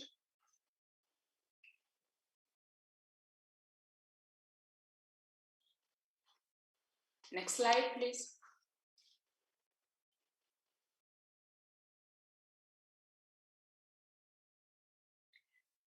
Under Objective 1 on performance, Chair, we had the following sub-strategic objectives. And the first one was on the value of business generated, which is, it relates to the portfolio that the organization had on that particular year. And the annual target was 6 billion. The actual achievement was 4 billion, translating into a 72% performance level. The next one was percentage of project procurement concluded within 60 days of tender closure. The annual target was not less than 85%, and the actual achievement was 68%. On the value of program spent, this relates to the program that you will spend in line with the portfolio or the business that you have. The target was 3 billion, and the actual expenditure was 2.5 billion. On the value of program spent on new business, the annual target was 800 million, and the actual achievement was 736 million. On number of new facilities completed, the target was 39, but the organization was only able to achieve 10 facilities. And the reasons for the deviation was that during that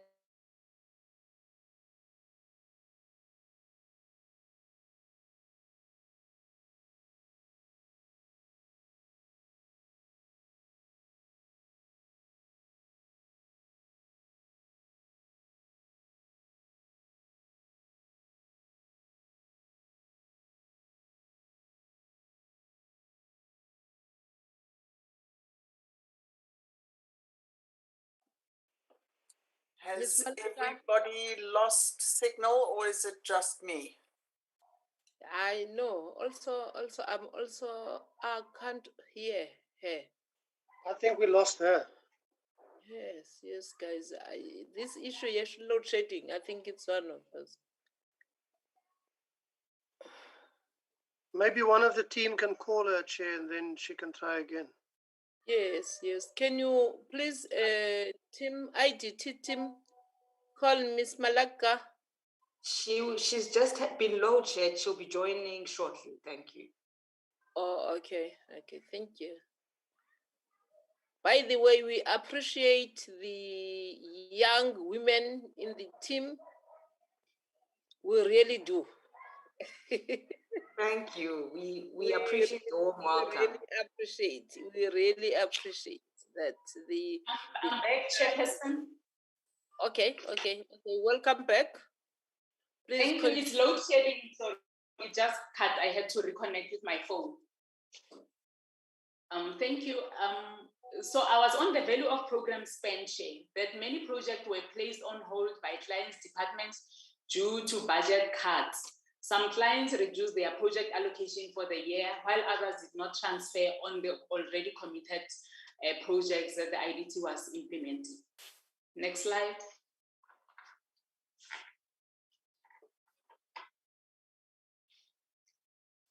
Next slide, please.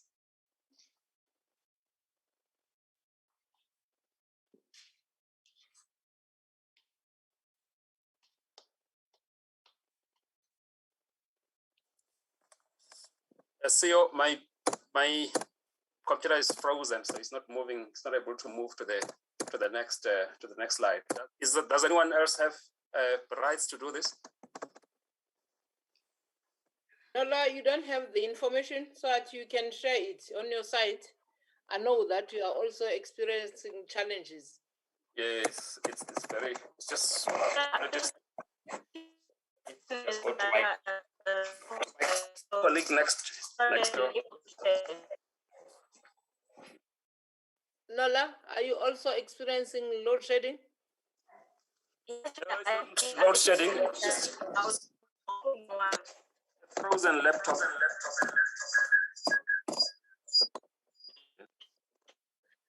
I'm sharing, right? So she can share the presentation she has. Who? Miss Malaga? Yes. Okay. Yes, Chairperson. Then, Christopher, I think you must log out, then rejoin.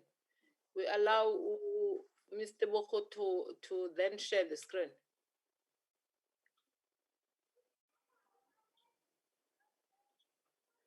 And then when it's frozen, you can't even log out. Okay. Then, Mr. Boko, please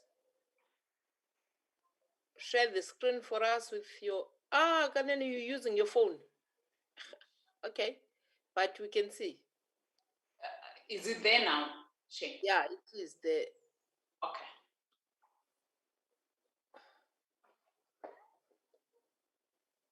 Okay. On this next slide, Chair, as we continue with objective 1 on performance, the next target was the number of non-greenfield social infrastructure facilities completed, and the target for that year was 92, and they achieved 60. On percentage of projects completed on time, the target was 80% of projects to be completed on time, and the organization achieved 61%. On percentage of projects completed within budget, the target was 80% of projects to be completed within budget, and only 77% was completed within budget. The variation to these targets not being achieved relates to performance negatively impacted by delayed project completion, resulting in time lost and few facilities completed, over-optimistic projection of completed time during project planning, and impact of reduced capacity to monitor and implement projects.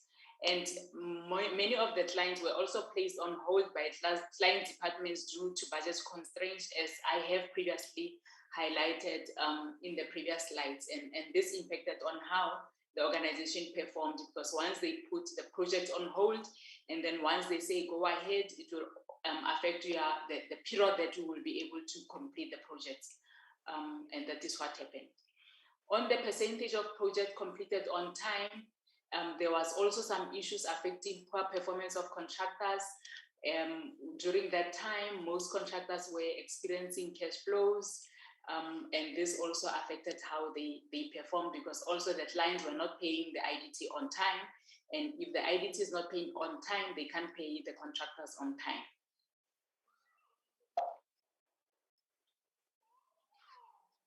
The next slide, Chair, is the performance slide continuing, and it relates to the BEE program of contracts awarded to women, youth, and also the contractor development program contractors and women contractors. And in terms of this targets, the percentage of BEE that was targeted was 75%, and the organization only achieved 63%. And percentage of contracts value awarded to women, the target was 20%, and the achievement was at 7%. The organization was not doing well. On the program of contracts awarded to youth, the target was 15%, and the achievement was 8%. On the number of contractor development program contractors, the target was 60%, was 60, and the actual achievement was 52. And on percentage of women contractors participating in the contractor development program, the target was 40, and the organization was able to overachieve on this target.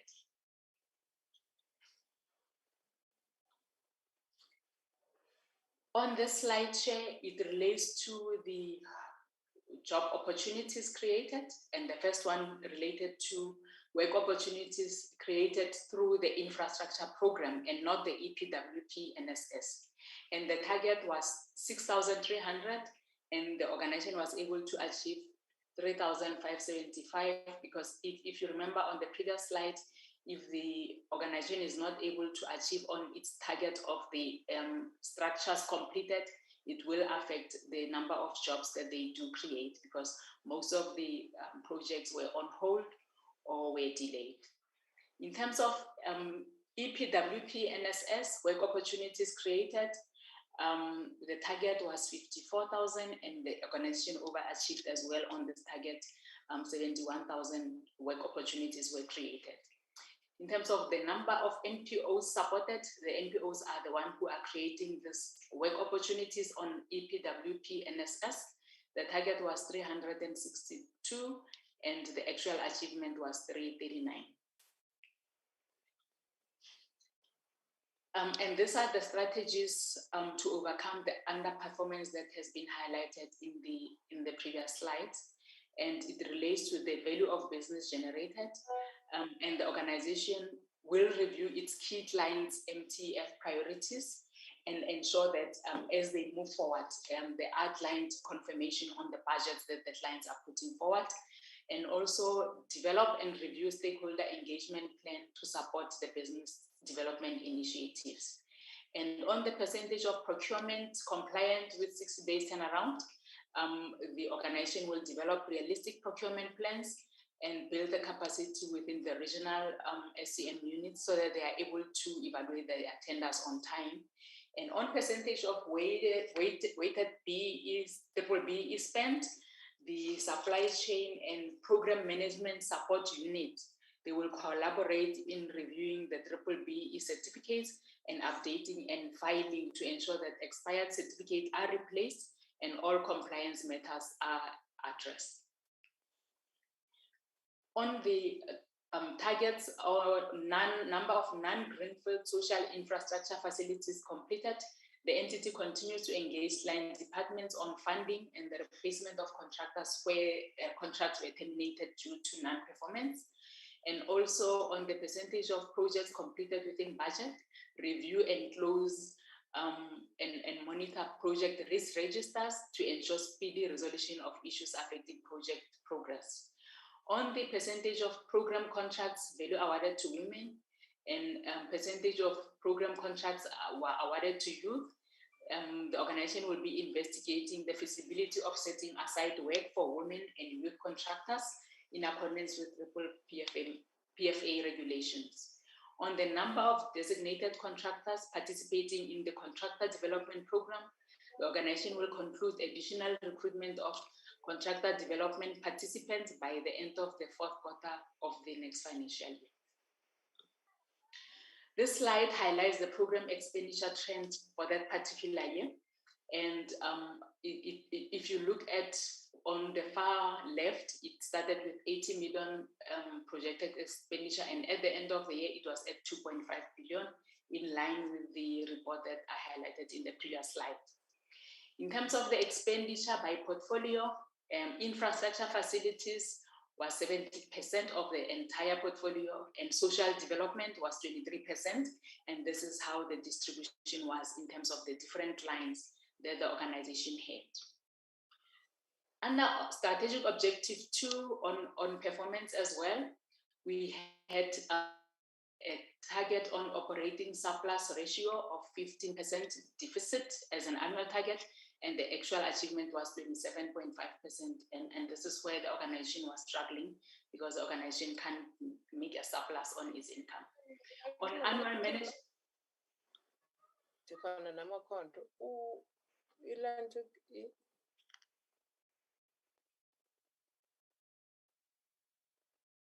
Chair, can I continue? Yes, you can continue.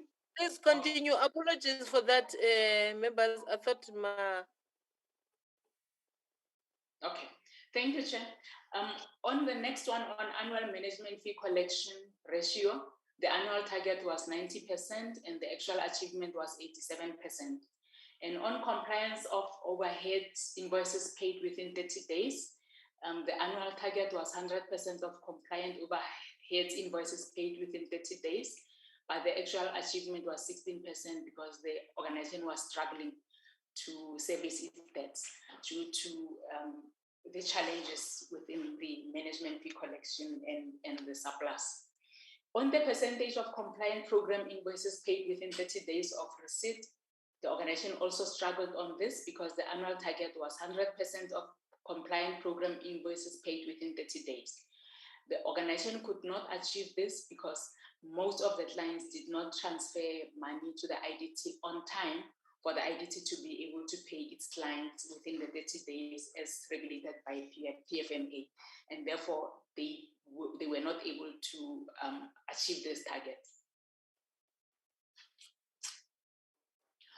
On strategic objective 2, it relates to performance as well, and it relates to the audit. The target for financial audit outcome, the organization targeted to have an unqualified audit opinion. Sadly, the organization got the disclaimer. And on the percentage of funded positions filled, the target was 92% corporate occupancy level for funded positions. However, the actual was 77%.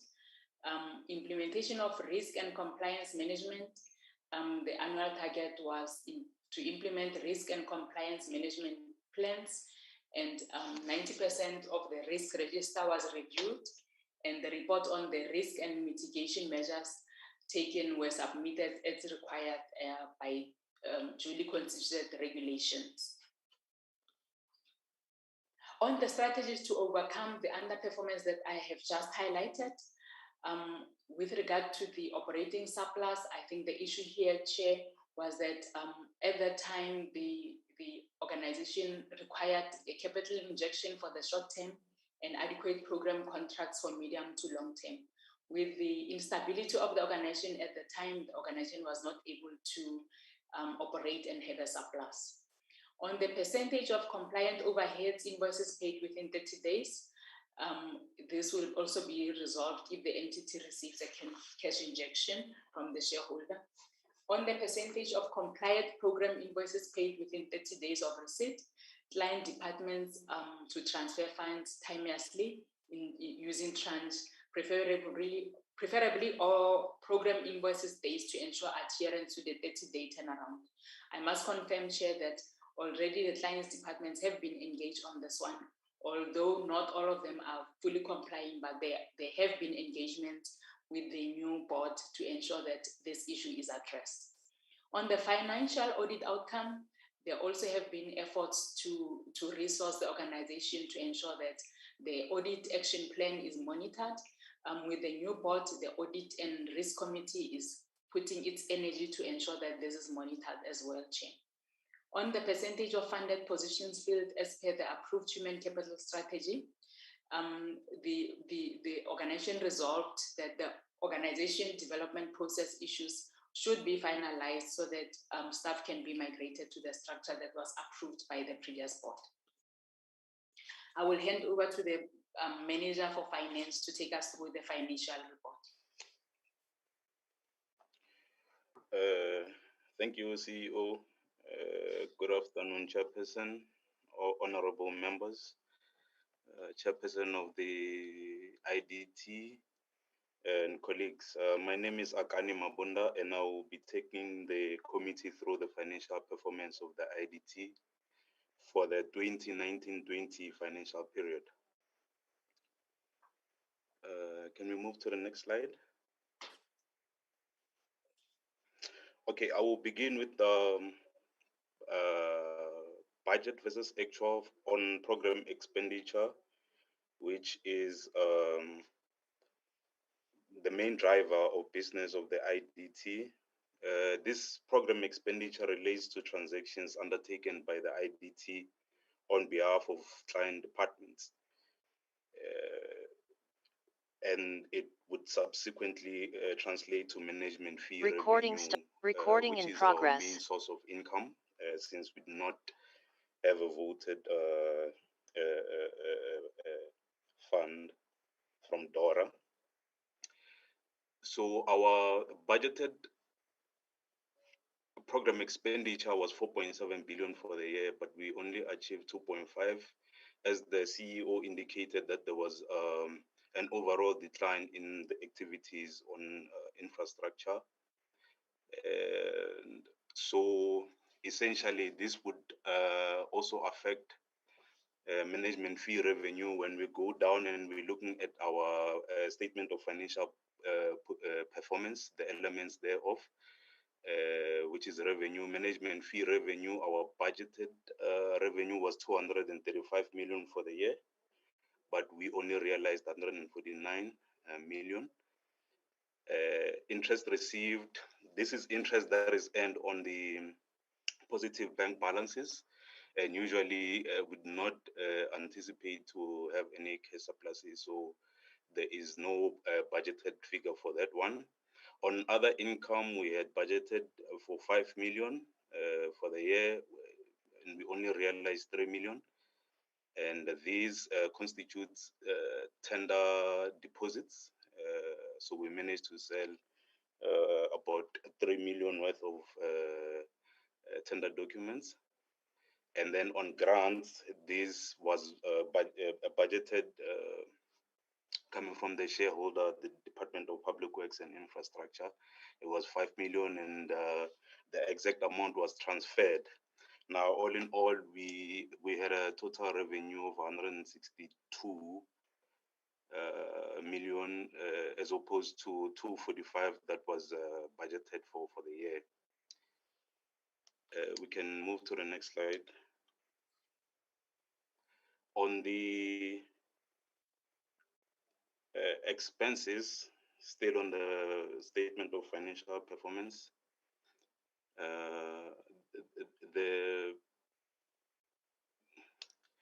the approach was that we were going to save as much cost as possible. We had a very comprehensive budget looking at what needed to be done to continue operating within the IDT, but in most of the cost categories, we tried to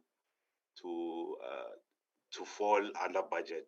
In most cases, I think we were going for 50% and below, given the financial position of the IDT, having highly dependent on the grant from DPW. So on employee costs, we had a saving there mainly because the positions, the vacancies that we realized in the year and the years prior were not filled due to a moratorium at the time and lack of funds, and depreciation as well, or on depreciation, even though it's a non-cash item, there was a saving of about 33%. Here, what happened is that we would have had to revalue most of our assets, because when they're depreciated to a zero and are still in use, then it means there should be some value that is salvaged from there. And that's why we have a saving of about 33%. On finance costs, that is interest and other costs related to the bank accounts that we hold with ABSA. It was 114,000 budgeted, and the actual is 140.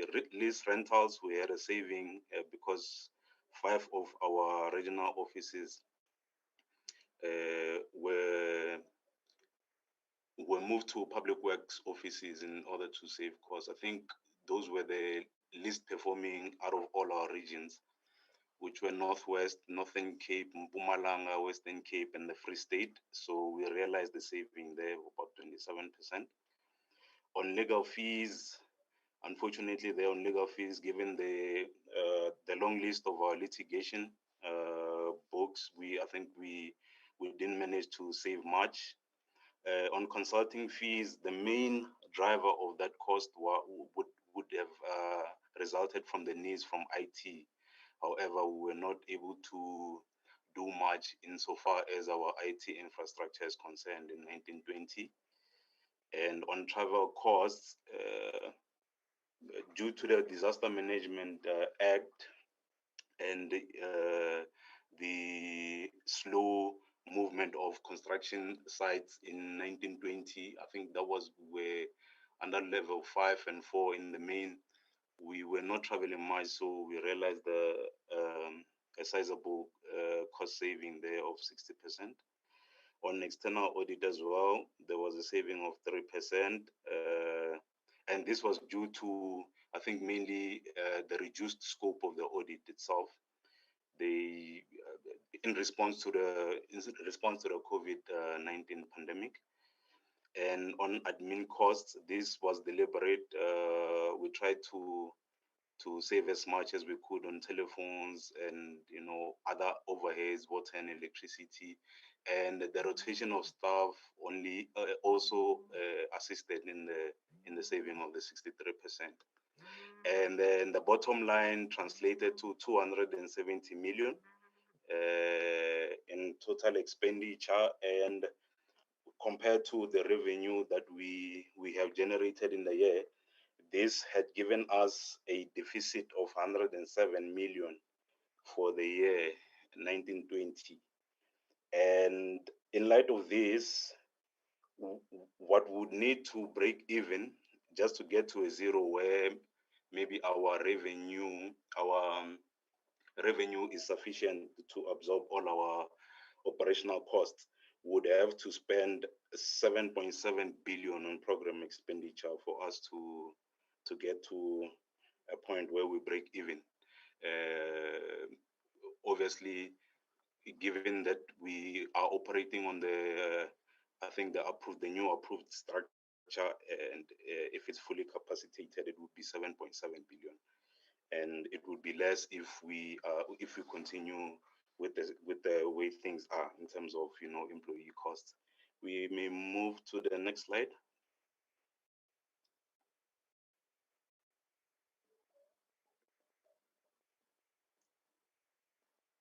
Okay, thank you, Chairperson. So on this slide, this is the statement of financial position, and the way it is presented, it indicates a healthy short-term liquidity of the entity.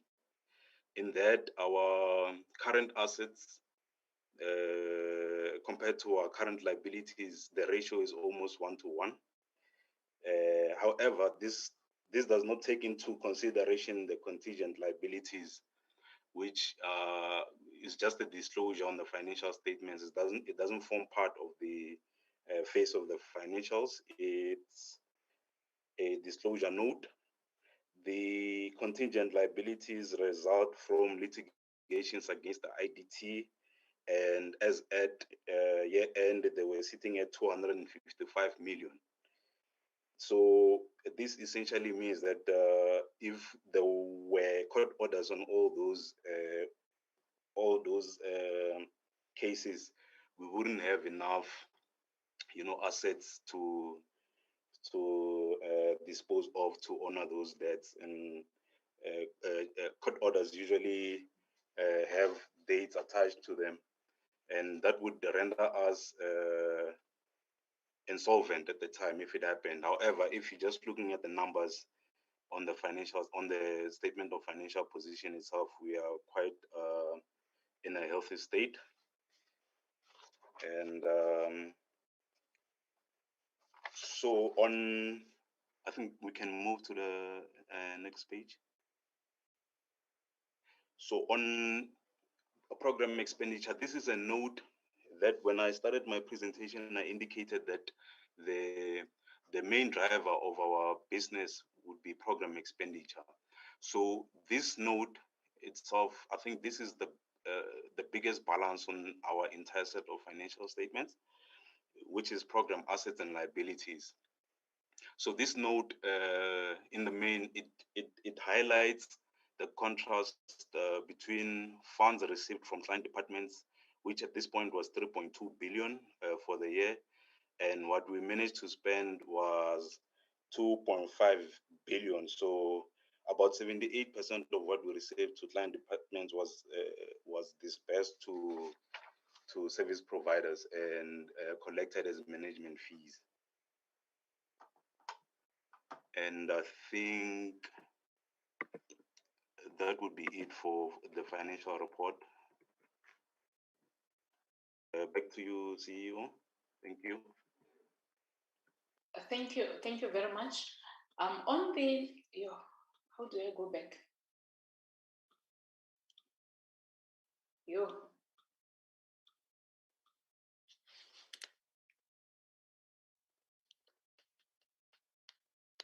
I will be going to the governance slide, Chair.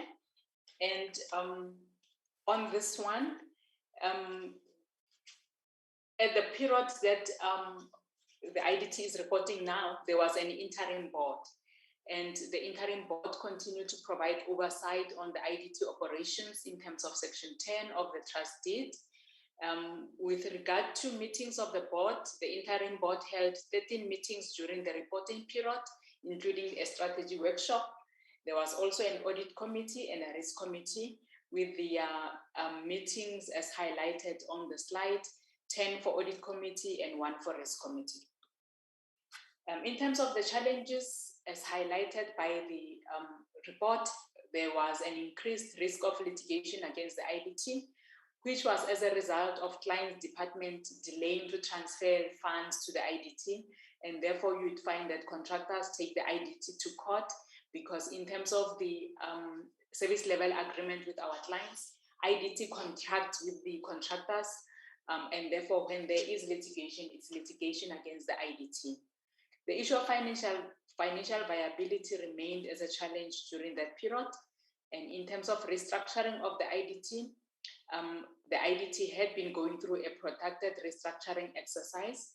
And towards the end of that financial year, the minister pronounced a policy position on the dissolution of the IDT during the 2021 financial year. And there has been engagement in this regard. But this also created most of the challenges that the organization was going through, as most clients withdrew their business during that time. In terms of the directors and public officers liability insurance cover, the IDT has been unable to secure an insurance cover for directors and public officers liabilities since the beginning of 2018-19 financial year, as a result of insurance market risk averse for such cover, especially for state-owned entities in general. And this remains a high risk. In terms of the financial viability, I can't see here. In 2020, the following engagement with Treasury on the government grant was approved with the amount of 148 million, but there were conditions attached to it that the IDT must satisfy the requirements of Section 38(1)(j), in that the accounting officer of the transferring department must obtain written assurance from the entity concerned. And also the IDT had to ensure that it has an accounting authority in terms of Section 49(1) of the PFMA. And given the question mark on the locus standi of the then interim board, the minister set about to engage the master of the High Court to ensure that the persons who are duly appointed to serve as the accounting authority of the IDT take their rightful position. And the incumbents resumed their board duties in October 2020. As engagement with the master of the High Court were taking place to return the rightful members, this meant that IDT effectively did not have a board. And before transferring any funds to the IDT, the accounting officer of DPWI had to make sure that the IDT had an accounting authority who will discharge the functions of the accounting authority. And on that note, Mr. Chris Lombard was appointed as the accounting authority during that period. The last condition was that DPWI was to submit to the National Treasury a fully costed plan for the de-establishment of the IDT, and the DPWI was to declare this cost in the section on financial implications in the cabinet memo. This was at the time when there was a decision to dissolve the IDT.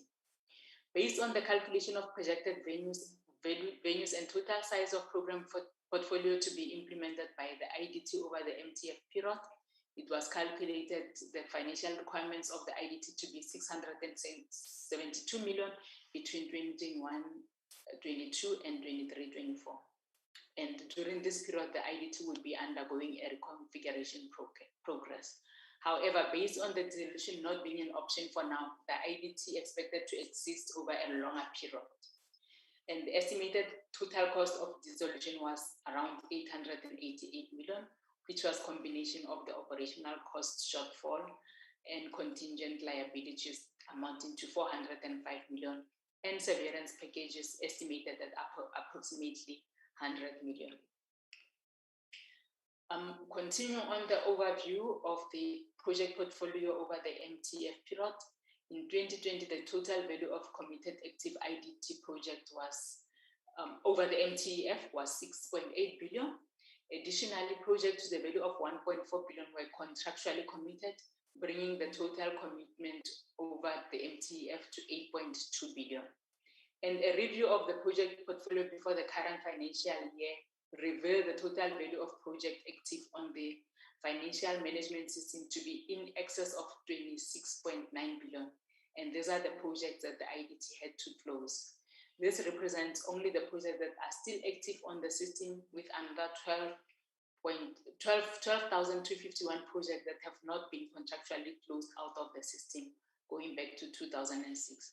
Chair, this relates to projects that are completed, handed over to the client, but they are not yet closed formally on the system.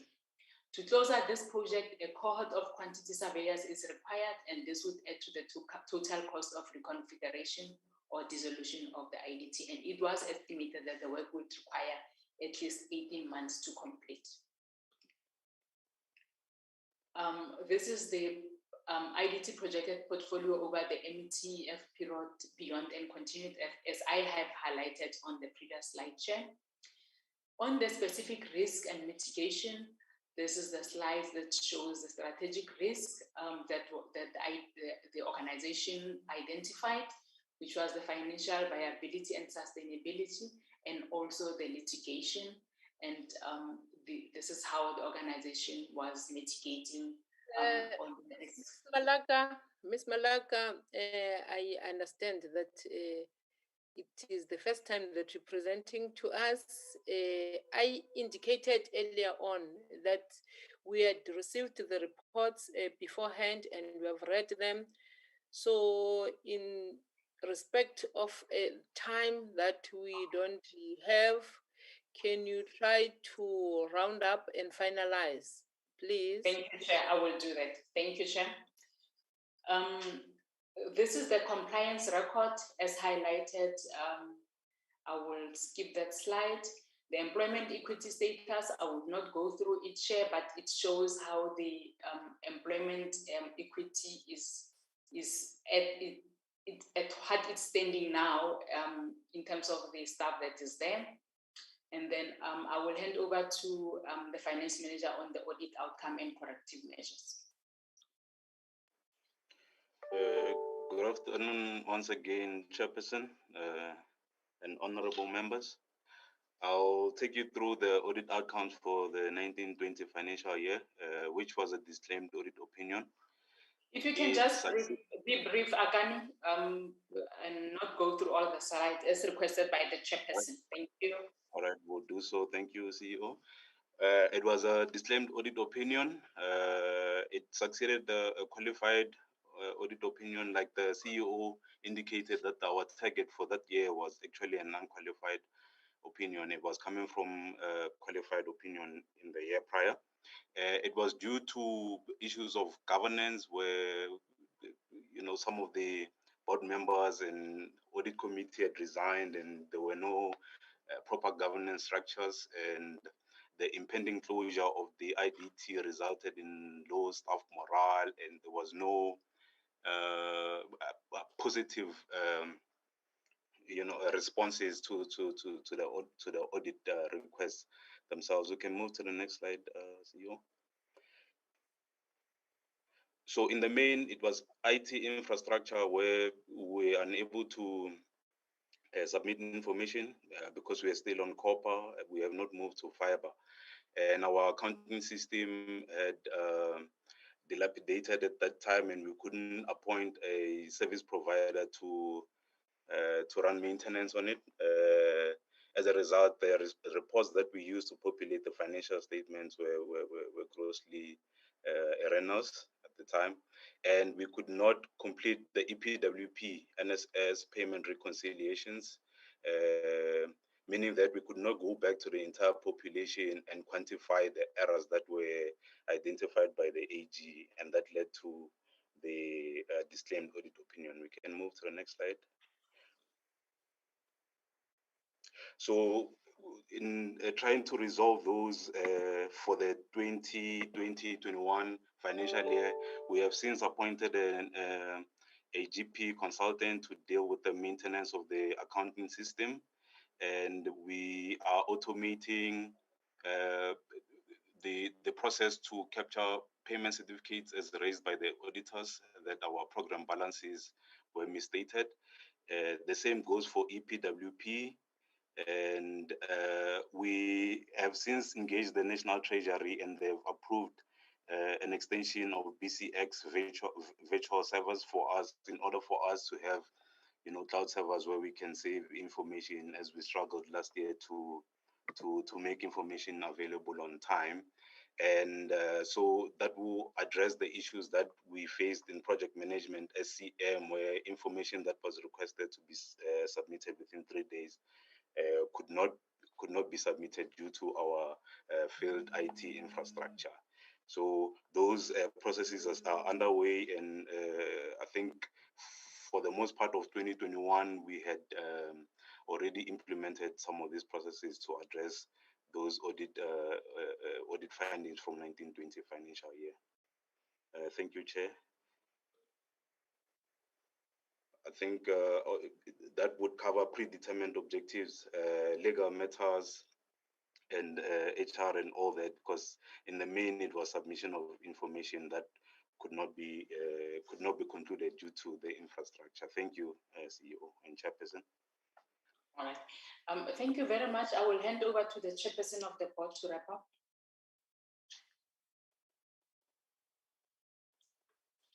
Thank you, Acting CEO. In closing, the board was appointed in August 2021. And since its appointment, the board has the following as its priorities: rebuilding the entity, playing an oversight role and monitoring the implementation of the audit action plan, especially as it relates to the implementation of EPWP and NSS. And we've also targeted filling of critical vacancies. On governance, the subcommittees that we have constituted include Audit, Risk and Compliance Committee, Core Business Programs and Financial Stability, Social and Ethics, Human Resources, Nominations and Remuneration, Configuration and Transformation Committee, and we also have a Board Executive Committee. Progress as it relates to filling of critical positions have been advertised, and things are sitting as follows. We have advertised the company secretary position. There's been a shortlisting, interviews have been conducted, and we have shortlisted interviews, and we have shortlisted a further 3 candidates who are currently waiting for psychometric assessments. The advert for Chief Executive Officer has also gone out. We have not conducted interviews yet, but we are scheduled to conduct them on the 22nd of November 2021. Chief Financial Officer, we have shortlisted. We have not yet conducted interviews. The interviews are scheduled for the 12th of November 2021. For Chief Audit Executive, we have shortlisted. We have conducted interviews, and we've done a short list of 3 candidates, and they also are waiting for psychometric testing. The Audit Committee has an audit action plan that they are monitoring consistently.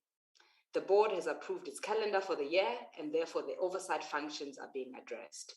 We also have a strategy session that is coming up. That is all from our team, and I believe that now we would be able to take some questions. Thank you.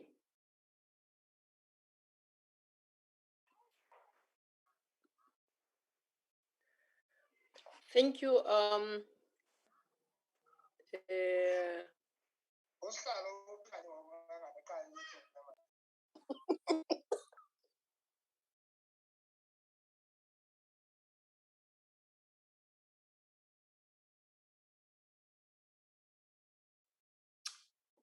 Through you, Chair, would you like me to Apologies for that, honorable members. Being in 2 meetings at the same time is not good. I had to do that. Ms. Zimbini, you wanted to add something? It was a question, Chair. I wasn't sure if I was expected to manage the hands. No. I am the one who's going to do that. I will chair the meeting as I done previously. But let's also welcome this new board, honorable members. It is the first time that is in reporting in our meetings. And as you may see, is that the report that they are presenting is 2019-2020, not the 2020-2021. You are dealing with an entity that had a bright future, but due to challenges that it experienced starting at the board level, it is where it is. And what is worse is that there are many employees that have lost their lives due to being depressed, not knowing what will happen to them in the future, and some it is really depressing, the issue of IDT. But we really appreciate this detailed report. We had missed IDT in our reports. I am now inviting honorable members to comment on this report. Please bear with me if there is any sound, a background sound in my case. Honorable Graham Murray, I'm reading according to what I see in my laptop. Honorable Hicklin, you'll be the second one. Honorable Siwisa, the third one. Honorable Matebula, the fourth one. In that order, honorable members. Thanks so much, Chair, and I hope you can hear me okay. We're load shedding now, so I'm working with my little dongle, and I don't know if it's as strong as the other one. First of all, I'm super excited to hear that that the IDT has got so many plans in place, that it's got its governance in place, and that it's getting sorted out. I think IDT is such a critical part of this department, and I just think that it's just not been given the proper opportunities to function effectively. But you certainly have a big mountain to climb. There are just a couple of things I wanted to ask. The one was the board fully constituted for the entire 12-month period under review? Because at one point I was under the impression that we were down to sort of 4 members, but I don't know if that was into the next financial year or if it was in the financial year under discussion. So that was my one question. And if not, then were the meetings and everything that were held, were they properly curated, and were they recognized as being legal? Then I just wanted to ask, I might have missed stuff because I was trying to reconnect and stuff. So I apologize if I've asked questions that have already been answered. In terms of the legal costs, I mean, 15 million is very high. Are these predominantly legal costs where lawsuits have been taken against IDT, or has it been for IDT litigating? If it's the latter, if IDT is doing the litigation, are we recovering sufficient monies from the litigation to warrant the ongoing legal matters? If not, I did hear the gentleman say that if we lost all the cases, then we wouldn't have sufficient assets to cover the claims. So that's obviously. So I just wanted to know what the ratio is between what litigation is against us and which we have instituted. And then I wanted to ask. A lot of the projects that IDT does on behalf of client departments, like on the Department of Education as an example, are multi-year projects.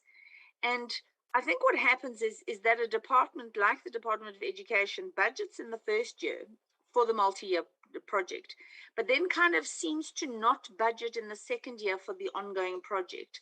So a lot of the projects that IDT undertakes on behalf of that department, or even Public Works, their costs are covered for the first year, but by the second and third year, they've run into financial problems.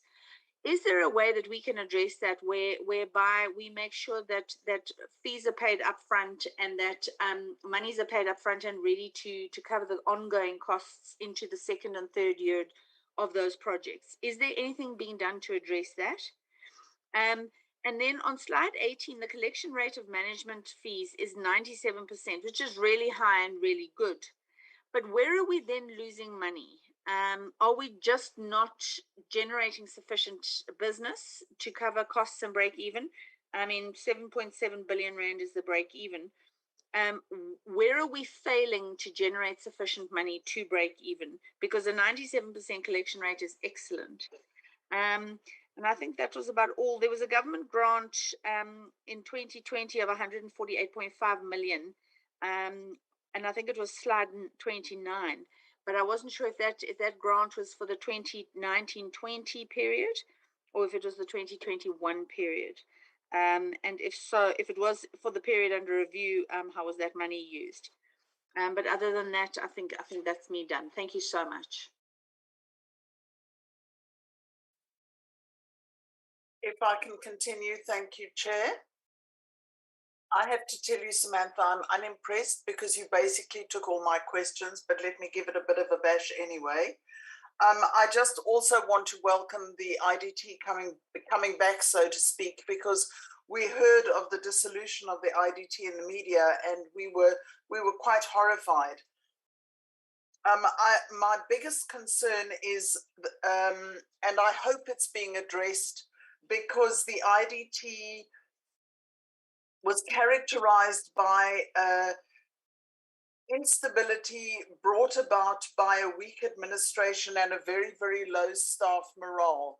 And I sincerely hope that that is a thing of the past, and that where we are going forward sees a very strong staff morale going forward, and knowledge that the IDT is an invaluable part of the DPWI, and that you have the DPWI's support for the very valuable job that you do.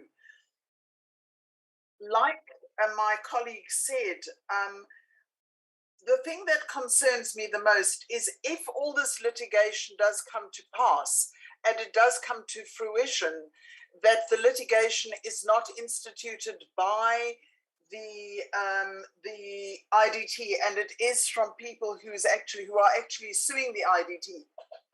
The IDT becomes insolvent. Where do we go from there? How do we actually manage it from there? Because there will be no IDT left. And how do we mitigate against that? Those are the two questions that I have left, because we have to make sure that we don't have a chopping and changing of the guard, and we don't have a chopping and changing of staff, so that we can continue with the very valuable work that you are doing. I'll leave it there. Thank you, Chair.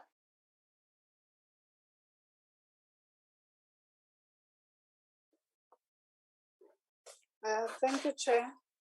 Let me also welcome the new board. It's so soothing to see young women leading, especially in this entity. And we welcome the new board and hope that they'll do a splendid job. Chair, on that note, I have a bit of a concern pertaining IDT, and then there is Infrastructure SA, as to how is the establishment or the introduction of Infrastructure SA going to affect the work of IDT, since their mandate is more or less the same. And what is the department promising or bringing forward to make sure that the IDT actually becomes successful? Because we know what has happened. It's good to hear all the plans that have been put forward by the board. But if the department is not going to support the entity, then we are going to be back to square one, as we did with the previous board. And then we are going to find ourselves losing very, very credible people that are in the board. So it's a bit of a concern as to what guarantee does the department give us that they are going to support IDT. We've lost many members of IDT through various ways. There's, on the presentation, it was spoken about contractors and bringing contractors on board. Can it just be elaborated as to the role of contractors and then being brought into IDT? And then can we get a breakdown of the project projects, the 2,000 something projects, where are they for the financial year? Are they completed or are they still running? And then in the first slide, there's a slide about targets.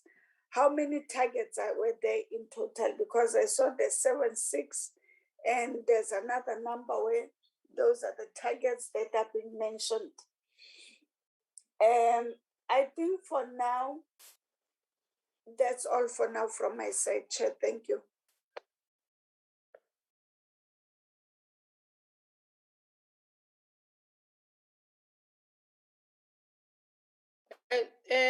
Thank you, honorable members. I don't know whether Honorable Matebula he's still in the meeting, so that he was the one who was going to speak after Honorable Suisa. I no longer see his hand. Is Honorable Matebula still in the meeting? He's requesting to be let in, Chair. Oh, okay. Ms. Martinez, can you allow him to get in? I've just let him in, Chairperson. Thank you. You have accepted him, ne? Yes, Chair. Okay, Honorable Matebula.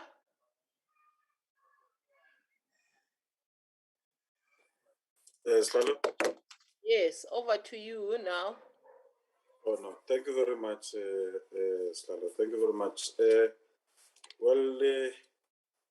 Chair, what we got from the IDT is that from their presentation is that you had a situation wherein projects got stopped by community members. One can assume that when you get projects being stopped by community members, it's when there is no sufficient consultation done with the community members, in particular the unemployment structures that do exist in most communities, if not all of them. So I want to check as to whether for me to assume that it is because of that, whether or not that is true, or is there anything else that might have made the project stopped by community members? And also the fact that as per the presentation, that there are those who forced to the subcontractors, even though they did not qualify. You know, we live in communities. Communities, if there is, you know, adequate, valid explanation given to them, and all stakeholders are taken on board, you do not actually encounter any problems, because people do know that they are somehow need to comply. So but you do not give a valid, and there's no consultation and recognition of the leadership in that particular place. Yes, of course, in some instances you find that you know, some leaders in the form of community leaders and councillors might incite or, you know, use people or instigate them against projects because things are not going their way, or it's because the election is nearing, or there's a particular agenda that they are pushing. But in the main, when you do not consult with them, you are going to have this problem. Even if you might have that, you know, leaders in the community, they are mobilizing people. But if you consult with them, you will not have a problem. Well, the other matter, Chair, is in relation to targeted groups. Well, I don't know if this matter has been raised, but I must raise this, Chair. I realize that IDT speaks of Black empowerment, youth, and women, but I have never seen where they are talking about people who are living with disability. I don't know if they can explain if then, as to the exclusion, why is there an exclusion of people who are living with disability? Because whenever you go to these communities, you go to your constituency work, you kind of encounter this. People tell you that we people who are living with disabilities, we are not getting employed, we are not getting business from government. Now, if you've got such a situation with IDT, where you do not have such people being included as being one of their targeted groups, it is worrying. Perhaps there is a valid reason that they can put forward as to why are these targeted groups, or this group is not targeted for them to benefit from the projects that they are doing, in various places in South Africa. And again, I must also indicate, Chair, that it's also worrying that when you look at the percentages, especially when it comes to women and youth, very poor percentage. You talk of 15% that you want to achieve, and a very poor percentage that you intended to achieve. You are achieving half, even below half of what you have targeted. Let me say this, Chair.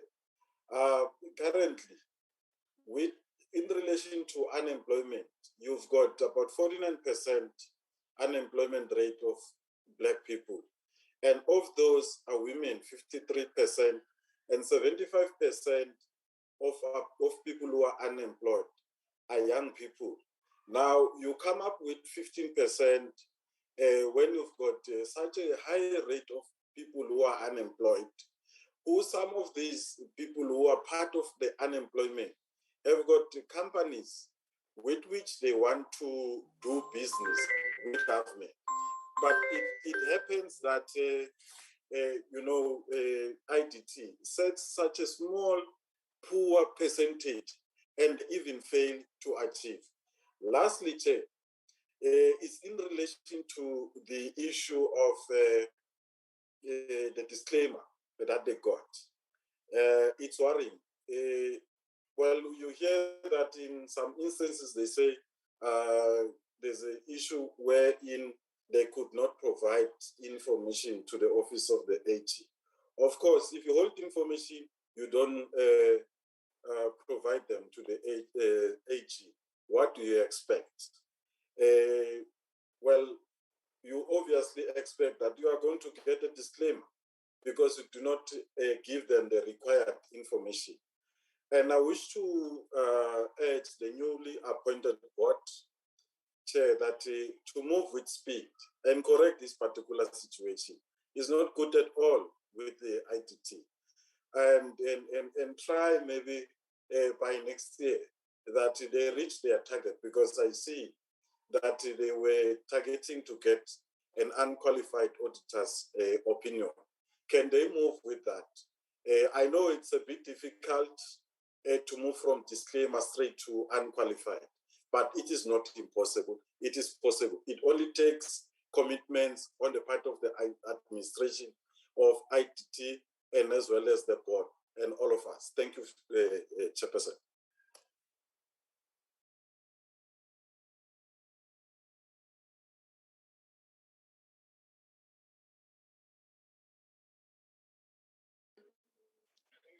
Honorable Matebula, for that, I now invite the leadership of IDT to respond on these questions that have been raised by honorable members.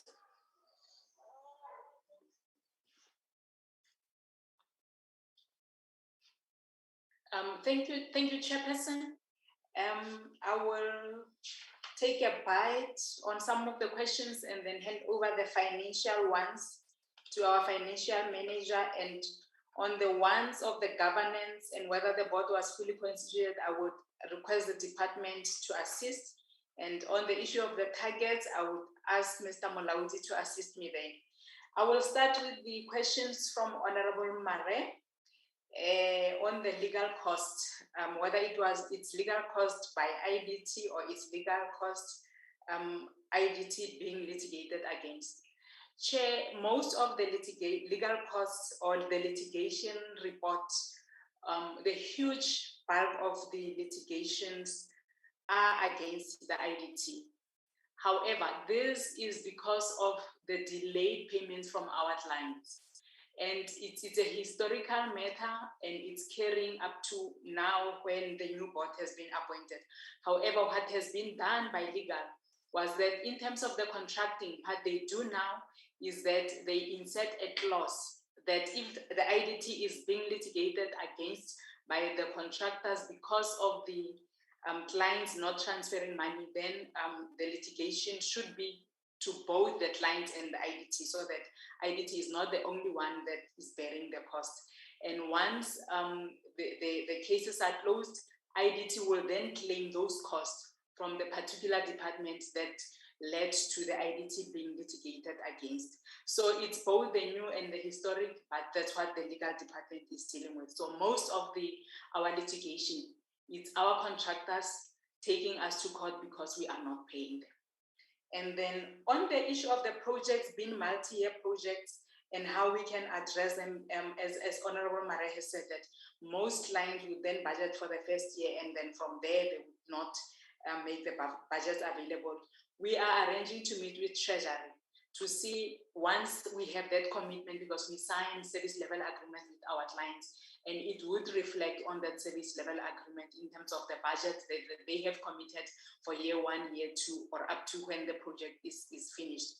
If there's anything that Treasury can do to assist us, because previously Treasury would give tranches to IDT and the money would be with IDT, and the litigation cost at that period was very low because IDT then had the money readily available to pay the contractors. And what IDT would do then would account for the money that has already been transferred before the next tranche is given to the IDT, so that then they are able to trace and account for the money that was already transferred to IDT.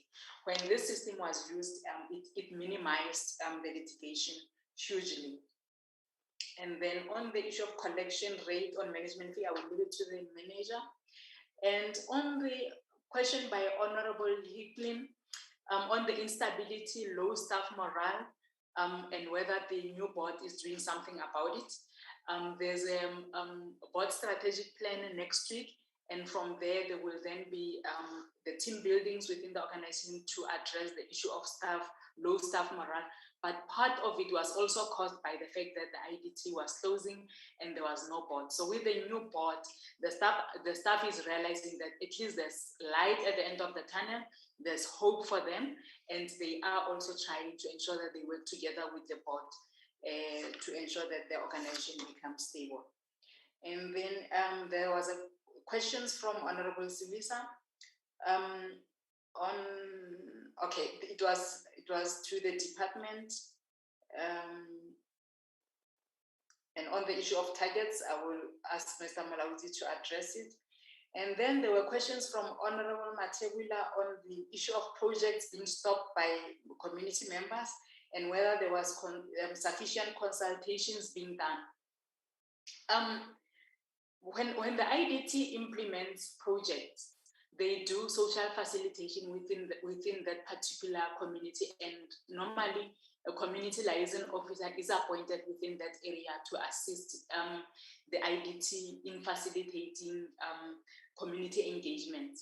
In most instances, you'll find that there are these other forums that they don't even attend the community meetings, but then when the project actually starts, then they come, but not being the part of the initial social facilitation process. In some cases, it's criminality elements. In some cases, it's genuine concerns brought in by the communities. So even though there are genuine concerns, the period that the IDT and the communities are dealing with those, it takes a bit of time for the project to be implemented. So it does affect the project, whether the issues are resolved or not resolved. But lately, it has been business forums that normally hijack the project without originally being part of the process. and they would then want to force the contractor. And then in some instances, the community will come in and assist the IDT because a social facilitation process has taken place. They would know about the project and they would defend the project. But that process for that period creates instability and the project will not go ahead until all those issues are resolved. On the issue of the disclaimer as raised by Honorable Matebula, the issue of this particular financial year, Honorable Member, was that some offices were closed due to the announcement of the closure of IDT. And when the offices closed, there was no proper record keeping, and that's where the challenge came in now with the AG, because the offices were closed, but the records were not properly filed. And in some instances, the offices that the Department of Public Works gave to the IDT were very small, could not accommodate the documents, but it's something that management and the board are now dealing with to ensure that the offices now are properly accommodated with proper offices and record filing.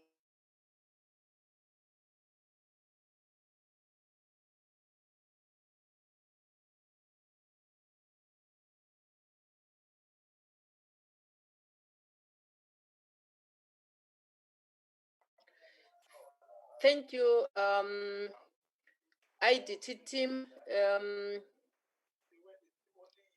I then, let me check. Are there any follow-up questions from the honorable members? If there are no follow-up questions from the honorable members, we then invite the next entity, Nola. Which one is? Next one is Agrément SA, Chairperson. Yes, Shuaib. Chairperson, it's me, Mpo Mashaba.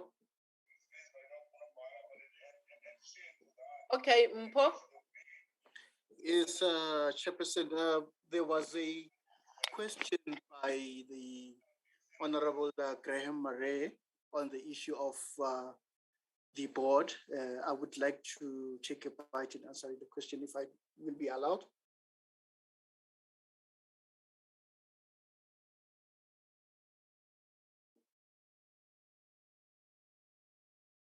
Chair.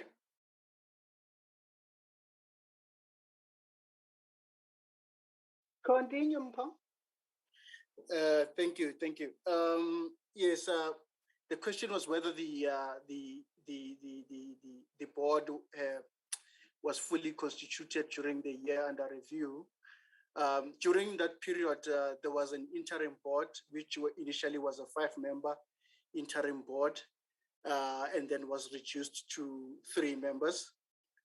By the end of the financial year, the members started to resign until the last member of the interim board resigned in July 2020, mainly because of a number of issues, mainly the issue of the ethical issues concerning the fact that he will now remained as the only board member. And also there was a concern in terms of the liability cover for public officers and directors, of which the IDT did not qualify for that particular cover because of the financial situation of the entity.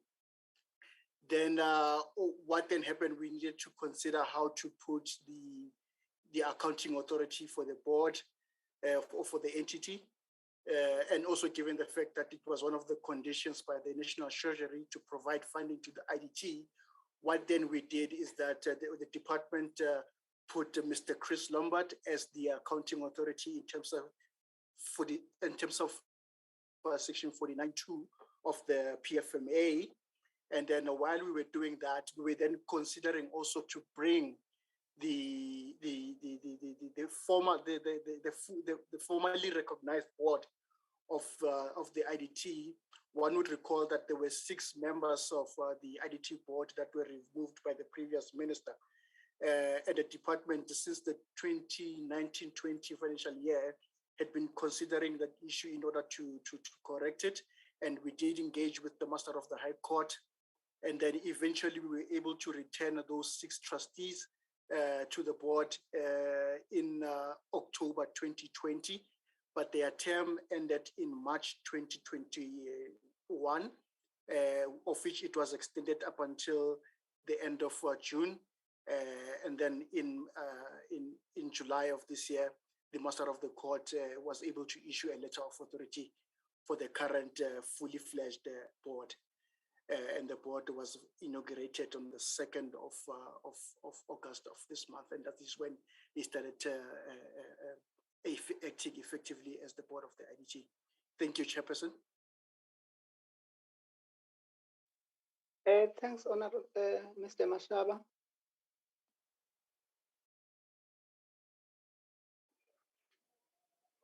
Thank you, Honorable Njobo, for holding the fort. And thank you to Mpho for responding to that question by Honorable Graham Mare.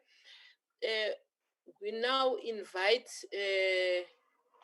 Nola, which entity is CIDB? No, Chair, it's Agrément SA. Okay, Agrément SA. Over to you.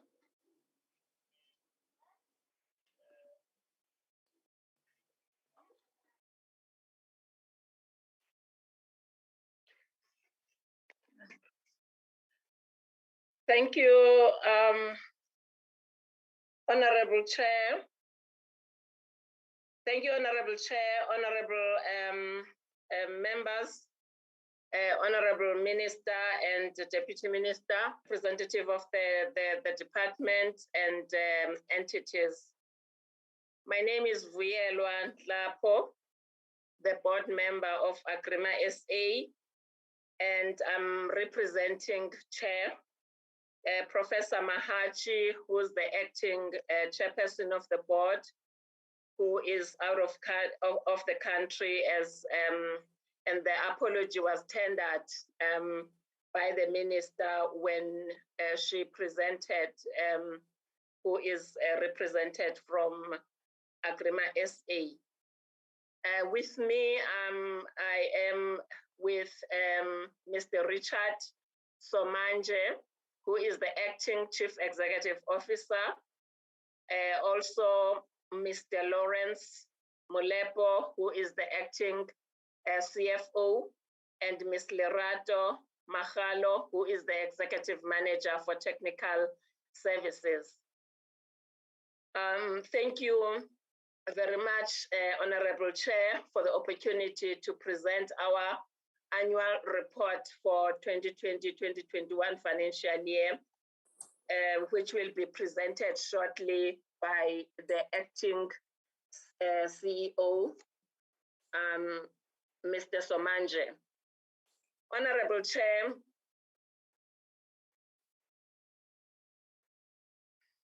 I don't know what happened now.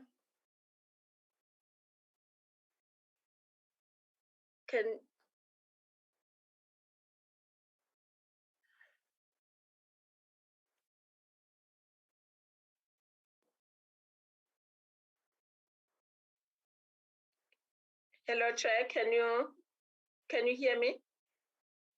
Please continue. Yes, we hear you. Oh, thank you so much.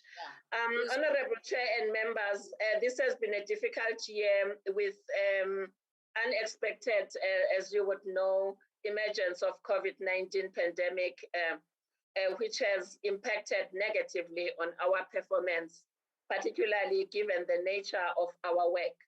We have, though, however, we managed to have an unqualified audit opinion with some matters of emphasis, and we continue, Honorable Chair, to address these areas and other challenges that are faced by Agrément SA. I will now hand over to the acting Chief Executive Officer to do the presentation, Honorable Chair. Thank you.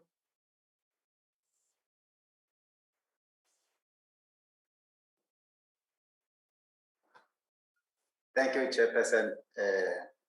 Good afternoon, Chairperson, honorable members, Minister, and the Deputy Minister, acting DDG, Chairperson of entities, Auditor-General, colleagues, and representatives from public entities. Today we are presenting Agrément South Africa's annual performance for the year 2020-2021. And the outline of the presentation is as follows. We'll look at the mandate, the act requirements, the alignments with NDP, National Growth Path, alignment to strategic outcome, government priorities, to look at the board of ASA, the mission, vision, and values. We'll look at the outcome of the audit, the non-financial performance information, as well as the financial performance. Chair, the mandate of ASA outlines or specify the 3 objects that ASA needs to achieve to fully complete or comply with its mandate. And part of the mandate is that it needs to make rules and determine process and procedures in compliance while it evaluates the assessments or the applications for the certificates, and it needs to maintain the register. When we look at the alignment of the National Development Plan, we consider all the 7 priorities and how ASA continue to support those initiatives in terms of fit for purpose certificates that is being awarded to entities. Chair, here we reflect in terms of how ASA participates within the public works and infrastructure sector, together with all the provincial, the national department, and other sister entities in terms of this emphasis our integrated planning. And we further reflect in terms of, as ASA, what are our outcome in terms of the transformed built environment, the quality manufactured, non-standardized products and systems, and how we continue to monitor the optimized use of non-standardized product systems, as well as furthering the geographic footprint. When we look at the strategic map, we outline in terms of what is our outcome as it linked to the executive authorities' outcome continue to feed into the national priorities. Here we look at the organogram here where we reflect the board and its committees, which has got 4 committees: the audit and risk, human resource and remuneration, technical certification compliance committee, as well as the industry advisory committee. Looking at our visions, that we want to continue to be the center of excellence for non-standardized construction products and systems, and hence our mission support us in terms of achieving that visions. We do have our values chair, which is in short is pride, looking at the people, reputation, ingenuity, diversity, as well as enthusiasm. In terms of our performance chair, we achieved the unqualified audit opinion with matters of emphasis around the financial statements, supply chain, and non-performance.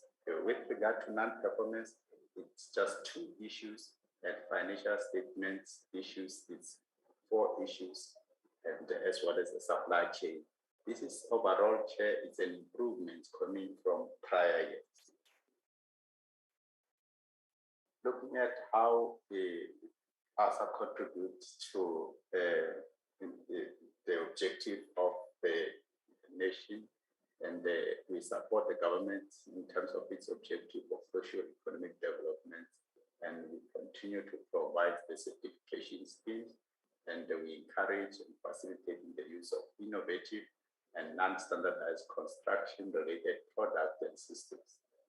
And when we look at the planned performance versus the targets over the period under review, Chair, we plan to conclude 2 schemes under eco-labeling schemes, and those 2 schemes were actually achieved, Chair, without deviation. And when we look at the certifications of projects managed and finalized under the period under review, we plan to achieve 82% of projects, and we outline in terms of the performance on each quarter that culminates to the full year. And in this case, Chair, we didn't achieve on this, and we then list the reasons for all the deviations, because among those, the declaration of the state of national disaster and the national lockdown prohibited constructions activities. Thus, Agrément was severely affected on terms of these targets. And we continue to list on individual quarter in terms of what we didn't achieve as provided with the reasons. We also plan to conduct quality and compliance audits for 50% of the certificates in use. And this is, Chair, the 50% came as a result of the revised target, which initially it was at 90. Mr. Somanje, can Chair. we please ensure that the presentation is not what you are saying? Can we please ensure that even the presentation on our screen is what you are saying? Because we are still on the first slide, and I'm sure you are no longer on that slide. And a reminder that we requested earlier on, even to those that have yet to speak, please, don't start on the vision and mission. Start on straight on the presentation on what is going to be done. These are the challenges and all that. Please, thank you. Thank you, Chair. I'm on slide, I don't know, probably it froze. I must just share or unshare so that I can be updated. Somehow I'm on page 18 of the slide. Let me see if I use this. Does it move from, does it reflect page 19? Yes, we're on the same slide now. Oh, yeah, somehow it frozen. Apologies, Chair. Chair, on slide number 19, we plan to conduct with regards to public buildings, that's the Green Building Certification Framework and rating tool developed and approved by the board. On these targets, Chair, we didn't achieve these targets because the reasons for non-achieving these targets is that the feasibility studies were to be conducted, and we sent out the request to prospective service providers to provide scope, but we had challenges in as far as the e-tender is concerned. And then that process was only concluded after year end. The next slide, Chair, you let me know if I'm still with the committee. In terms of the outcome, is the resilient, ethical, and public entity. In this, Chair, we plan to have a clean audit without compliance issue. The actual performance is that we had a clean audit, we had an unqualified audit with performance issue. In terms of implementing those issues, we had 26 audit issues, and we implemented them all in the year under review.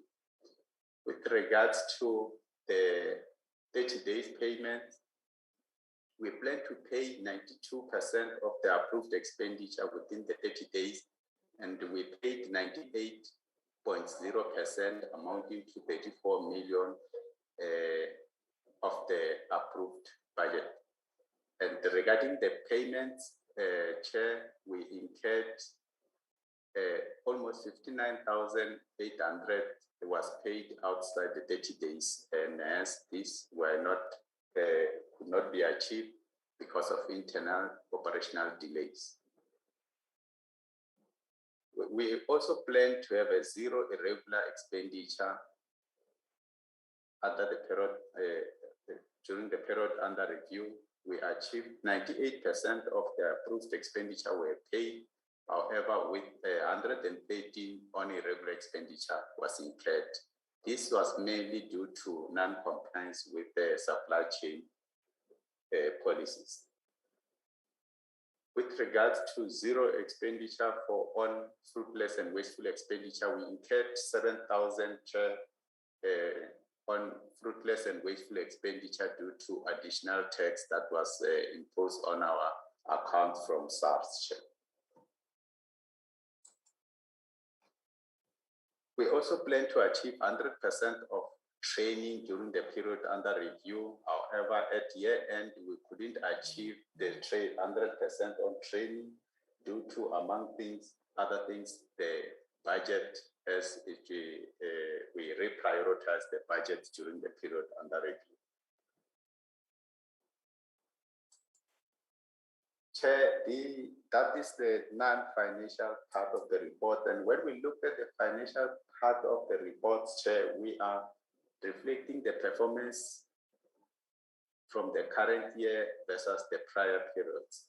In as far as the rendering of services, we saw a decline of almost 47% due to the impact of COVID during the period. And the recoveries in terms of the bad debts has also indeed declined, shows a decline of 66%. Recoveries from bursaries, and it increased almost 100%. And the interest, of course, as a result of the change of interest rate during the lockdown, has actually severely impacted our projections, which reflect 47%. The government grants reflect a reduction as part of the funds has been to pay or transfer to the Solidarity Fund. Personnel related costs, we show an increase in expenditure of 3 million. This is a normal increase from year to year. And the depreciation as well, it shows an increase from year to year, which is reflected as an increase of 30%. The leases were fairly, that shows an inflationary increase of 5%. The impairment of debtors also shows an increase from year to year. And the COVID-related expenses shows 100% since there wasn't in the prior year, while the operational expenditure shows a reduction due to less activity during the period over the under consideration. And as the total expenditure also show a slightly reduction.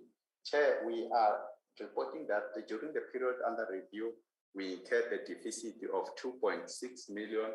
This is mainly due to the contribution that we made of almost 3.6 to the Solidarity Fund. But in our reconciliation, because we knew that we had a surplus fund brought forward from the prior year, and this is how it has been covered. In our reconciliation, it shows that we spent within the budget, but in terms of the retention of surplus funds, it's not reflected here, but that really closed the gap. But in terms of the ins and outs during the period under review, it does show that the account has been overspent. When we look at the statement of financial positions, we show some increase, which is reflected in arrow up, that's facing up in green, receivable from exchange, and as well as the receivable from non-exchange of 35%, while the previous one is 100%. In as far as the cash and cash equivalent, and that's where we look at the movement of cash. If we overspend in terms of the cash basis, how much was it overspent when we look at the cash? And we found that only $250,000 that has been overspent. In other words, we overdrawn from our valuable cash by this fund, this amount. And overall, in terms of our current assets, it does show that reduction of almost adjusted amount looking at the cash and cash equivalent. The property, plant and equipment shows the reduction through the normal loss of values through use. as well as the intangible assets. It's the loss through use, which we correctly apply as a depreciation. And whereas the deposits for our leases, it shows an increase as a result of an adjustment on the lease. The green building rating tool hasn't showed any movement as well, while the payables has slightly show an increase of 6.2.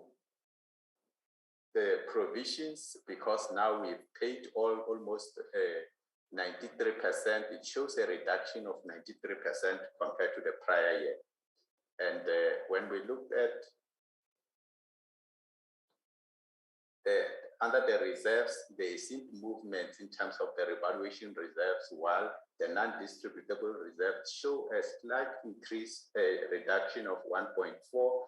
These are the assets that have been disposed during the period under review, while the accumulated surplus shows that the deficit as it's been reflected as it's a change in our reserves.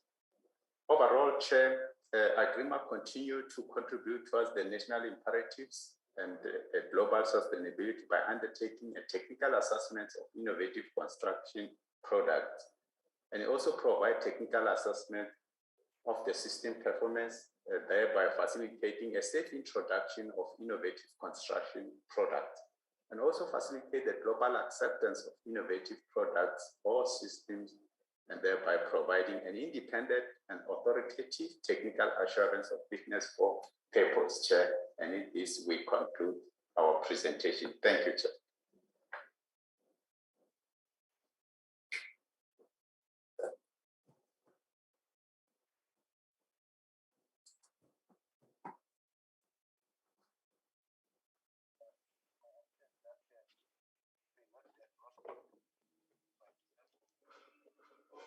Let me check what is okay. Thank you, Agreement team. I now invite honorable members to raise comments in this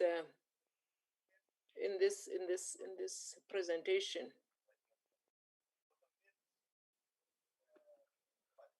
I see only one hand, that of Honorable Hicklin. Only one hand, that of Honorable Hicklin. Over to you. Thank you so much, Chair. Yes, thank you so much. Just a little bit, Mr. Honorable Mjobo, can you please just hold on, take over just for a few minutes? I'll be back. Okay, Chair. Thank you so much, Honourable Mjobo. As you all know, Agrément SA is one of my pet projects. I really love what Agrément does. I'm interested to know, I would have assumed that Agrément would have suffered quite dramatically during the COVID pandemic. And it's just a question of interest as to whether, as the lockdown process has decreased, as lockdown has decreased, whether any more interest has been shown in products available from Agrément SA. And from slide 23, where you look at the bad debts that you have not been able to recover, what is the likelihood of any recovery of those bad debts to enable you to be able to recover some of the money that is due to you? Those are two simple questions. Thank you so much. Thank you, Honorable Member. Agrément, you can answer it.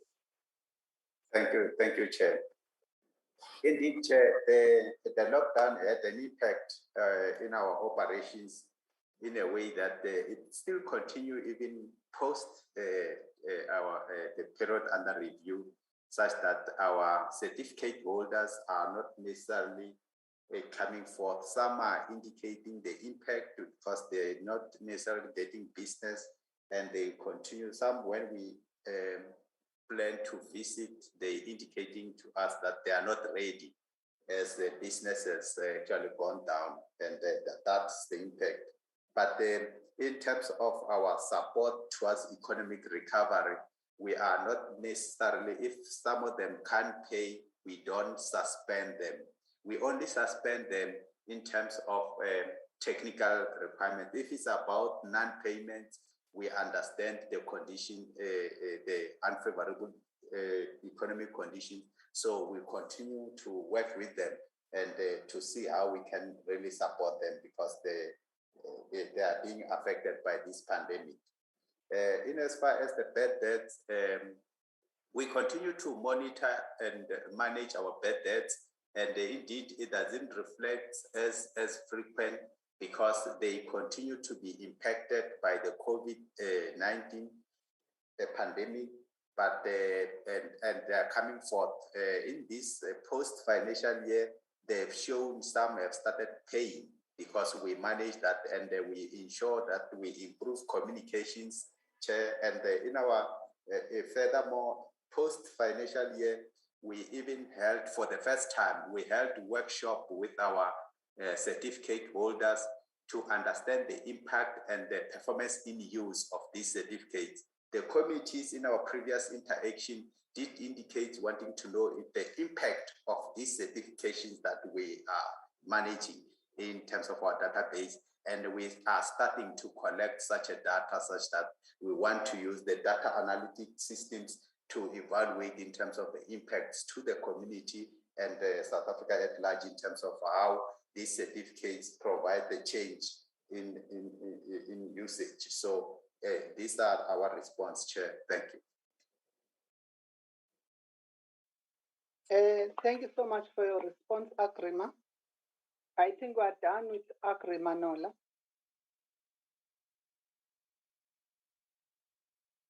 That's correct, Chair. Yes. Correct. Yes, the next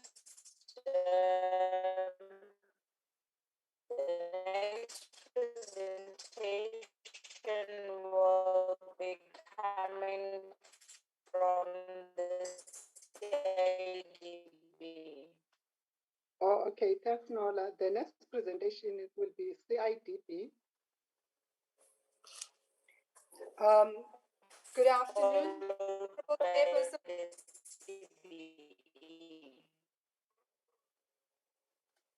CBE, ne, Nola? That's correct. CBE. Okay. Sorry for that. CBE.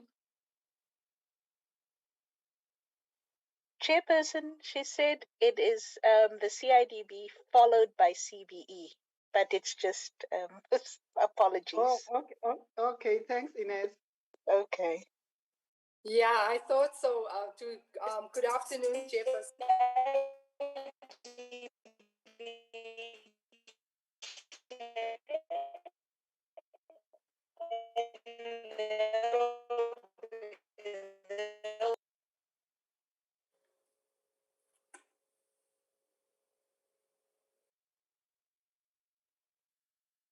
Can I start, Chairperson? Yes, Madam, you can start. Introduce yourself and your team. Yes. Thank you very much, Chairperson, honorable members. We are delighted to present our annual report 2021. Dr. Natalie Skeepers, I'm the chairperson of the board.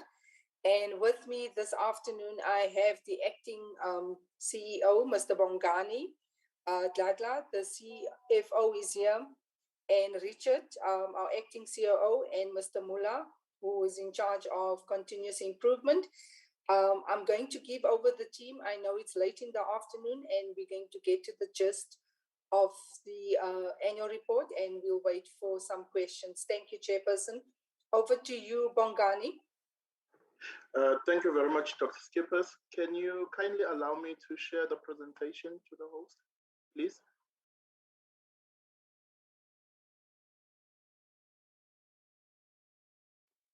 The host has been kicked out of the meeting. Oh.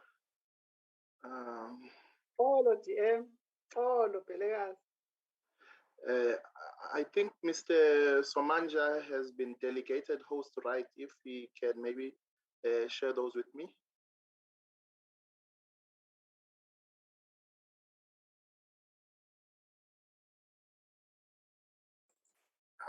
How do I share the rights here? Nola, can you help us? You click on the name that you want the person to share. Oh. You right click and then give hosting rights. Okay, all right. Actually, Chair, through your intervention, Nola was the host and she was recording. Now the system has kicked her out. I don't see, because Mr. Somanje was given the rights when he was sharing his screen for presentation. My concern is your recording. Is there a backup for recording? Okay, let me ask. Honorable DM, my system says that it is still recording. Oh, okay. Okay. All right. Is it Bongan? Bongan, you can try it again. I've shared it.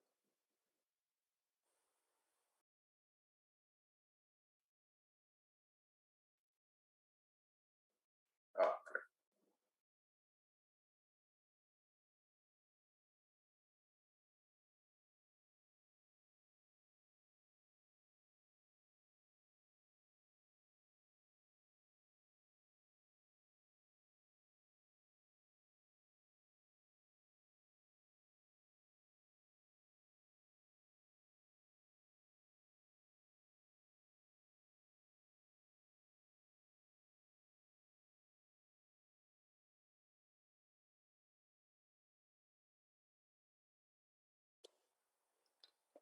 The presenter is muted. Bongani.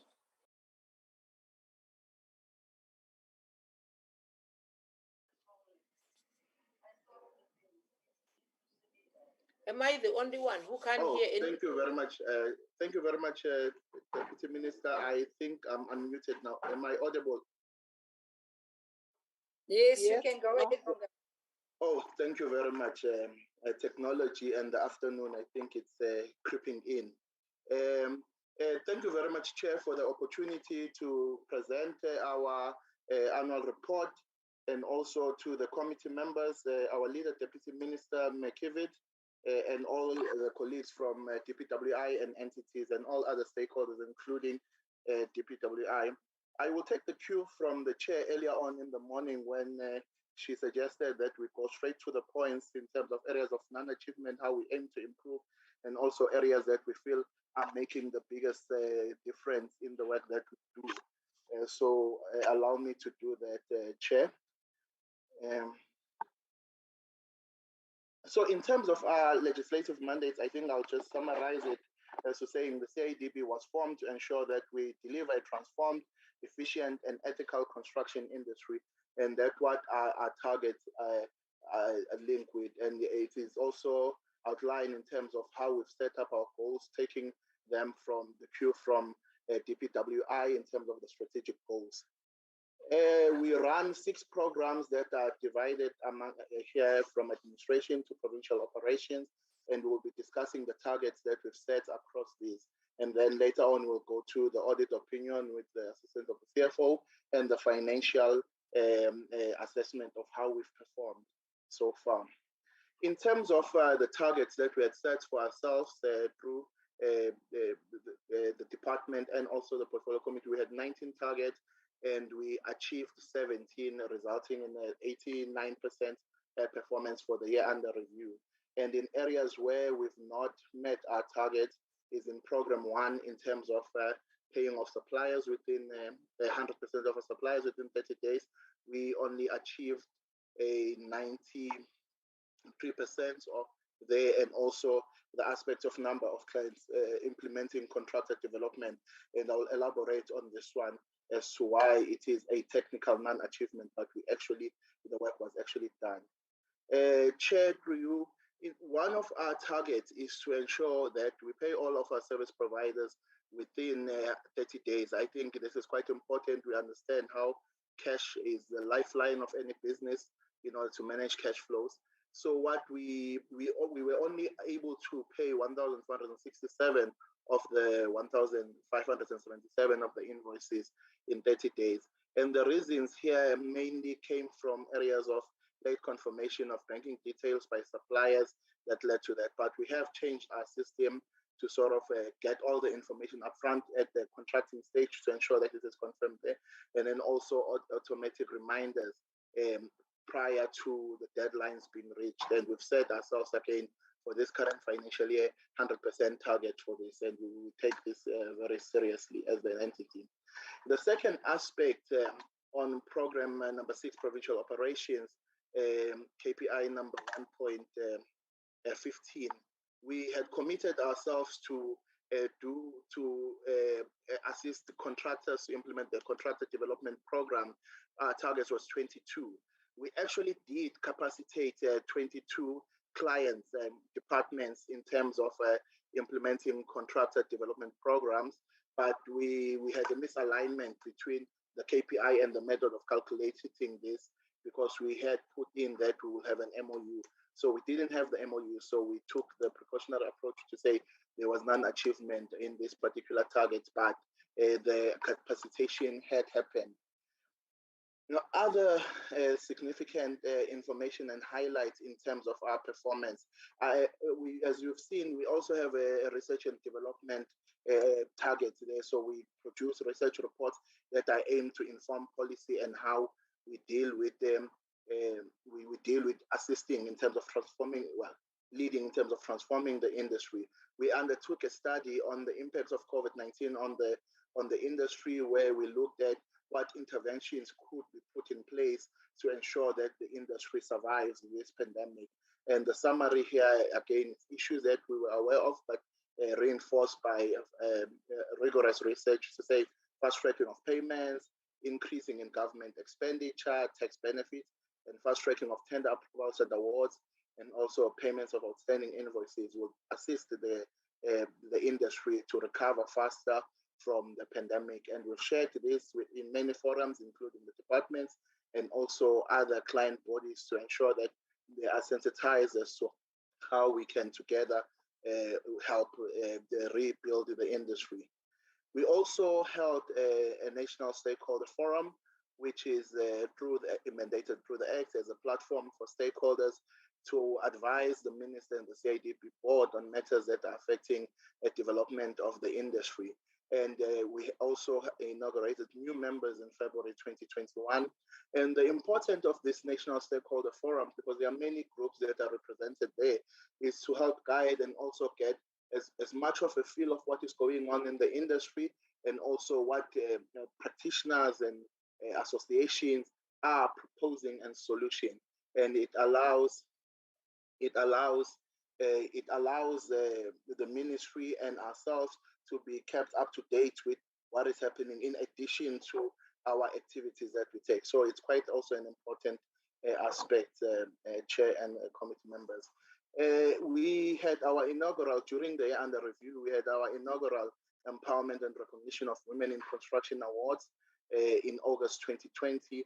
And these awards are actually very important to also to ensure that there is also awareness in the industry that there are many talented, competent women-owned construction companies that should be supported, so that we don't go anywhere and hear they saying, where are the women? But we show here that there are many, and also we advertise this quite well, and also get the industry excited around this. I think they help a lot to create awareness, and we've received a lot of support from the ministry, including the minister and the deputy minister, when we undertake these awards. Other key developments here under consideration, and I will deal with it later, is the best practice assessment scheme, the regulations that were gazetted in September 2020 by the minister. These are really fundamental shifts in terms of how the CIDB is going to tackle the issues of development.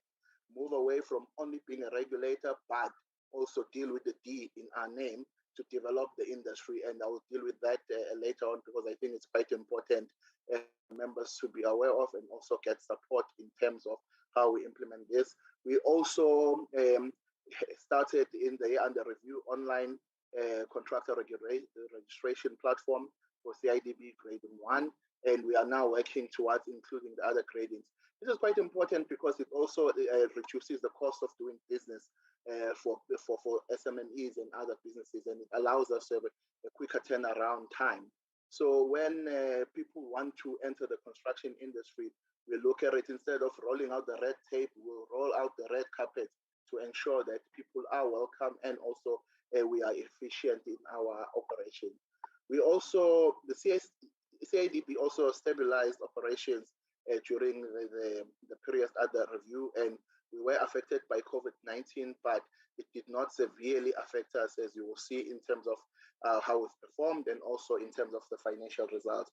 We also capacitated 90 clients through IDMS, Infrastructure Development Management System. And again, I'll deal with this later on as to why really it is important that as many clients are able to take out work, because it's also linked to the transformation agenda that we've set ourselves. The National Contractor Development Program has improved to move from grade 1 to also up to grade 9. Internally, we undertook an organizational design between 2019 and 2020 to 2020 to 2021.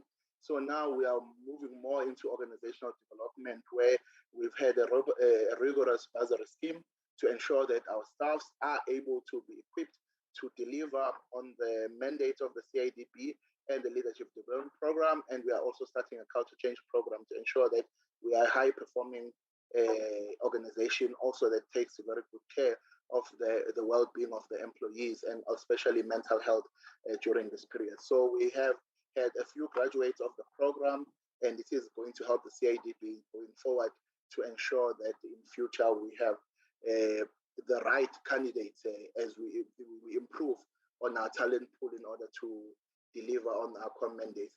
These are the reports that we also published in the year under review under the industry monitor. We look at supply and demand, contractor development, employment, and transformation. In terms of chair and also committee members, I think this is quite important, and why CIDB also we invest so much in terms of capacitating clients in terms of being able to deliver on infrastructure. That's why we do IDMS training quite a bit.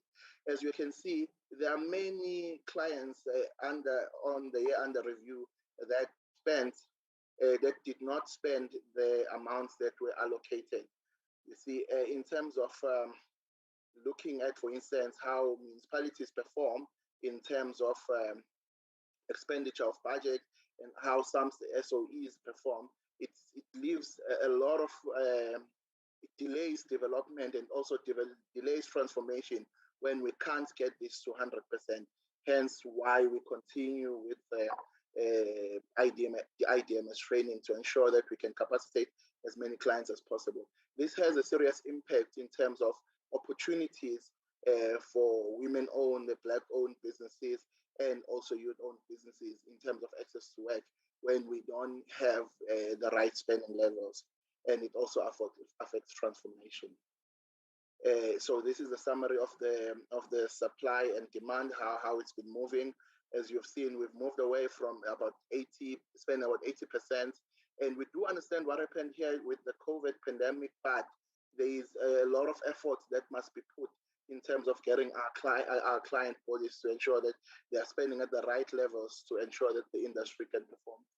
The cornerstone for development at the CIDB for the upcoming years will be the BUILD program. And it's quite important that everyone really with an interest in this industry supports this. The BUILD program, as I have said, was gazetted by Honorable Minister Delil in September 2020, with the first phase being effective of the 1st of April 2021.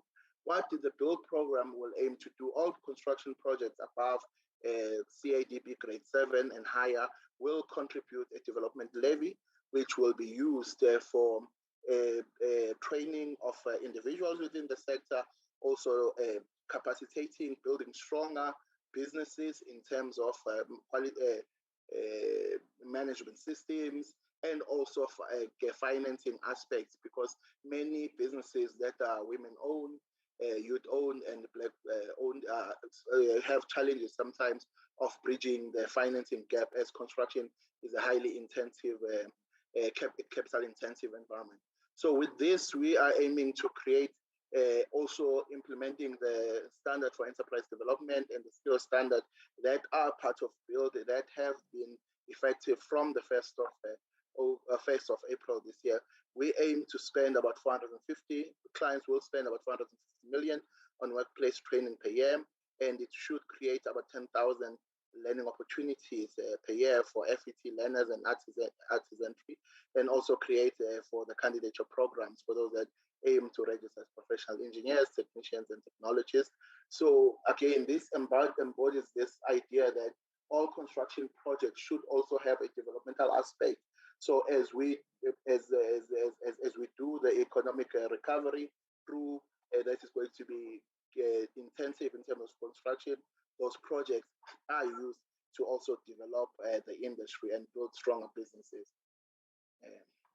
Yeah. So again, to summarize around contractor development, BUILD is aimed at driving industry performance improvement and development through the application of the best standards by having highly competent people in the industry that are trained and experienced, and also having the businesses that are strong, that have the support that is required to make a sustainable business. One area that we monitor and we also design all our majority of our interventions around is to ensuring that we have a transformed construction industry.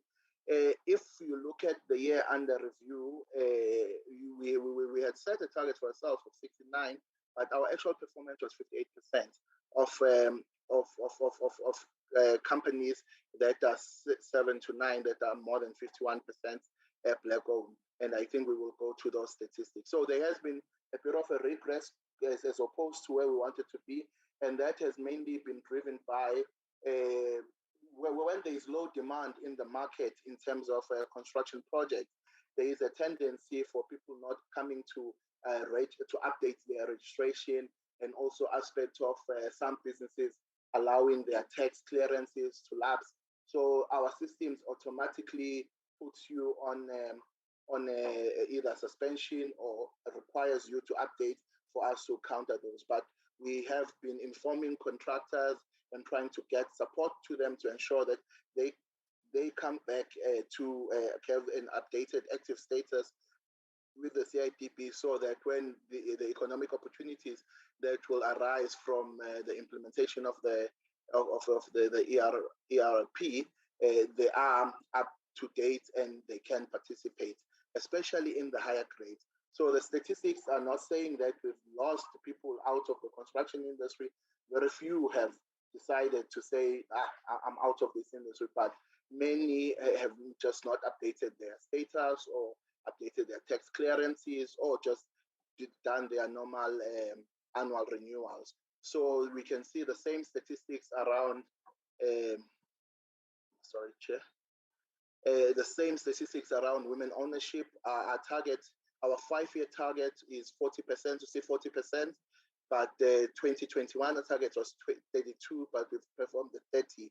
And again, a similar challenge is also here, but we've been communicating with our contractors on our database to ensure that they do get the developmental support, to ensure that we can still have sufficient, so that when work opportunities arise, there is a fair chance of them participating.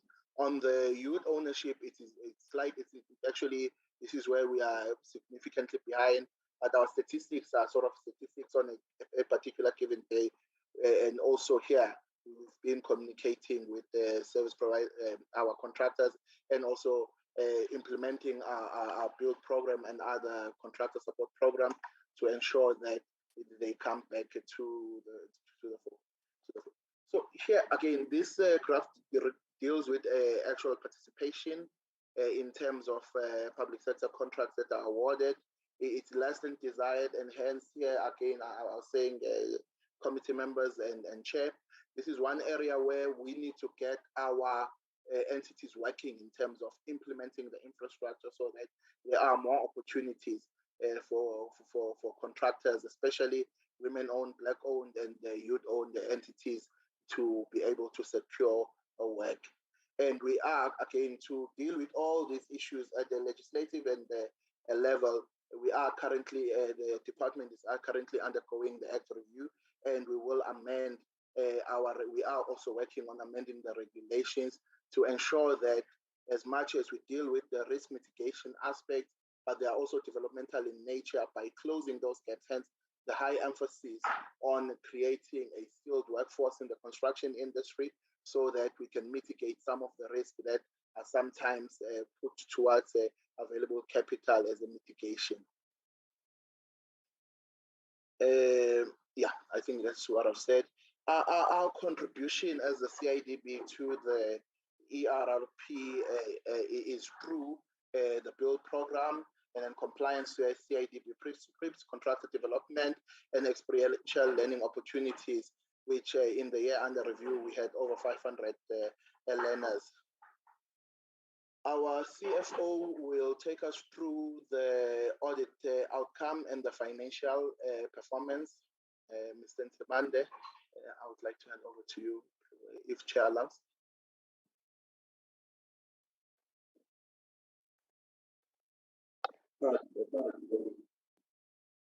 Honorable members,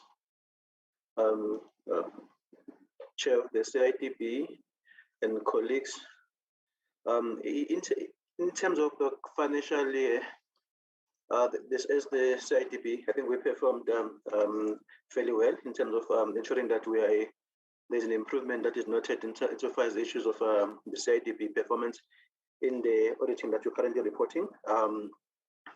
We've managed to actually improve on the financial statement reporting, where we managed to reduce all the issues of findings that pertain to the financial statement. And however, we still have a room to improve when it comes to the issues of performance information. And I think if you're looking at the audit outcome for in the current year, we see an improvement. I think the AG did share with the members of how we've performed.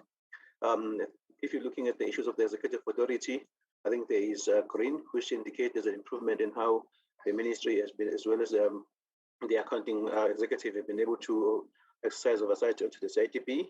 And if you're looking at the provision of assurance, which is the statutory reporting bodies, we also improved. And I think we don't have any areas which is red, which indicate that we need to actually significantly improve. But I think there are areas that I think, from our point of view, we must improve on. And I think those areas are noted in yellow. And I think we're working very hard to ensure that we are able to eradicate and improve on those areas. But I think there is an improvement in general in terms of how we have performed, and we are aiming toward the clean audit report, Chair. If you're looking at the intervention that we are making to ensure that we are able to improve our report, I think the first one, if you're looking at the 5-6 areas of focus that we've put in the CIDB, the first one is to ensure that our internal audit plan is aligned with the AG. And I think this is in line with the strategy and ensuring that there is sort of a 3 layers of assurance, where we will be able to ensure that the internal audit division of the CIDB work as a preliminary insofar as issues of AG focus, which then will be able to improve how we perform. I think that is in progress. Further to that, there is sort of ensuring that there is sort of attention that we give to the issues that have been raised. So as the CIDB management, on a monthly basis, we do track all the issues that have been raised by the AG and as well as internal auditors, and we make sure that we do follow up. They were also concerned in terms of the issues of the vacancies, and I think we have managed to actually ensure that the critical positions within, of course, the affordability of the company have been filled. We've managed to fill the position of a COO, Chief Corporate Services Officer, as well as the company secretary. Those positions were filled, and of course, I think with the great support by our accounting authority, our board. Also, the issue of ensuring that we improve on our performance information reporting, which I think is an area that we need to improve on. I do believe the AG did indicate to the members that we need to improve. It's an area that we're giving focus.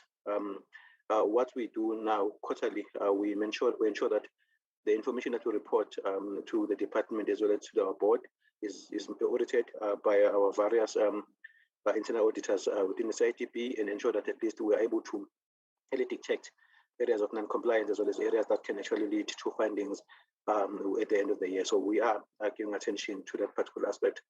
There was also an issue in terms of the audit committee following up on audit findings, and we are working with the committee in ensuring that all these items are followed up. And we, within the year, we also wanted to make sure that at least for us to see how are we performing, we must produce an interim financial statement, and the process of preparing an interim is underway. And I think we are going to be able to produce the financial statement by the end of that December, and we should be able to see how we are featuring the CIDB. In terms of the financial report, Chair, as the CIDB, if you're looking at our financial performance, I think we have maintained to be quite strong. Insofar that if you're looking at the total asset, we've improved from 287 million to about 303 million, giving a good indication of the affairs of the CIDB. If you're looking at the component, we have a significant improvement in the property, plant and equipment. And of course, if you look at intangibles as well, still indicating a good showing, Chair. If you're looking at our liability in comparison to the previous years, we have slightly declined, meaning we reduced by 3 million, indicating a good liquidity to the CIDB, as well as a healthy financial position of the CIDB. If you're looking at the accumulated surplus, we improved from 179 in the previous year to 197 million in the current year, which gives an indication that we are in a good position. On the next slide, I think notable, Chair, is the fact that in terms of our retained earnings, we have retained earnings of about 169 million in positive cash resources, and we have also recorded an increase on property, plant and equipment as a result of the acquiring of the new building. I think the strategy of the CIDB, working with the department, of course, and the board, is that we want to develop what will be, of course, with other entities. We are in engagement of ensuring that we get into a space sharing where we will create what might be the first construction building in South Africa. So that's what we're working around in that issue, Chair. On the next page, Chair. Back to the financial report. In terms of the financial report, Chair, if you're looking at the revenue in comparison to the previous year, the total revenue, Chair, we noted a decline in two aspects per se. The first one,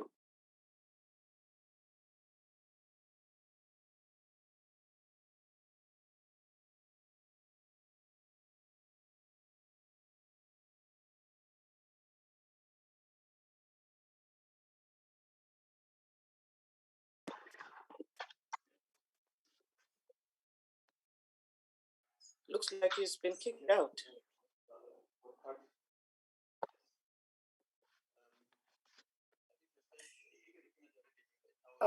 Chairperson, Dr. Skeppers here. While we wait for Sifiso, maybe we should ask for the members if there's any questions that the CIDB could answer. I know he's trying to reconnect. Load shedding. Thank you. Thank you, Chair. I think I got cut. I'm using Moana's laptop. I don't know if I can continue. Yes, thank you. No, thank you, Chair. I think if you're looking at the financial performance of the current year, from the previous year, we managed to there is a reduction primarily around the issues of the finance income. Of course, we do understand that the repo rates as well as the interest from on return on investment was slashed by the Reserve Bank, primarily responding to the COVID-19, and of course, as you will understand, the strategy of inflation targeting. So they have the repo as a result. All finance income that we had did not yield the returns as in the previous year. So you moved from 18 million to about 7 million, primarily due to the reduction of the rate. And of course, if you're looking at the government grant as well, government grant that also reduced from 76 million to about 72 million. But the other income remained relatively within the line. And I think those were the only exceptions within our financial performance, where we had to reduction in the interest as well as in the government grant, primarily due to responding to the COVID-19. The employee benefit moved from 90 million to 97 million, which is about, give or take, primarily on two account, a cost of living adjustment, as well as filling of new vacancies, as we have indicated here. Members' emolument, which is payment to the executive, was 3.7 and went down to 3 million. Depreciation, of course, with acquisition of new asset, moved up to from 3 million to about 3.7.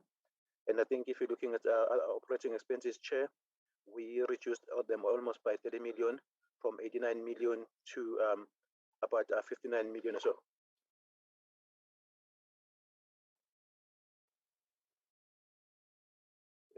If one moves to the next slide, I think if you're looking at the increase in the surplus, we have increased the surplus in the current year compared to the previous year, and I think we've given indication that the reduction in the revenue was primarily due to responding to COVID-19, and of course the issue on the we know that the construction industry was shut for the most part as part of the responding to the COVID-19, and of course that resulted in the difficult construction industry trading environment, and of course they reduced the return on investment on bank deposit, primarily due to the reduction on repo rate by the Reserve Bank in an effort to target inflation. And then I think on the employee cost, I think we have been able to indicate that the reason why there was an increase was due to vacancies, as well as the adjustment of cost of living. And I think if you're looking at the huge decrease in the operational expenditure, where we decreased by 30 million, was primarily on saving. That's why we realized on IT expenditure, as well as on professional fees, which we reduced almost by 20 million. And of course, due to COVID-19, we traveled less in the period in comparison to the previous years. I think that will then cover my presentation. Thank you very much, Mr. Ntubande.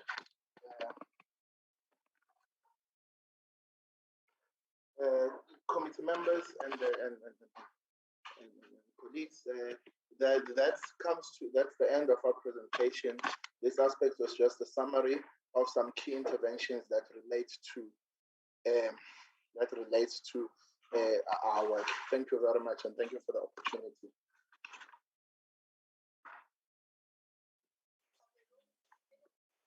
Thank you, Mr. Dladla, for this presentation. I now invite honorable members to comment, raise questions on the CIBD report, CIDB report. According to my list, Honorable Graham Murray will be the first one, Honorable Siwisa, the second one. Thanks, Chair. Thank you very much, and congratulations, CIDB. I think you guys are doing a great job under difficult circumstances, and you have such a pivotal role to play in the construction industry, because I think all transformation and development of contractors and that will come through you and the work that we do. It's very concerning that you capacitated 22 client departments and 0 doing contractor development. I mean, that obviously is a huge concern, but hopefully that will be addressed going forward.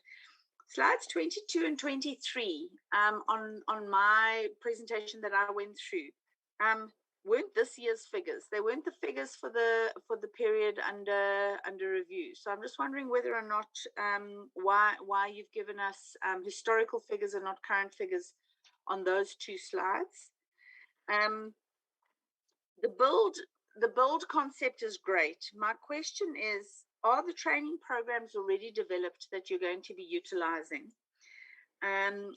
If not, what's going to happen to the money that's being collected in the interim while you're developing the programs?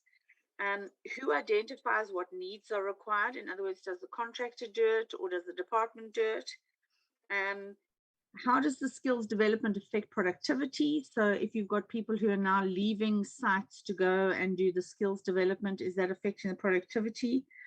And then in terms of the money being awarded to emerging enterprises, who determines who these beneficiaries are and what are the criteria that are going to be used to do that? Because, you know, that money is now going into a central place and is going to have to be very, very carefully managed. The massive drop in transformation, well, not massive, but the drop in transformation figures for this financial year are quite concerning. To what do you attribute the decline and what are you doing to address it? And then only 23 of 2,067 active projects were registered on the register of projects, according to the report we got. That's deeply concerning. And if you can't get compliance here, how are you ever going to get compliance and people working together with you on the build project? So how are you going to address the compliance with the ROP? I think that needs to be taken into consideration, and I'm not sure if it is applicable here, but if you look at how many non-compliance numbers there were for tax clearance certificates, it might not be a bad idea to review whether or not people in grade 1, those contractors, should be required to have a tax clearance certificate. And the reason I say that is because I live in a rural community. SARS comes here periodically, but it's really intermittent and it's not the most reliable service. For somebody from here to get a tax clearance certificate is extremely difficult. They have to travel to Port Elizabeth and they have to go and wait in queues, etc., etc. And a grade 1 contractor who might be applying for their first contract might not be in a position to get a tax clearance certificate. So in order to assist with that, with the grade 1 guys and upskilling and you know, transformation, it might not be a bad idea to look at a way around that. And then it's just concerning about the outcome of the SIU cases. I mean, 2010 there were 25 cases and only one has been finalized. So it's worrying that those haven't been addressed yet. That's me for now. Thank you very much.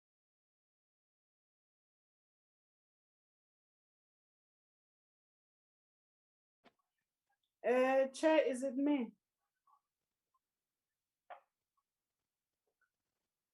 Chair? Yes, Honorable Suisa. Okay, thanks, Whip.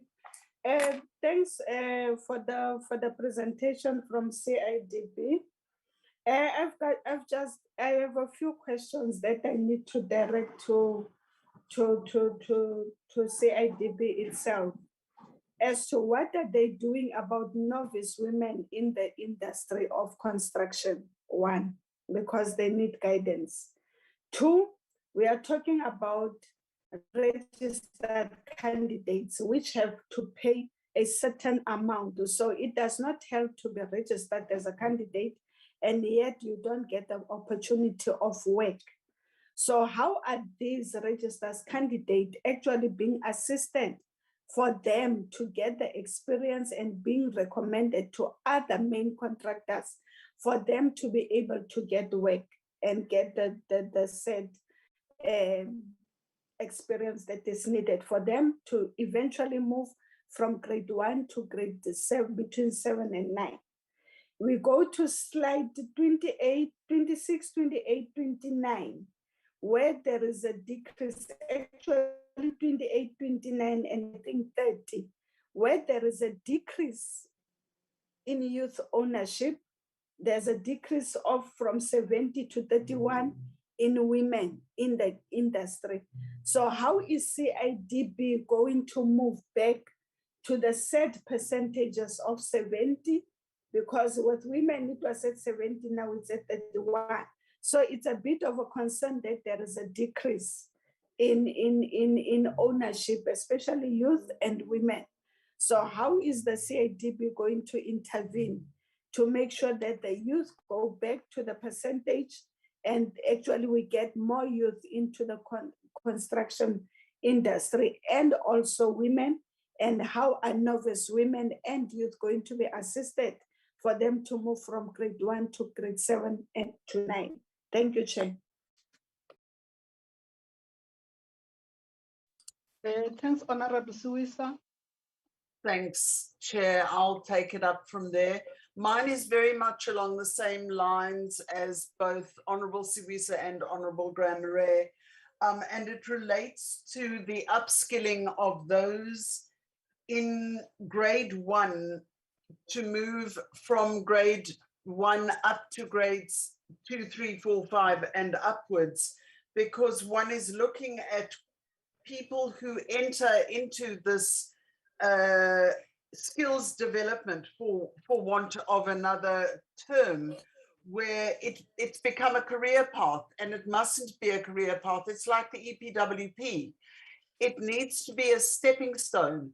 We need to have an active, I like the Build project. I think it's a magnificent project and it's a magnificent program, but we need to have tangibles where people are constructively, if you'll pardon the pun, upgraded, and skills must be constructively developed in the construction industry so that they can move out of being grade 1 applicants to moving up the ladder, so that they move, and it's not just a case of moving up the ladder in terms of the amount of the contracts that they apply for, but it must be in terms of the skills that they bring to the table that enable them to move up the ladder in what they are able to apply for, and therefore in what their own skills levels are and who they can then employ,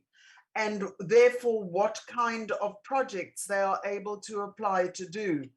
I think we have to have concrete steps written in and explained to us and to the applicants as to how their skills are going to be upgraded, so that it becomes a very clear career path for people who are going, so that we can uplift people in the built environment. We need to make sure that built environment professionals are upskilled consistently if we are going to have a transformed built environment, particularly when it comes to youth and women. Thank you so much. Mr. Dala. Chair, my hand up. Honorable Matebula, you are the next. Okay. No, thank you very much, Chair. Well, Chair, let me commend the CIDB for the work well done. In terms of the presentation and the work that generally they have done up to so far. And their wish as well to move from unqualified audit opinion to clean audit.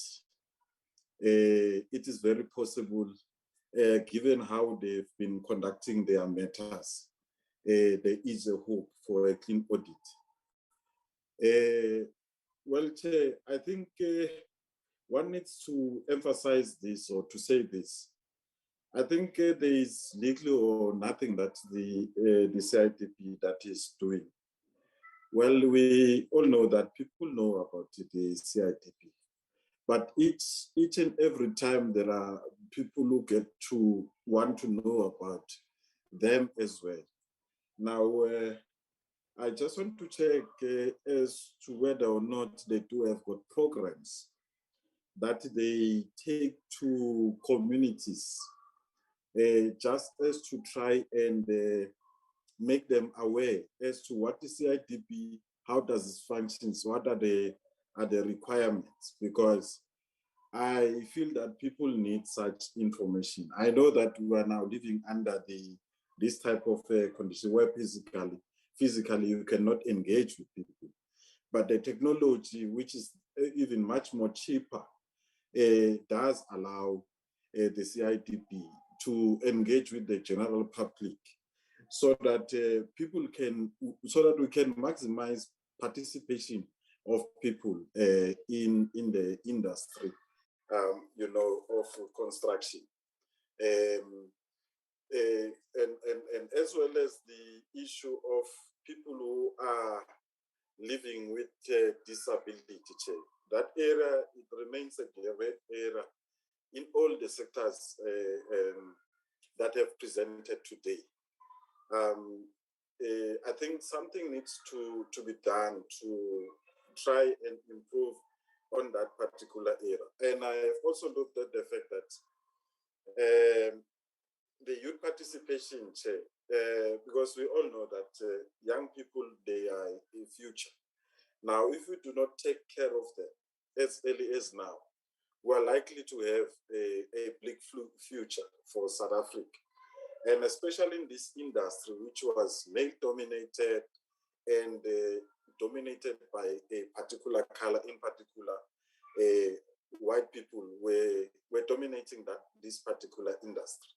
So we need more young people to participate and motivate them to participate. So we hope and trust that come in the next presentation, we will get more information that young people are participating in this particular sector. Thanks, Chair.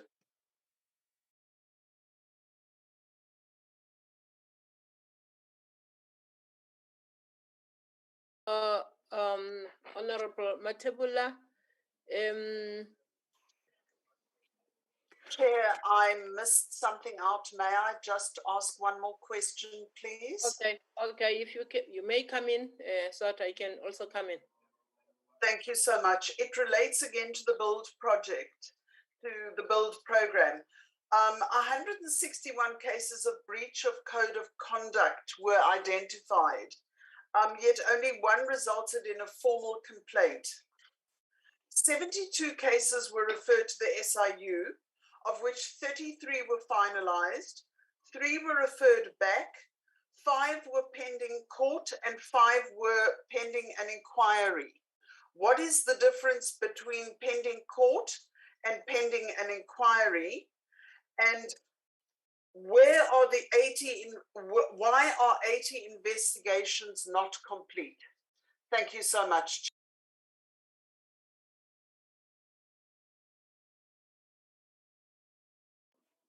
Thank you, Honorable Hicklin. The CIDB is one of the entities that we are proud of, and I believe even the department is proud of, due to its performance, just like Agrément, just like CBE, and we hope that IDT is also going to improve. But the instability that is cropping up in that entity will render it like IDT. I am raising this because you have a board that has expired long time ago. Interviews were done. A new board was supposed to be appointed by the minister, but up to today, that board has not been changed. You even have an acting chair. Again, you have a board that this year under review, its board fees has escalated, and you ask yourself what is happening. If you look at the figures that we have been given as compared to other boards, the fees of this board are escalating, and the board is at the end of its term. But the fees are escalating, and you're asking yourself, Ndoba, exactly what is happening with that board. We once heard from CBE, especially those committees that are there, raising an issue here, that one of the challenges which I've seen in the report, where you'll find out that a person who is grade 1 also competes with a person who is grade 9, because there is nothing that says if you are grade 9 you cannot compete. But for those that are in grade 1, they cannot compete at the level where grade 9 companies can compete. I have seen that they're saying that there's still something that they are doing. The reality is that if that is not changed, it means that we still have a long way in transforming this country, in ensuring that those that have been disadvantaged before will never make it. It's only those that were advantageous even before the dawn of democracy have the chance. I remember the chairperson of the, was it the architects? Yeah, saying that they are contesting when they want jobs with companies that have been in existence pre-1994 because of the terms that have been designed by this entity. It means that there's really need to be transformation, especially when you create companies. In fact, even in what it is written there in terms of waiting for the companies that seeks to do a job. I will then invite the team from CIDB to respond on the questions and comments. Over to you.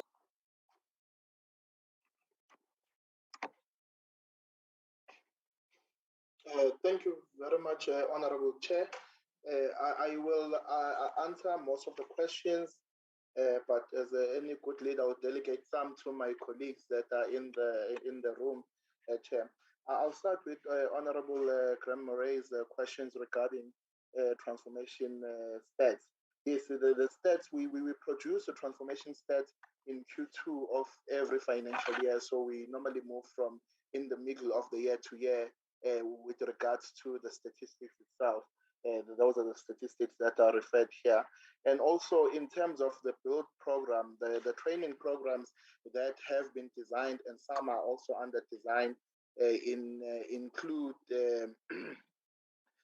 issues around construction industry management programs, adjudication training, and also construction management guidance in terms of like the 101 courses, as to provide opportunities for grade 1 contractors to fully understand the type of industry that we are working in. And we've developed booklets and offer training courses around that to enable a person to just basic things around contracting, tendering, what is construction about, so that they have the best chance.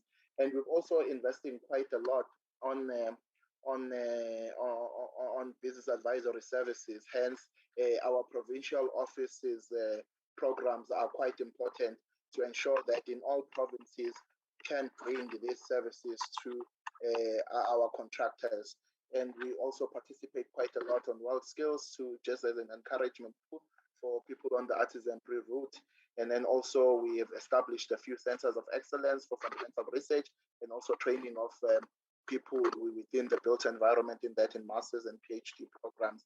And we track all of this to avoid the situation that Honorable Member Hinckley has relied on, to sort of making it a career path in terms of training. We also developed a very robust learner management system where a person unique ID will allow us to see whether they have gained any benefits from the CIDB training or not. And this will also be quite important as we implement build to ensure that people don't get the same type of training, but we are developing them in all the different aspects of the construction industry, moving from technical, the business side, the entrepreneurial side, and also the other stuff like legal aspects that are relating to contracts, because you find many of the smaller contractors, they sign contracts sometimes without really fully understanding the implications of that around guarantees, force majeure, and all those sort of issues that are relating to construction. Yes, the drop in construction, in the transformation figures are a serious concern for us. Hence, all our majority of our program deal with that, be it ensuring there is enough work in the market, through capacitating of clients to ensure that they can send out the project, or assisting the clients in terms of designing contractor development programs, which very little of happened in terms of the clients themselves implementing during the COVID period. And the reasons that some of the clients are raising to us are issues around budget cuts, but there is a huge uptake in terms of those services. Honorable Graham-Murray also raised the issue around the compliance to the register of projects, which is something that we've also, we are getting a lot of assistance from the ministry, especially the Deputy Minister and team, and we've presented also figures of which client is not performing in this in terms of the technical min-max that happened. But what we've also done in addition to that, we have a memorandum of understanding of agreement with the AG, where we are trying to incorporate the compliance to the CIDB prescripts, especially compliance to ROP, to register of projects, because that's the starting point of being able to invoice for build, and also knowing what is happening in the industry, to say when they go and audit some of these clients that we deal with, municipalities and national governments, they also look at that. We've also capacitated the teams within the clients, and are also working on finalizing a memorandum of agreement with Department of Labor. I signed off of the last review yesterday before I went to Mpumalanga, which again, because clients also have to register projects for Department of Employment and Labor to get the construction permits, but it's the same projects that also must be registered within the CIDB. So we are trying to see how we can sync those requirements. In terms of the outcome of the SIU cases, our acting COO will answer this one when I finish. And then in terms of requirements for grade ones, and I think this came across from quite a few honorable members, yes, we are reviewing the registration criteria to accompany the act, to ensure that we also include other just basic training for contractors entering in, so that they know the industry that they're entering in, and they have the best chances of participating meaningfully should opportunities arise. Honorable Siwisa also raised the question as to what are we doing about the training of contractors. In the financial year under review, we've capacitated contractors across all provinces in issues around financial management and registration requirements, participated in many SMME workshops on compliance and registration, and also construction management. So we've done that across the year in almost, well, in all the provinces, working in collaboration with the departments of public works and transport in the various provinces. And we do also implement and capacitate clients in terms of implementing the National Contractor Development Program under DPWI. There was a Honorable Siwisa also raised again the issue relating to the transformation statistics. Yes, our 5-year target, for instance, for a Black-owned contractor enterprises is 75%. So that's a 5-year target for 2024. And we had set this current year's target at 69%, but we only achieved 58%. Like I had indicated again, and I think it's something that we also really need to work on further in addition to what we're doing. But the part of this is not businesses that are going out of business in the construction industry, but it's sometimes businesses, as Honorable Graham Murray has indicated, sometimes of the requirements around tax clearance is expiring and how people get access to updating that, because immediately our system as it's currently designed, immediately your tax clearance expires, it suspends your registration, but it doesn't mean that you have to restart the process when you come to a CIDB. It could be a matter of just submitting that document and then your status is active.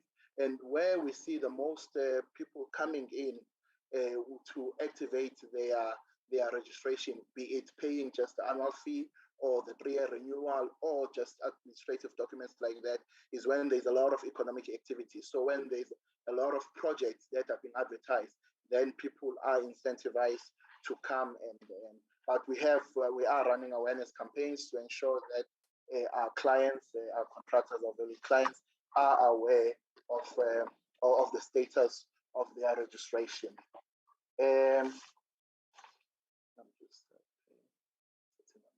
Okay. Honorable Hinckley raised the issues around the upskilling of grade ones to more. That is precisely the purpose of the build program, to ensure that as they increase in gradings, they also increase in terms of the sophistication of their operations. They have quality management system, they have the right tax advice, they have the right accounting advice, they have the right legal advice. So those are all the advisory services that the CIDB aims to provide to SMMEs to ensure that they are able to compete with larger businesses that have already developed these systems. One other aspect in terms of developing the enterprises is on the quality management system, to ensure that, every time someone has to price a bill of quantity or to do a method statement that will be graded by the client on the other side, they have standard templates, because that's what large businesses sometimes do to reduce the cost of business. So we will be providing that support to contractors in addition to what we've been doing. But with the build program we will be able to do it at a much larger scale. There was a question, again, the question around the investigations. Mr. Rapiri will also answer to that one. I have already mentioned that with the review of the Act, the CIDB is also working on proposals and workshopping those proposals with industry stakeholders and the NSF. The NSF has been very useful in this National Stakeholder Forum in terms of the industry players saying how do they think around this, because what we are trying to do as a CIDB is to ensure that we don't lose the risk mitigation approach that our register offers, but we also make it developmental and also remove unnecessary barriers of entry so that people can participate in also the higher grade and providing the skill set to ensure that they can succeed in those grades.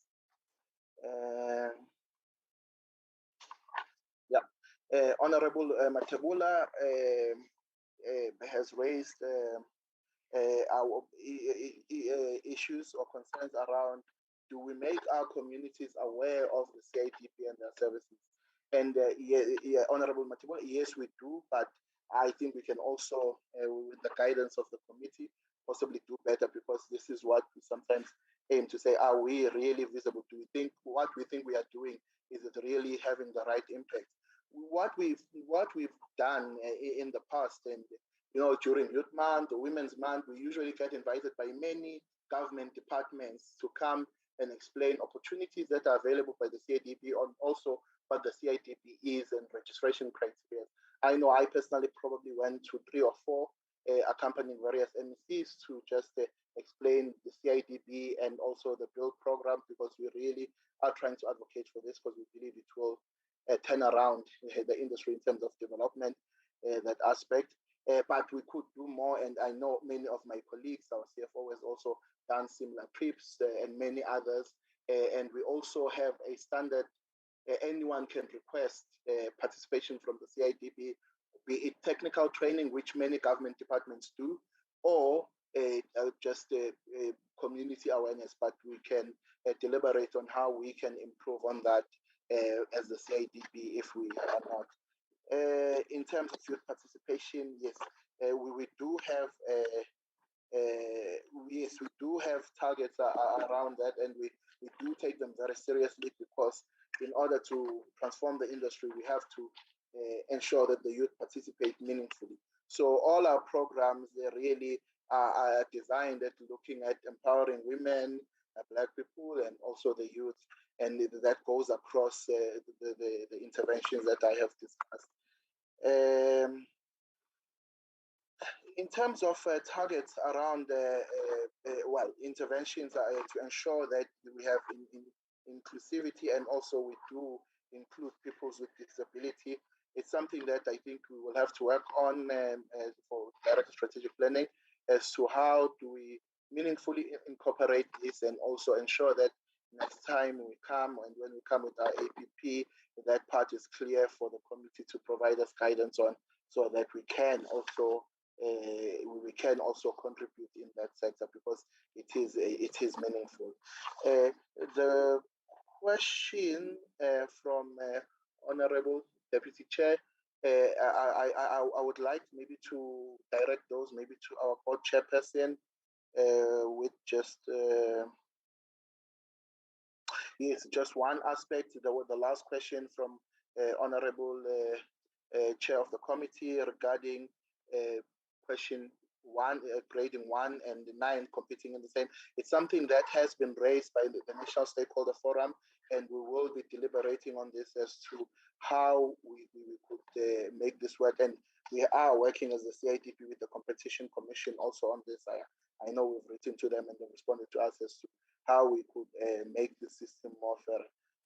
Chair, I would like to maybe take it to our chairperson of the board to deal with the board-related matter or the department, and then Richard will just deal with the questions regarding the investigations. Thank you, Chair.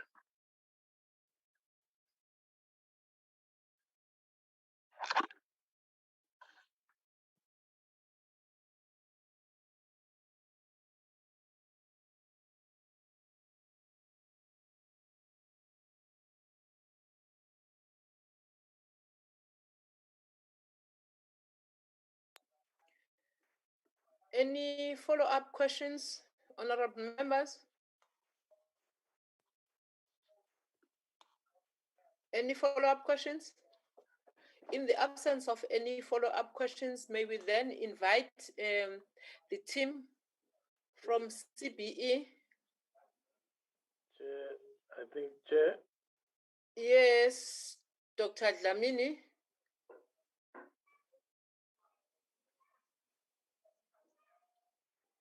Chair, it's Mr. Apiri here. Oh, okay. I was asked to respond, Chair, on what the CIDB is doing with the investigation cases, especially around the cases relating to the SIU. I think, Chair, yes, the member is right. There are cases that we, as the CIDB, we heard about 4 proclamations, most of them coming from KZN, Eastern Cape, and some in Gauteng and other provinces. So what we have done in those cases, Chair, in terms of the CIDB, the CEO has already alluded to the fact that we went through an OD process, and we are also beefing up our compliance and enforcement team to make sure that some of the cases are dealt with as quickly as possible. But the difference between the inquiry and the pending court cases, most of the SIU cases, they have already been investigated by the SIU within their process. They are referred to the CIDB because of the fact that there are criminal cases or criminal charges attached to those cases, and therefore the matter has been referred by the SIU to the NPA. And once that criminal case is finalized, then CIDB, we are now, in terms of our involvement there, is actually to always track what is the outcome of that criminal case, and therefore we can then continue with our administrative processes through the Code of Conduct and our CIDB Act. So that is basically the difference between the pending court cases and what we do in terms of our own internal inquiry. When we say our own internal inquiry, it has already been alluded, or we have been given a framework within the CIDB Act, where it provides a step-by-step process in terms of how we should undergo the investigation of any misconduct or transgression to our code and to our regulations or prescripts. By therefore, then we appoint an independent investigator in terms of them investigating the matter, so that the matter should be investigated then outside the influence of the CIDB, and therefore the committee can rule in terms of that. So that basically becomes a sort of like a quasi process that we are doing, which is allowed within law, and therefore then the committee's chairperson can rule on the matter, and therefore then the matter or the ruling becomes a binding ruling into that matter, and the CIDB can therefore then either take action against that contractor in terms of the fine, or even go to an extent of removing asking the board to remove the contractor from our register completely. So those are the differences in terms of that. So the cases that we are seeing that are in the inquiry process, they are cases that are being investigated internally by CIDB through the independence process that is defined in the Act. We also looked at the amendments of our CIDB Act, where we have provided some processes that the minister should look at in terms of how then the CIDB can then speed up those processes and have a sort of like a pre-investigation process within the very same defined processes there, because that's where we are found wanting in terms of always appointing an independent investigator outside that, and we cannot avoid that because of it's already defined in the Act.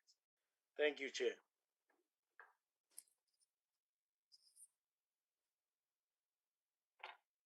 Chairperson, can I answer on the board issues that you've raised? Please continue, Acting Chair. Thank you, Chairperson. Actually, I'm not the acting chairperson. I was appointed as a full chairperson by the minister. So I think just to answer your question on the fees, Chairperson, you're right that there has been a lot of instability in the organization. So I can only think that because of the work we had to put in throughout the year, in terms of getting the appointments of the CEO, the current acting CEO, and the CSSO, and the company secretariat. So the board had to step up their game in terms of the work they did. As you can see, we've reported that we have a fully fledged executive. And one of the requirements when we reported to Parliament last time was that we must come back and make sure that there's no acting vacancies.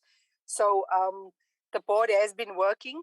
And yes, we do know that the term of the board is ended, and we anticipate that the new board will be appointed.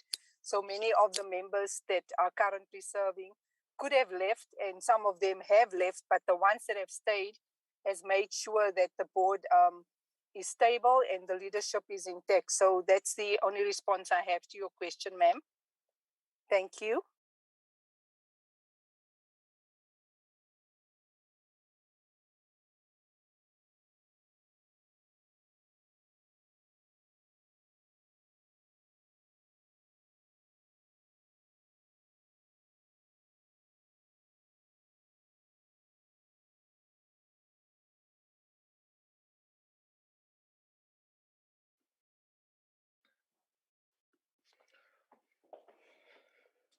Chairperson? Yes. Ms. Skippers, thank you for the explanation that we have made. Any follow-up? And I'm not sure of that name. That was the gentleman who recently talked on the issue of the investigation, especially the SIU. Any follow-up, honorable members? In the absence of any follow-up, let's then invite CPE.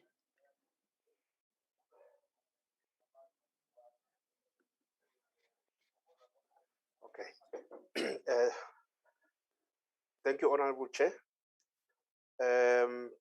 Honorable Chair, Honorable Deputy Minister, Honorable MPs, chairpersons and CEOs of entities, good evening to you all.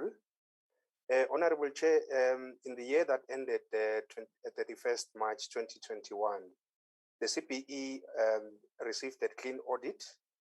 And while this is commendable, it is the Accounting Authority's determination to continue providing the necessary oversight to ensure that this record is maintained. Over the financial year under review, Honorable Chair, the Transformation Collaborative Committees began to play a key role in connecting the CBE with industry players and have started addressing the fundamental challenges that have stifled the transformation of the built environment professions for so long.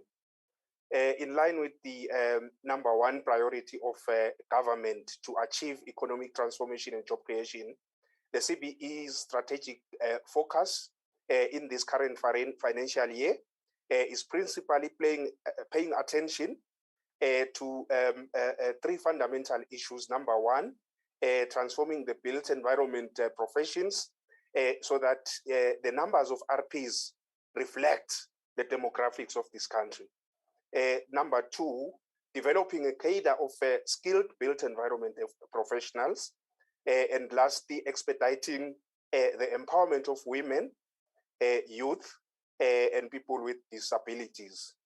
Finally, Honorable Chair, I am pleased to report the appointment of Mr. Msizi Mieza as the CPE's Chief Executive Officer with effect from the 1st of November 2021.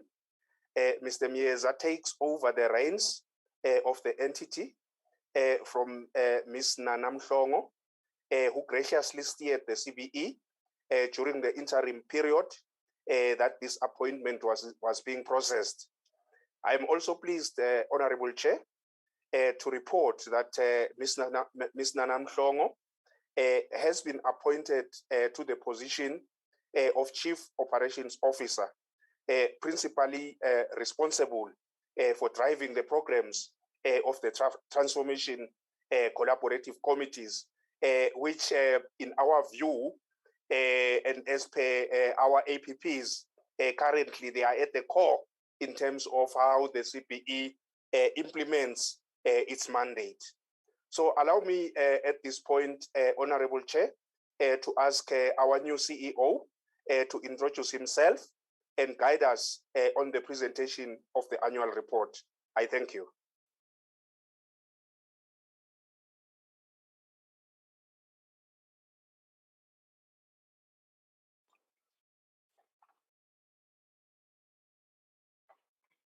Good afternoon.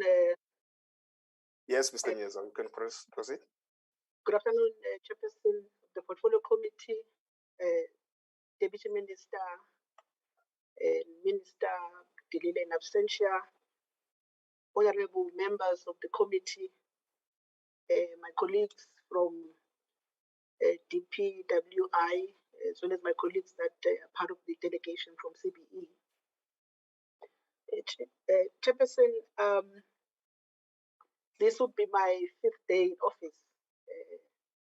Obviously, appreciating the work that the colleagues have done in the past, and in understanding the nature of the business of government, it would be prudent of me that while I would do the high-level input guided by the chairperson of the CBE, Dr. Dlamini, I request that as part of this input, the committee allows us to share the presentation, and with the view that in the future, when we appear to the committee, I will be familiar with the processes, and I'll be able to take through the committee on the matters that will be on the table.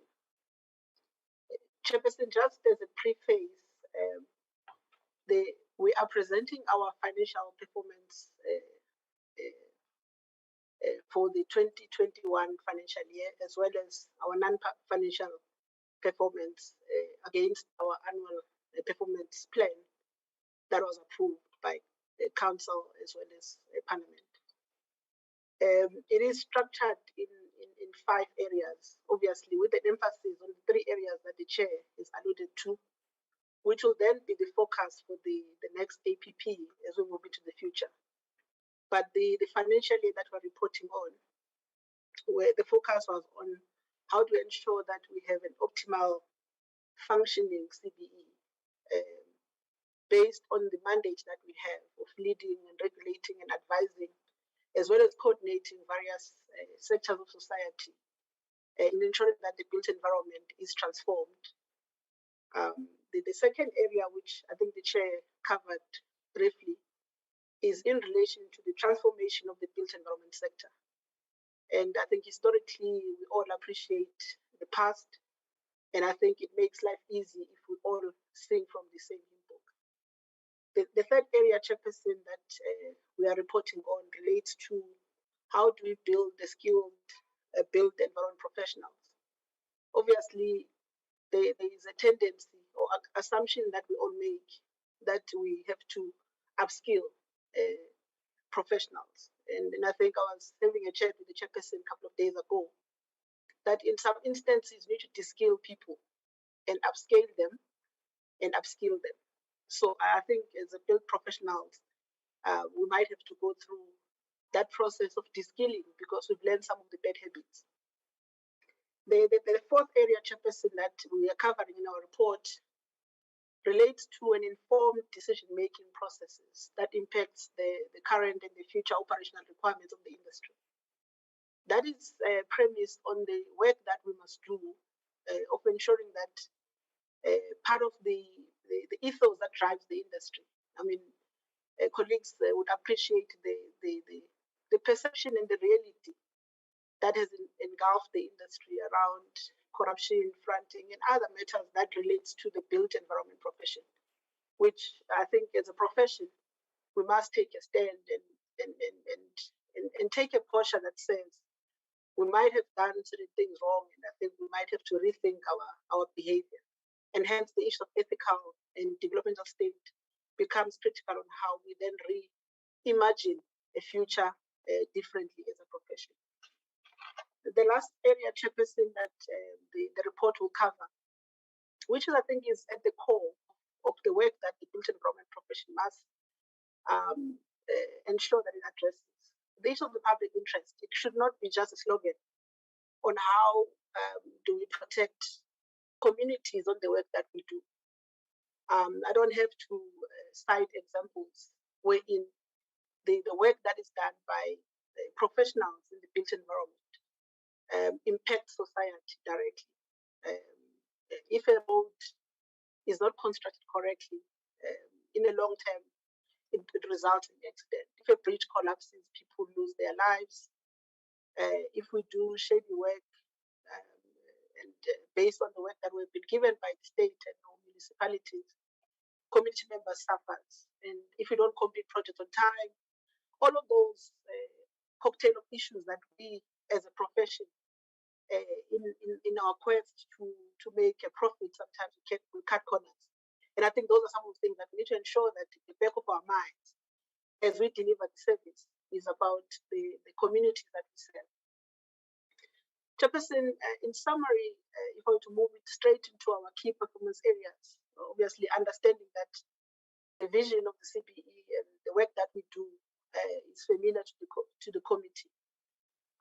Just to give a high level summary, Chair, is that in the year that we are reporting on, we had about 16 targets and we achieved 14 of those, and 2 were not achieved. And I think when my colleague takes through go through the presentation, they will then elaborate on the areas where we did not achieve. But I think overall, I think CBE has been able to sustain a high level of performance. I think as an incoming colleague into the organization, one is not inheriting or joining an organization that is engulfed with challenges.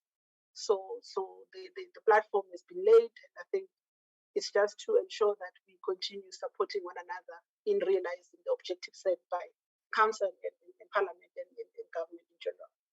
Chair, I think the last 2 points that I wanted to raise relates to our clean audit, which I think has been sustained by the organization in the past couple of years. And I'm sure when Lindy later on comes in, we'll then touch on the financial matters in detail, just for the benefit of colleagues and committee members, while appreciating that the presentation was shared with the committee members as well. Chairperson, the last point that I want to spend a bit more time, maybe just 2 minutes, relates to the transformation that I think the chair spoke about. When you look at the number of registered professionals in general across the council, you're sitting with about 87% male and 13% female. When you then dissect that through from a race point of view, you have about 66% whites, 24% Africans, 4% coloreds, 6% Indians. Now, Chairperson, obviously these numbers are glaring and are worrying. We have done some prelim work with the colleagues within CBE, just to excavate on what these numbers mean. What we are beginning to see is that some professional bodies or councils that falls within CBE, you might think that they have a pool of members that falls within their profession. There's an issue of pride and affiliation with your professional bodies. And what we're beginning to see is that in actual fact, the majority of members that have been in these councils are not actually even economically active. They've retired, others are just keeping their registration, because once you hit 65 in some council or 60, you stop contributing from a monetary point of view. So you can look at one council and think that they've got a pool of members, and yet when you start drilling down into those numbers, you realize that actually the bulk of those people are retired personnel. Now, the second point, Chair, that I want to flag as well, which I think is something that we'll then pursue further, maybe we can come back to the committee once we've actually concluded this prelim exercise that we are actually embarking on, relates to the candidates registered within the built environment professions. We sit with about 73% of those colleagues are male and 27% are female. But then when you deconstruct the numbers further, you then to see that about 62% of registered candidates are actually Africans, 4% are colored, 9% is Indian, and 25% is white. Now, if we have to spend a bit more time ensuring that we create a carrot and stick where we support newly graduates to enter into a professional space, obviously working with the sector across the board.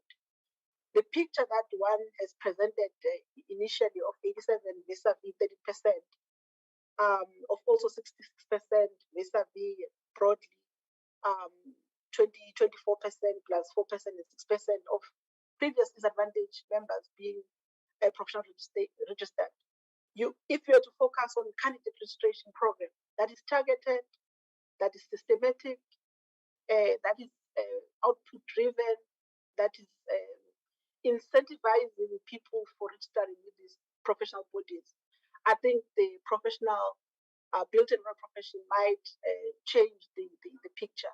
And I think, Chairperson, that is the challenge that the Chairperson and council members have thrown at us, to say how do we ensure that working with different role players we attend to the issues of transforming the sector. Obviously, the transformation of the sector is not only restricted on the professional bodies, but also the kind of work that they do.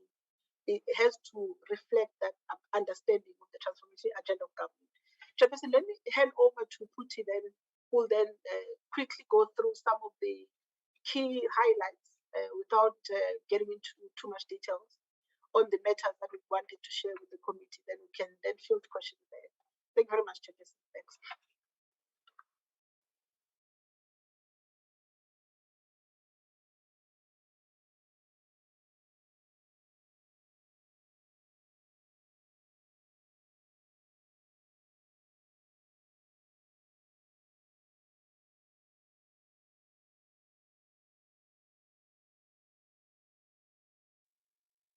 Chairperson?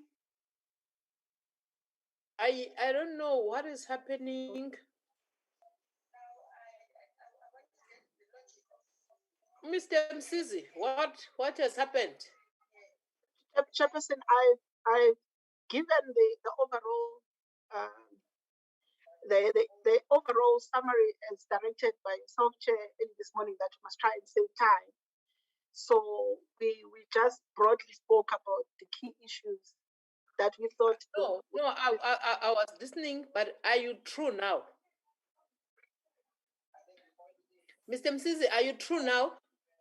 Yes, Chairperson, yes, we are through, Chairperson, unless if there are any, I was saying if my colleagues who are part of the delegation, if they wanted to add, if I've omitted some. Can we then get those additions, Team CBE? Can we get those additions? In the absence of additions, I now invite honorable members to comment on this presentation. Honorable members, in terms of the hands that are raised in my screen, Honorable Graham Murray, you are number 1, Honorable Hicklin, number 2, Honorable Siwisa, number 3. In that order, please. Thank you very much, Chair. I must say that was a very abrupt and very surprising ending to the whole presentation, but we do appreciate the shortness of it. My biggest concern here is that, I mean, if you look through the presentation that we received, one of the things was a thing that looked at the complaints. And I see, for example, that SACP-CMP we had three complaints, which is on slide 52. I find that absolutely shocking because I sent through a full report of issues that were raised directly with me. I was inundated with complaints about the SACP-CMP as an example, and the poor service that people were receiving, and the lack of feedback, and the delays. They were taking 2 years to register people that qualified, and people were losing work and being fired because they weren't registered with the council. So I can't understand how there were 3 complaints over that last period when I know how many I dealt with, and I got back a full report from the council. So I mean, they did look into the reports I raised, but I find that this report then doesn't speak to that, and I find that deeply concerning. Another issue which I have raised, and I raised it with the minister, is that we are importing far too many skills when we have councils that have the requisite skills. For example, the Cuban engineers that are brought in. And I fail to see how, with the number of engineers we have registered, we do not have the requisite skills to meet the needs of water and sanitation, as an example. So my question is it's all good and well to have a nice clean audit and everything looks as though it's being done and you are dealing with matters of transformation, but I don't feel like the CBE is actually going to bat for its members. I don't feel like the CBE, I feel like it's this umbrella body that kind of just exists and you're doing admin, but there doesn't seem to be any support for the people that are registered with the associations. There are huge governance issues, and I know that Honourable Hicklin will speak to the ones she's been dealing with. But certainly from EXA and from the SACP-CMP, there are huge governance issues in those councils, and I'm very, very concerned that these are not being reflected in the reports that we are receiving from the council. So I think there needs to come a time when the council needs to come before this committee and explain to us exactly what their role is with respect to their oversight over those councils and whether or not that role is actually being adequately fulfilled. Thank you.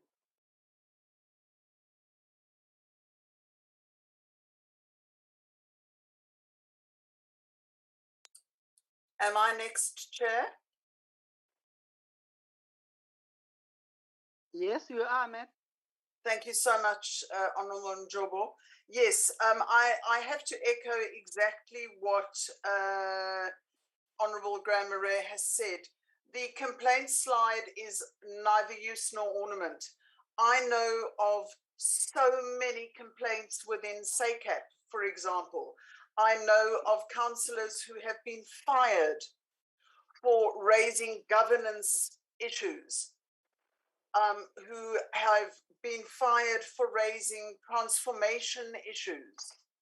I am not even talking about the issues where people have been suspended or put on special leave in the Engineering Council for misconduct. I'm not even talking about sexual harassment claims. The issues that have resulted in serious reputational damage,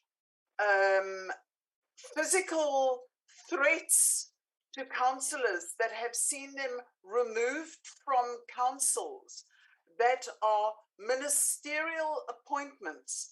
They are not elected councillors, are not reflected in this complaints slide at all. This complaint slide is absolutely useless.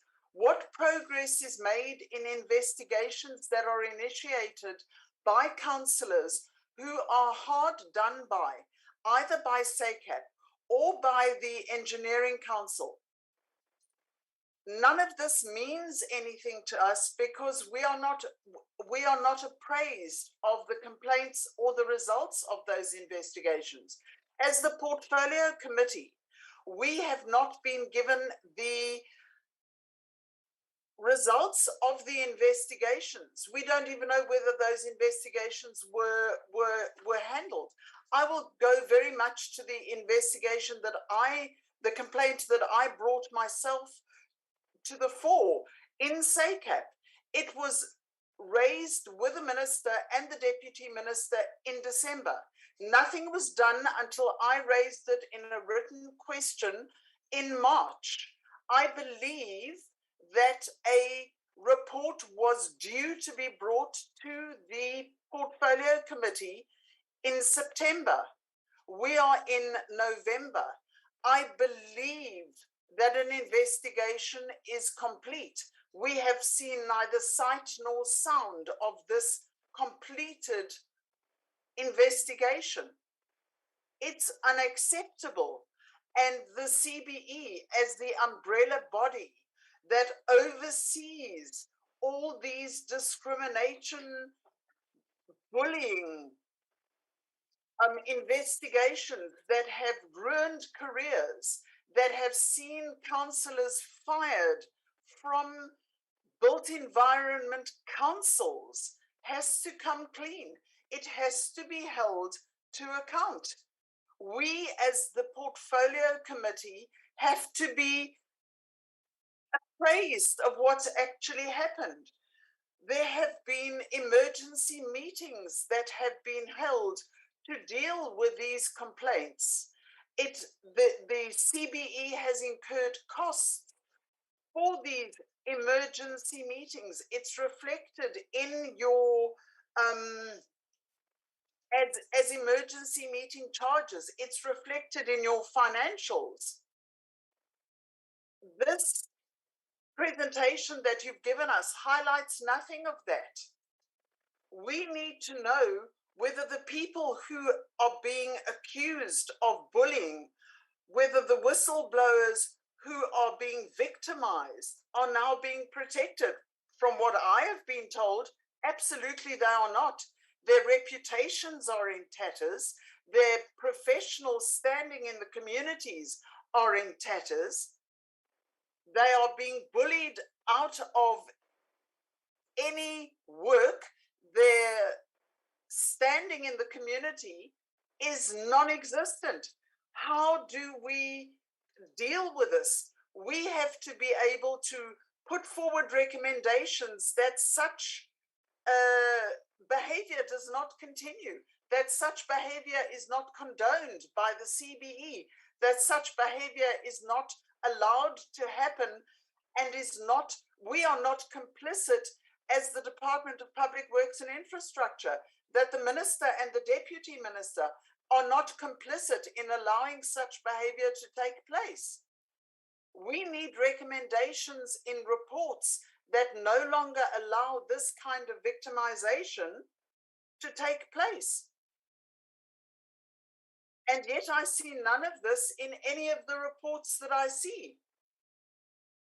It's very, very disheartening to see. And I'm sorry, Ms. Mayeza, you have taken on a really poison chalice at the moment, and you have one really, really difficult task ahead of you. We need some KPIs that protect people. We need built environment professions and built environment professionals to be protected, particularly in the CBE, particularly by the Department of Public Works and Infrastructure, who appoint councillors to these councils. These are elected, these are appointed officials. They are not elected officials. They are appointed by the Minister of the Department of Public Works and Infrastructure. And no one is being protected. These are the future of the built environment profession is lying in tatters at the moment. And we need something to protect that. And it's lying in the hands of the CBE right now. This complaint slide is meaningless, I'm afraid.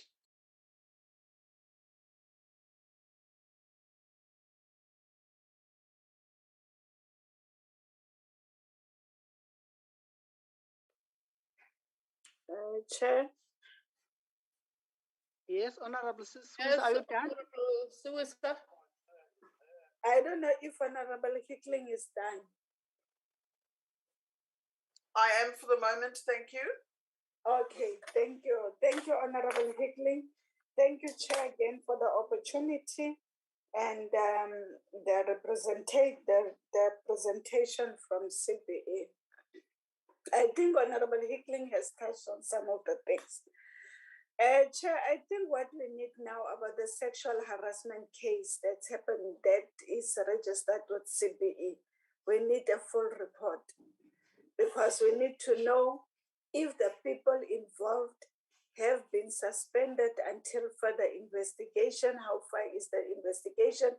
Has the investigation been finished? And what is the way forward? And what is the sanction that has been put forward? Is there any counseling of the sexual harassment? That's one. Two, I would like to make a comparison between slide 44, 46, 48. Those three slides. You go to slide 44, we get the candidate's registration, whereby we are told that it has increased, and it has increased. You go to slide 46, and then candidates, you go there, you see that most females are not represented. Again, I think it's a continuation of slide 44. You go to slide 48. When you get to slide 48, you find that 53%, 60%, 41% of people did not comply by the CBD requirements that are there. Now, what is CBE doing to make sure that each and every candidate actually complies with the CBD requirements that are there? Another worry that I'm being faced with here is that when you go to slide 44, even though in South Africa, majority of people or majority of the population are women, but when we get to all of these things, you find that the women are actually the minority. What is CBE doing? What is CBE doing to ensure that actually we are actually empowering women? We are not talking about to register someone and to make sure that they get employment are two different things. Let's not register people for the sake of our stats to go up, and then the next thing we are told that they don't meet the requirements of CPD. And then those people are just being frustrated and sitting at home because we are more concerned about registering candidates and less concerned about finding them employment. That's my only input for now, Chair. Thank you.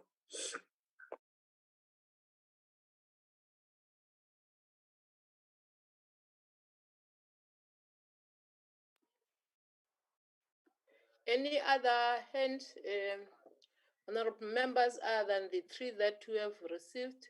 Oh, Honorable Matebula, apologies, I didn't see your hand. Honorable Matebula. Thank you very much, Chair.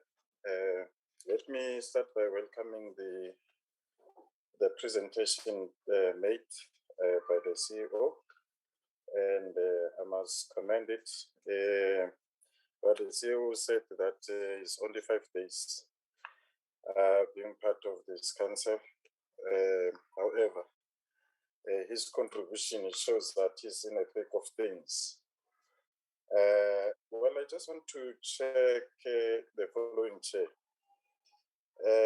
As part of the presentation, there was an issue raised about corruption and also fronting. We know that that's a cancer that exists in most of our entities that we have, in particular the issue of corruption. But I want to also check the issue of fronting, because we have seen over the past years that there are those who have been riding on the backs of others. And as to whether do they have such issues, and to what extent are those issues affecting the CPD, the council, and how are they dealing with those issues if they have identified them? That's one other matter. And the other issue, it relates to issue of corruption. If they have any cases of corruption, and have they identified and dealt with those issues, or if there are any issues that are pending. And one needs also to commend them for the clean audit that they have obtained. You see, if you want to see how an entity can, or any organization, mishandle its matters, it is with regard to finances. So the issue of a clean audit, it gives hope, and I need to applaud them for that, and encourage them to keep the status as it is, not for them to go down, as this is a good indication, and it is lifeblood of the entity. Thank you very much, Chair.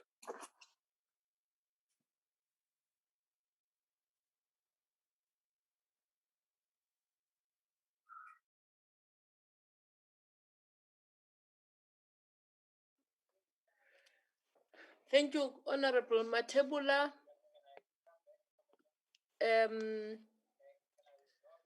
This is also one of the entities that is performing so well, but it has also had many issues coming out on the media. What Honorable Hicklin was referring to in terms of allegations, especially this council, is it SACAP? Yeah, SACAP and Engineering Council. There were many allegations of improper behavior amongst its leaders. I understand that in one, even the investigation was done, and it came up with its findings. But also, I don't see any increase, especially in this slide. We once said CBE needs to come up with initiatives that ensures that there are many people that are registering in these councils. But as you can see here, there has been a decrease instead of an increase. And if you can go council by council, yes, you'll find out that the president of the council is a black person. But you go to the members of that council, you find out that it's dominated by white male people. And we felt that there is serious transformation that is needed in those councils. So with those few words, can I then invite the chair and the team of CBE to respond? But we really appreciate that you continue having a audit opinion. That is good. Thank you. Chair, I have raised my hand again. If I may have another bite. Okay, continue, Honourable Piglin. And it's come from a statement that you have just made, Chair, because you say that the investigation into SACAP is complete. If the investigation into SACAP is complete, and I don't know that it is, I want to know what methodology the CBE used, because we haven't seen that investigation report. So what methodology did they use? Who conducted the investigation? Was it an independent investigation, or was it an investigation conducted by SACAP? I mean, all of these questions need to be asked. There were emergency meetings that were held by SACAP. Where are the minutes of those meetings? All these meetings, all these emergency meetings, if this was an investigation that was done by SACAP, about SACAP, by members of SACAP, I want to see those minutes, because the investigation was about governance issues at SACAP, sexual harassment at SACAP, bullying at SACAP. How can someone who is at SACAP investigate themselves? I want to see the minutes of those meetings. I want to know when were these emergency meetings, and where did the money come to pay for these emergency meetings? Of what value is it to the CBE? I mean, there are so many questions that then come from the methodology of the investigation, if you are saying to me that the investigation is complete. And that's why I am so livid about this complaints slide that they showed us, because as one of the people who raised the issue about the SACAP matter, we know nothing. I know nothing. And I'm really, really angry about it, because people's lives have been destroyed by it. Councillors have been fired. And it's not fair. So please, I want answers. We want answers as the portfolio committee. We want to know what methodology was used, who did the investigation. Did SACAP investigate itself? If not, who did the investigation? Please, can the CBE and SACAP answer these questions? Thank you, Chair. Chair, can I as well have a bite? Why are you wanting to have a second bite? You forgot something also, Honorable Matebula, over to you. Yeah, well, yes, thank you very much. Well, not that I forgot something, but something that triggered my comment. Chair, in relation to what you said. Chair, well, I just wanted to check with the council. When they speak transformation, are they speaking numbers of the demographics, or they speak numbers and the activeness of those that who are registered with the council? Because it might happen that people are registered with the CBE and only to find that they are inactive. And if that is the case, I would disagree with the issue of transformation, because we need bodies that are actively, that are actively taking part in whatever that they are registered for in terms of the CBE in the built environment. So for them to be registered and stay with documents at home and those documents together, that's, for me, I wouldn't say that is transformation. So if we can be assisted with how do they mean, or what do they mean by transformation? How many of those that are registered with CBE that are active? Thank you very much.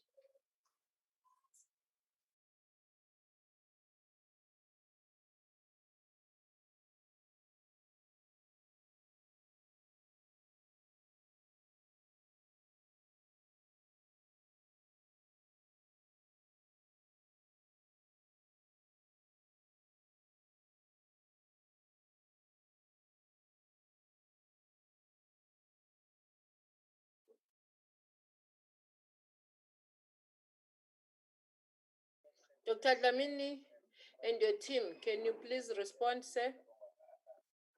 Okay. No, thank you very much, Chair.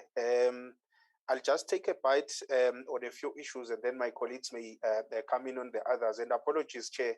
I keep being chipped off as well. The load shedding is not doing us any favor all around the country. But I hope it's one of those issues that we will be able to address going forward.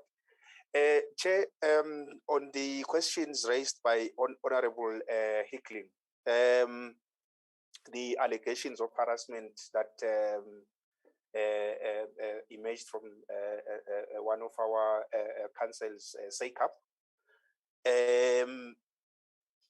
Maybe let me start by saying, in terms of intervention in any matter of dispute in the 6 councils, the CBE Act only acts on those issues that have been appealed, or decisions of the councils that have been appealed to the CBE. The Act provides for aggrieved professionals in any of the councils that if they've exhausted matters with their individual councils, they can then appeal to the CBE, and then we take it from there. So the matters that we are reporting upon, those are the matters that have been brought to our attention, and they have been dealt with accordingly. So on the matter of SACAP, unfortunately, there is no formal appeal that has ever been made to the CBE. Hence, our hands are tied in terms of the Act, in terms of making any intervention. So on that one, I am aware, though, that an appeal was made directly to the ministry. Perhaps the Honorable Deputy Chair, the Honorable Deputy Minister can be able to comment in terms of how far they have dealt with that matter, but it has never been reported formally to CBE for the CBE to be able, according to our Act, to intervene. And then, Honorable Siwisa, the issue of CPD compliance, the previous year has not been very good to most professionals, and as a result of that, because of what we all know in terms of the COVID pandemic, so some people were even struggling to renew their registration membership with the individual councils. But what the CPE then did was to on the levies that the councils pay, to suspend that, so that they also are able to then, instead of people that are not complying being chucked out of the registers of the individual council, being allowed time to make sure that they are compliant going forward. So nobody over this period in review has been either suspended or their membership cancelled as a result of non-compliance to CPD. And what the CPE has also done, because it has come to our attention that some of the CPD courses that are offered by the VAs that offer these courses are priced too high. We have engaged with the VAs, and now especially that things are being done online, some of the courses they are offered almost for free, to just ensure that registered professionals remain compliant. Also, Honorable Suisa, you mentioned you wanted to know how the CPE is addressing issues of women empowerment. This is one of the key fundamentals. In fact, we have got a dedicated, because in terms of discharging the CPE mandate, we've reported to the committee before that the CPE, after various consultations with industry stakeholders, then constituted the Transformation Collaborative Committee. So we have got a dedicated Transformation Collaborative Committee that engages with industry stakeholders and to ensure that, for instance, in as far as registration matters are concerned, that women are given a priority, and there are mechanisms such as the recognition of prior learning, for instance, for those women, especially that come from previously disadvantaged backgrounds that may not have the necessary qualifications to register in certain categories of professional registration, but they can go through that process and then based on the experience that they have amassed in their various professions, then be allowed to register. And then we go further than just looking at the register. We also want to look at compliance in terms of current procurement systems. Are women being given the opportunities that are available out there? And the opportunities that are already there, are the big professional practices adhering to the provisions of the relevant pieces of legislation that deal with the women empowerment and skills development, especially for the women and the youth? So all of those, we are following them through now that the TCCs are already on the ground doing their individual work, because we have got about 5 now in terms of different strategic areas of focus that these transformation collaborative committees deal with to ensure that when we talk about transformation, we're not just talking about numbers, but we are talking about professionals that that come from previously disadvantaged backgrounds, creating an enabling environment for them to register. And once they are registered, following through to make sure that they've got the work so that they continue building and growing their individual professional practices. Councillor Matebula, Honorable Matebula, I think I've addressed in part your last question on transformation in terms of whether we are just talking numbers or registration. I think I've already touched on that. And then on the issue of corruption and fronting, in terms of the different pieces of built environment acts, which guide all the 6 councils in terms of what they should do in as far as protecting the interests of the public is concerned. We have a code of conduct for each council, which prescribes the interventions that each council must take if some of the registered professionals within their jurisdiction are found wanting. And in terms of the appeal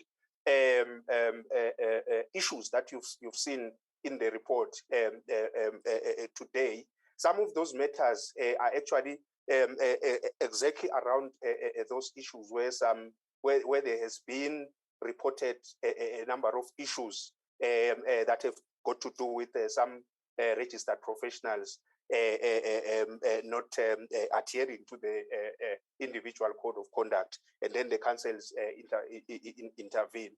And then also as CPE, we've got a whistleblower line, and we encourage the general public to report any matters that have got to do with corruption or misconduct of registered professionals, and we then take appropriate action once such matters are reported or brought to our attention. And finally, Honorable Chair,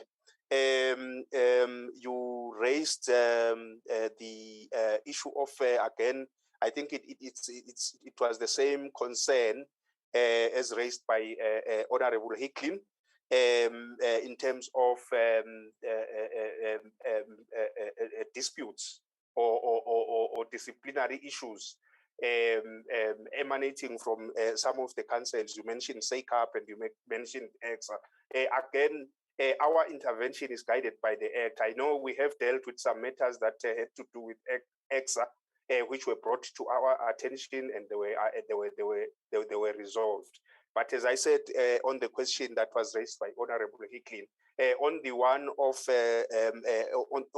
the allegations of harassment from SACAP, nothing formal has been formally presented to us. But as I indicated, I think the Honorable Deputy Minister can be in a position maybe to comment on that one, because I'm aware that there were matters that the aggrieved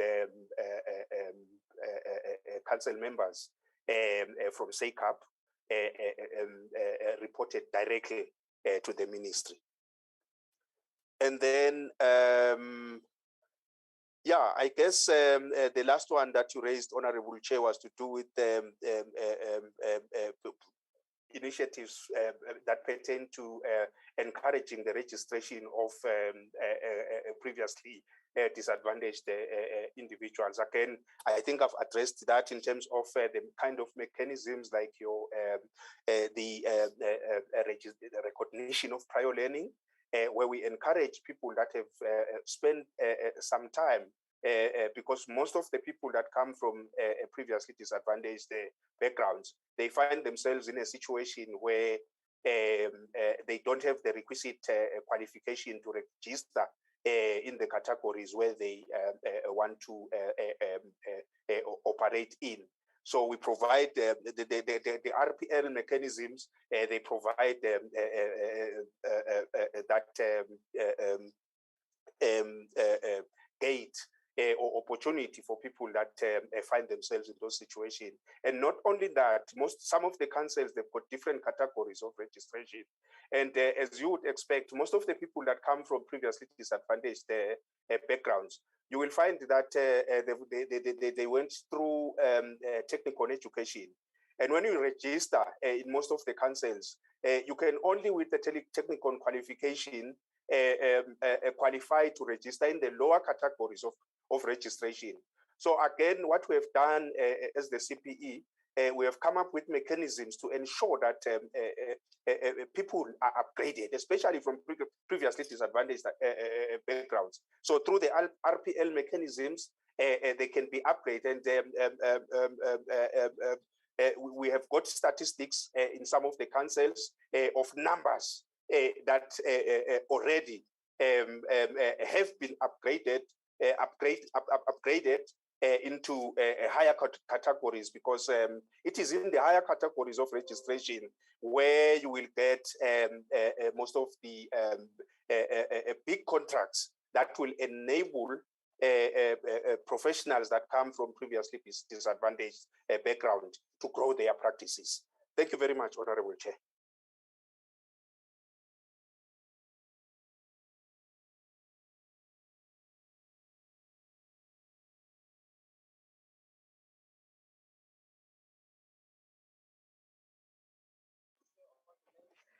Thank you, Dr. Dlamini. I don't know whether, do we want a second bite, honorable members? I do, please, Chair. Okay. Let's then allow Honorable Hicklin to just say a few words so that we can wrap up. We still have to deal with our BRRR report. Dr. Dlamini, you spoke about a whistleblowers hotline. I'd like to know if you offer protection to the people who use your whistleblowers hotline. Because the people who use your whistleblowers hotline are the very people whose reputations and professional credibility are now standing with their professional reputations in tatters.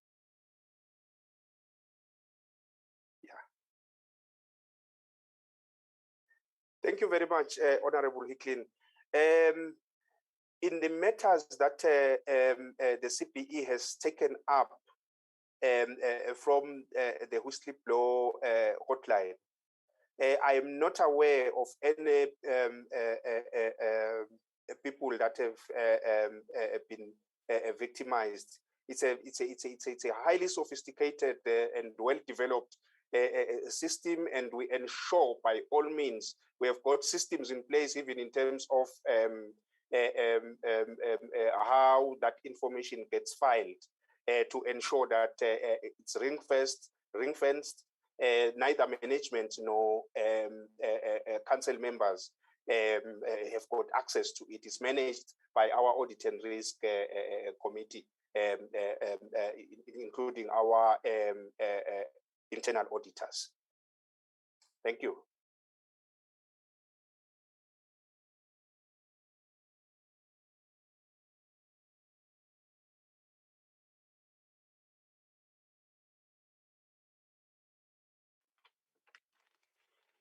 Thank you, Team CPE.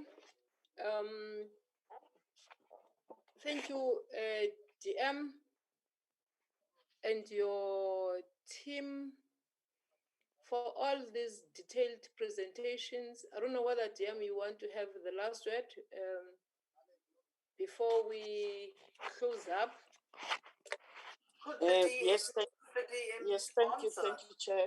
There are those matters that they would have been raised, and one does want to touch on a few, just I think it's 2-3 matters where I think some further clarity is necessary. Firstly, on the issues that were raised earlier about the absence of leadership in the department, I think we need to acknowledge the fact that the AG herself has commended the department that there are no new unauthorized expenditure. For me, for the year under review, for me that's a big plus, because for me it's a sign of the results of consequence management. We may say there's no consequence management, but the results of consequence management speak for themselves. Now everybody understands that unauthorized expenditure is a no-no, and it will not be tolerated, and there will be consequences for it. Whenever one would want to conduct him or herself in a manner that is so much unbecoming. On the IDT versus ISA responsibilities, I think Honorable Suisa, we did try and explain this in the past, that ISA is more of a coordinating and facilitating entity across departments, but it is based in the Department of Public Works and Infrastructure. And it is more about planning, facilitating, and ensuring coordination. And IDT is an implementing agency. So those two are different. No one is doing the work of the other. I thought we needed to clarify that once and for all. What is the department going to do to keep the green shoots that are visible in IDT? And where do we go? I would want to kind of link the two questions, one from Honorable Suisa and one from Honorable Hickley. Where do we go post-litigation if things go wrong to a point of liquidation? The green shoots that we see in IDT are as a result of concerted effort from our side to see an entity that would be able to do what is expected of it.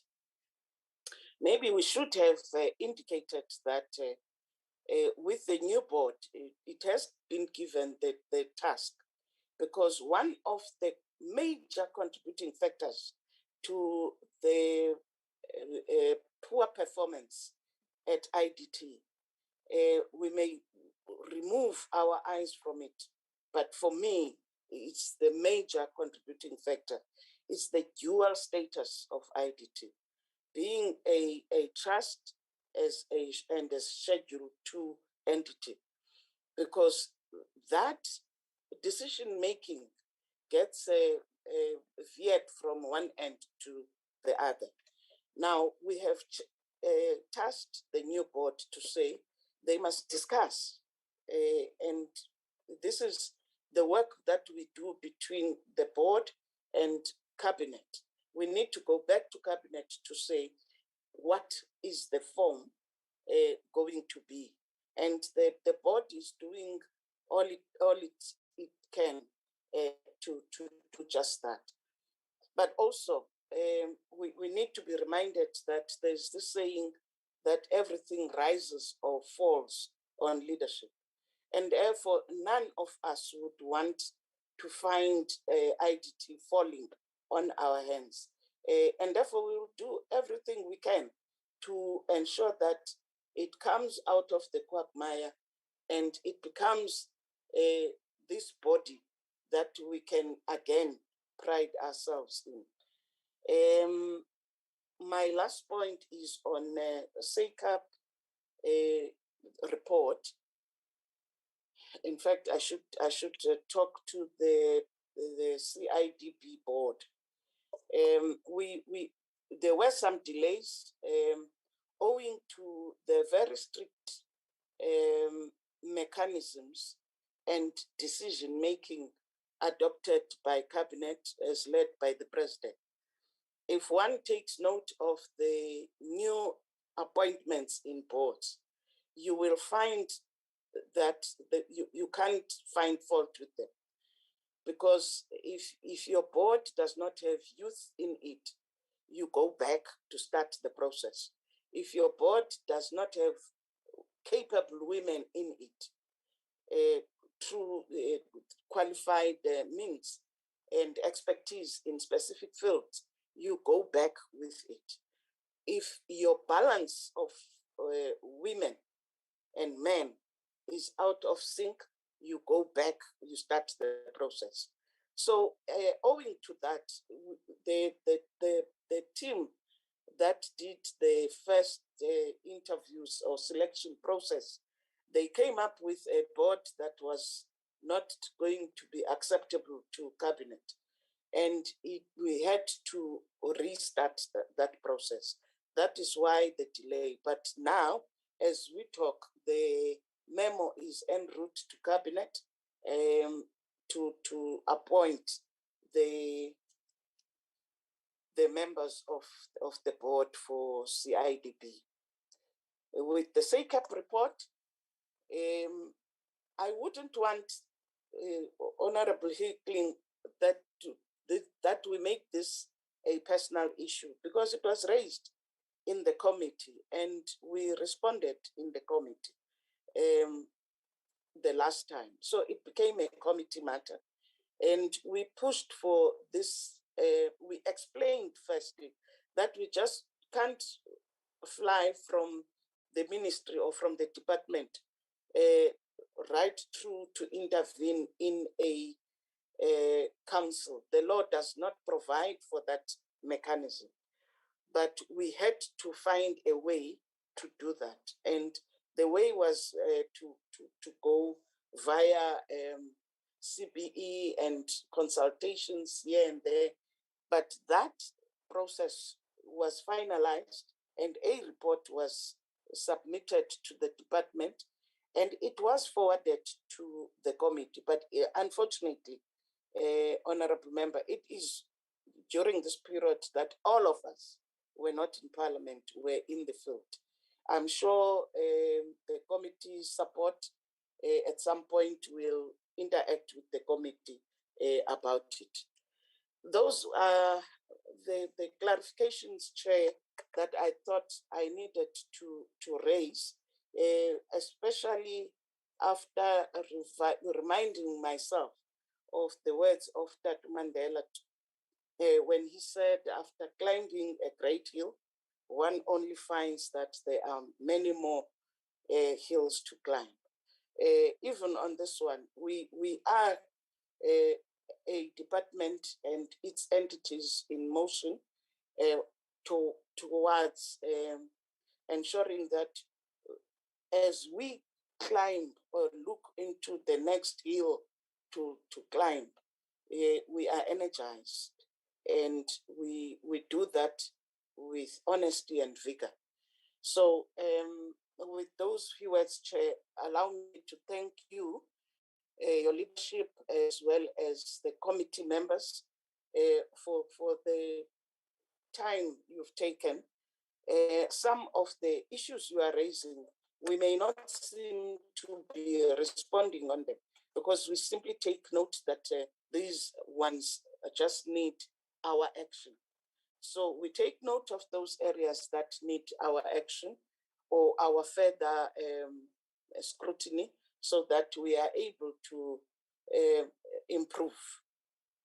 We are on a continuous improvement path, and that's what we're just going to do. Thank you very much for the opportunity, Chair and honorable members, together with the teams that have availed themselves today from our entities, the chairpersons and the CEOs. Thank you very much. Thank you so much, DM and the acting DG. Thanks so much for coming, and the entities and the honorable members for your contribution. Nola? Yes, Chair. What is next? Well, according to the agenda I presented in the morning, we're supposed to take a break and give some time to the content advisor to just finalize the report. But I'm not sure if our colleague has a different view. Nonetheless, Chairperson, I think the department and the entities can be released because the next business is purely for the portfolio committee. Thank you. Oh, okay. Okay, thanks, Nola. Thanks to all entities and the department. You are free to go and sleep. See you next week, Nola. Ne? Yes, Chair. Okay, thank you. Bye. Long live the chair. Thank you. Bye, dear. Bye. Thank you. Thank you, Chair. Bye. Bye, Acting Gigi.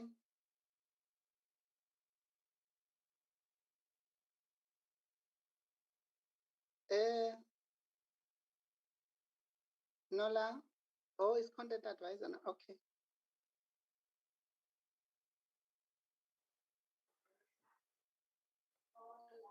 Person, may I commence? Yes, sir, you can. How are you doing? Let me first greet everyone. I've been with you the whole day, but I did not greet you. My apologies for that. Good evening, everyone. I know we are tired,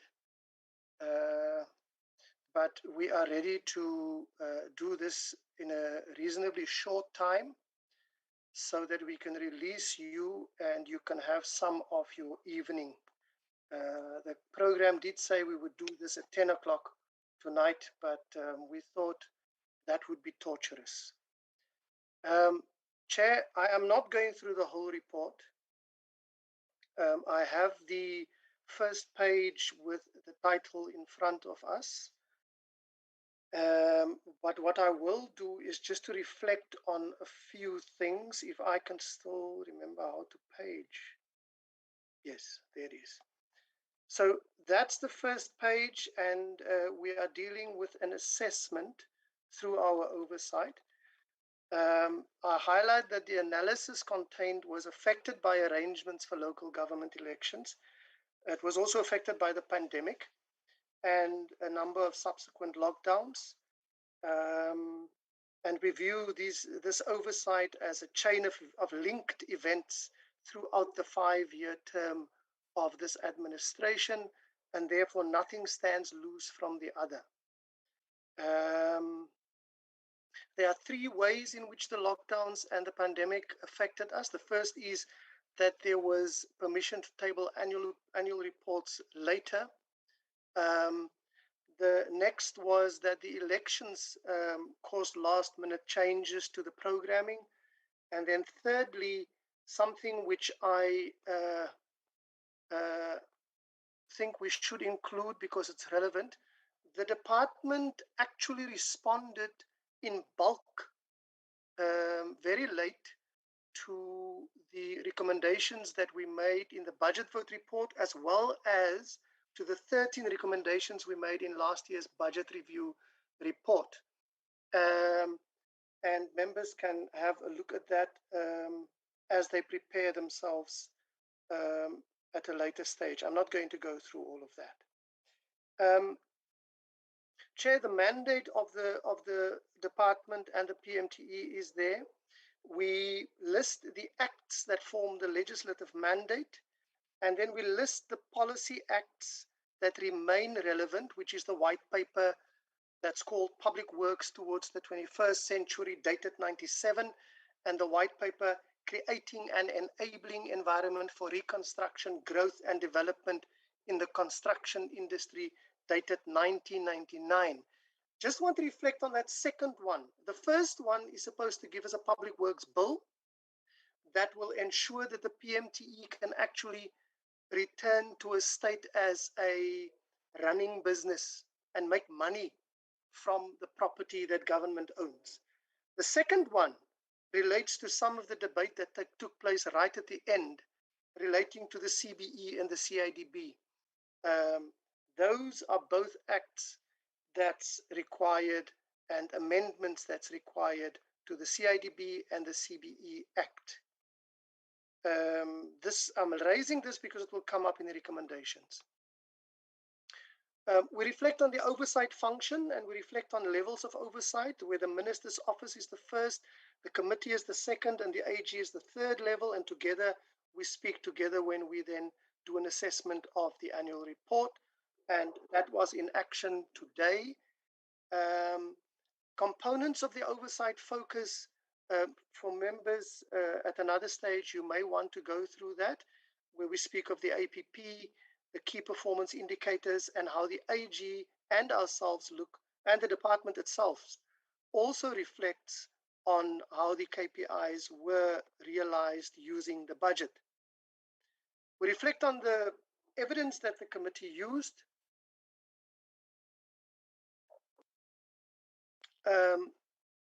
and the evidence is the Strat Plan 2025, the APP, and the quarterly performance reports. You may notice, members, that there is one ATC that contains our latest quarterly report. I think it will be dealt with in the House next, or maybe even tomorrow, I'm not certain. And then some of the oversight events that took place during the year is also used. Then the alignment of the legal mandate and the planned initiatives as stated in the APP, in the planned documents, which is APP and the Strat Plan, that gets looked at. And then I have a piece in here as the department that is the lead coordinating department in the infrastructure sector, which is part of what the Deputy Minister was also referring to when she tried to explain to Honorable Siwiza the relationship between Infrastructure South Africa and the IDT. And I think it's quietly evident, but if we read through the annual report of the department, as well as the IDT, as well as the Deputy Minister's statement, that the IDT will continue to exist in a reconfigured form.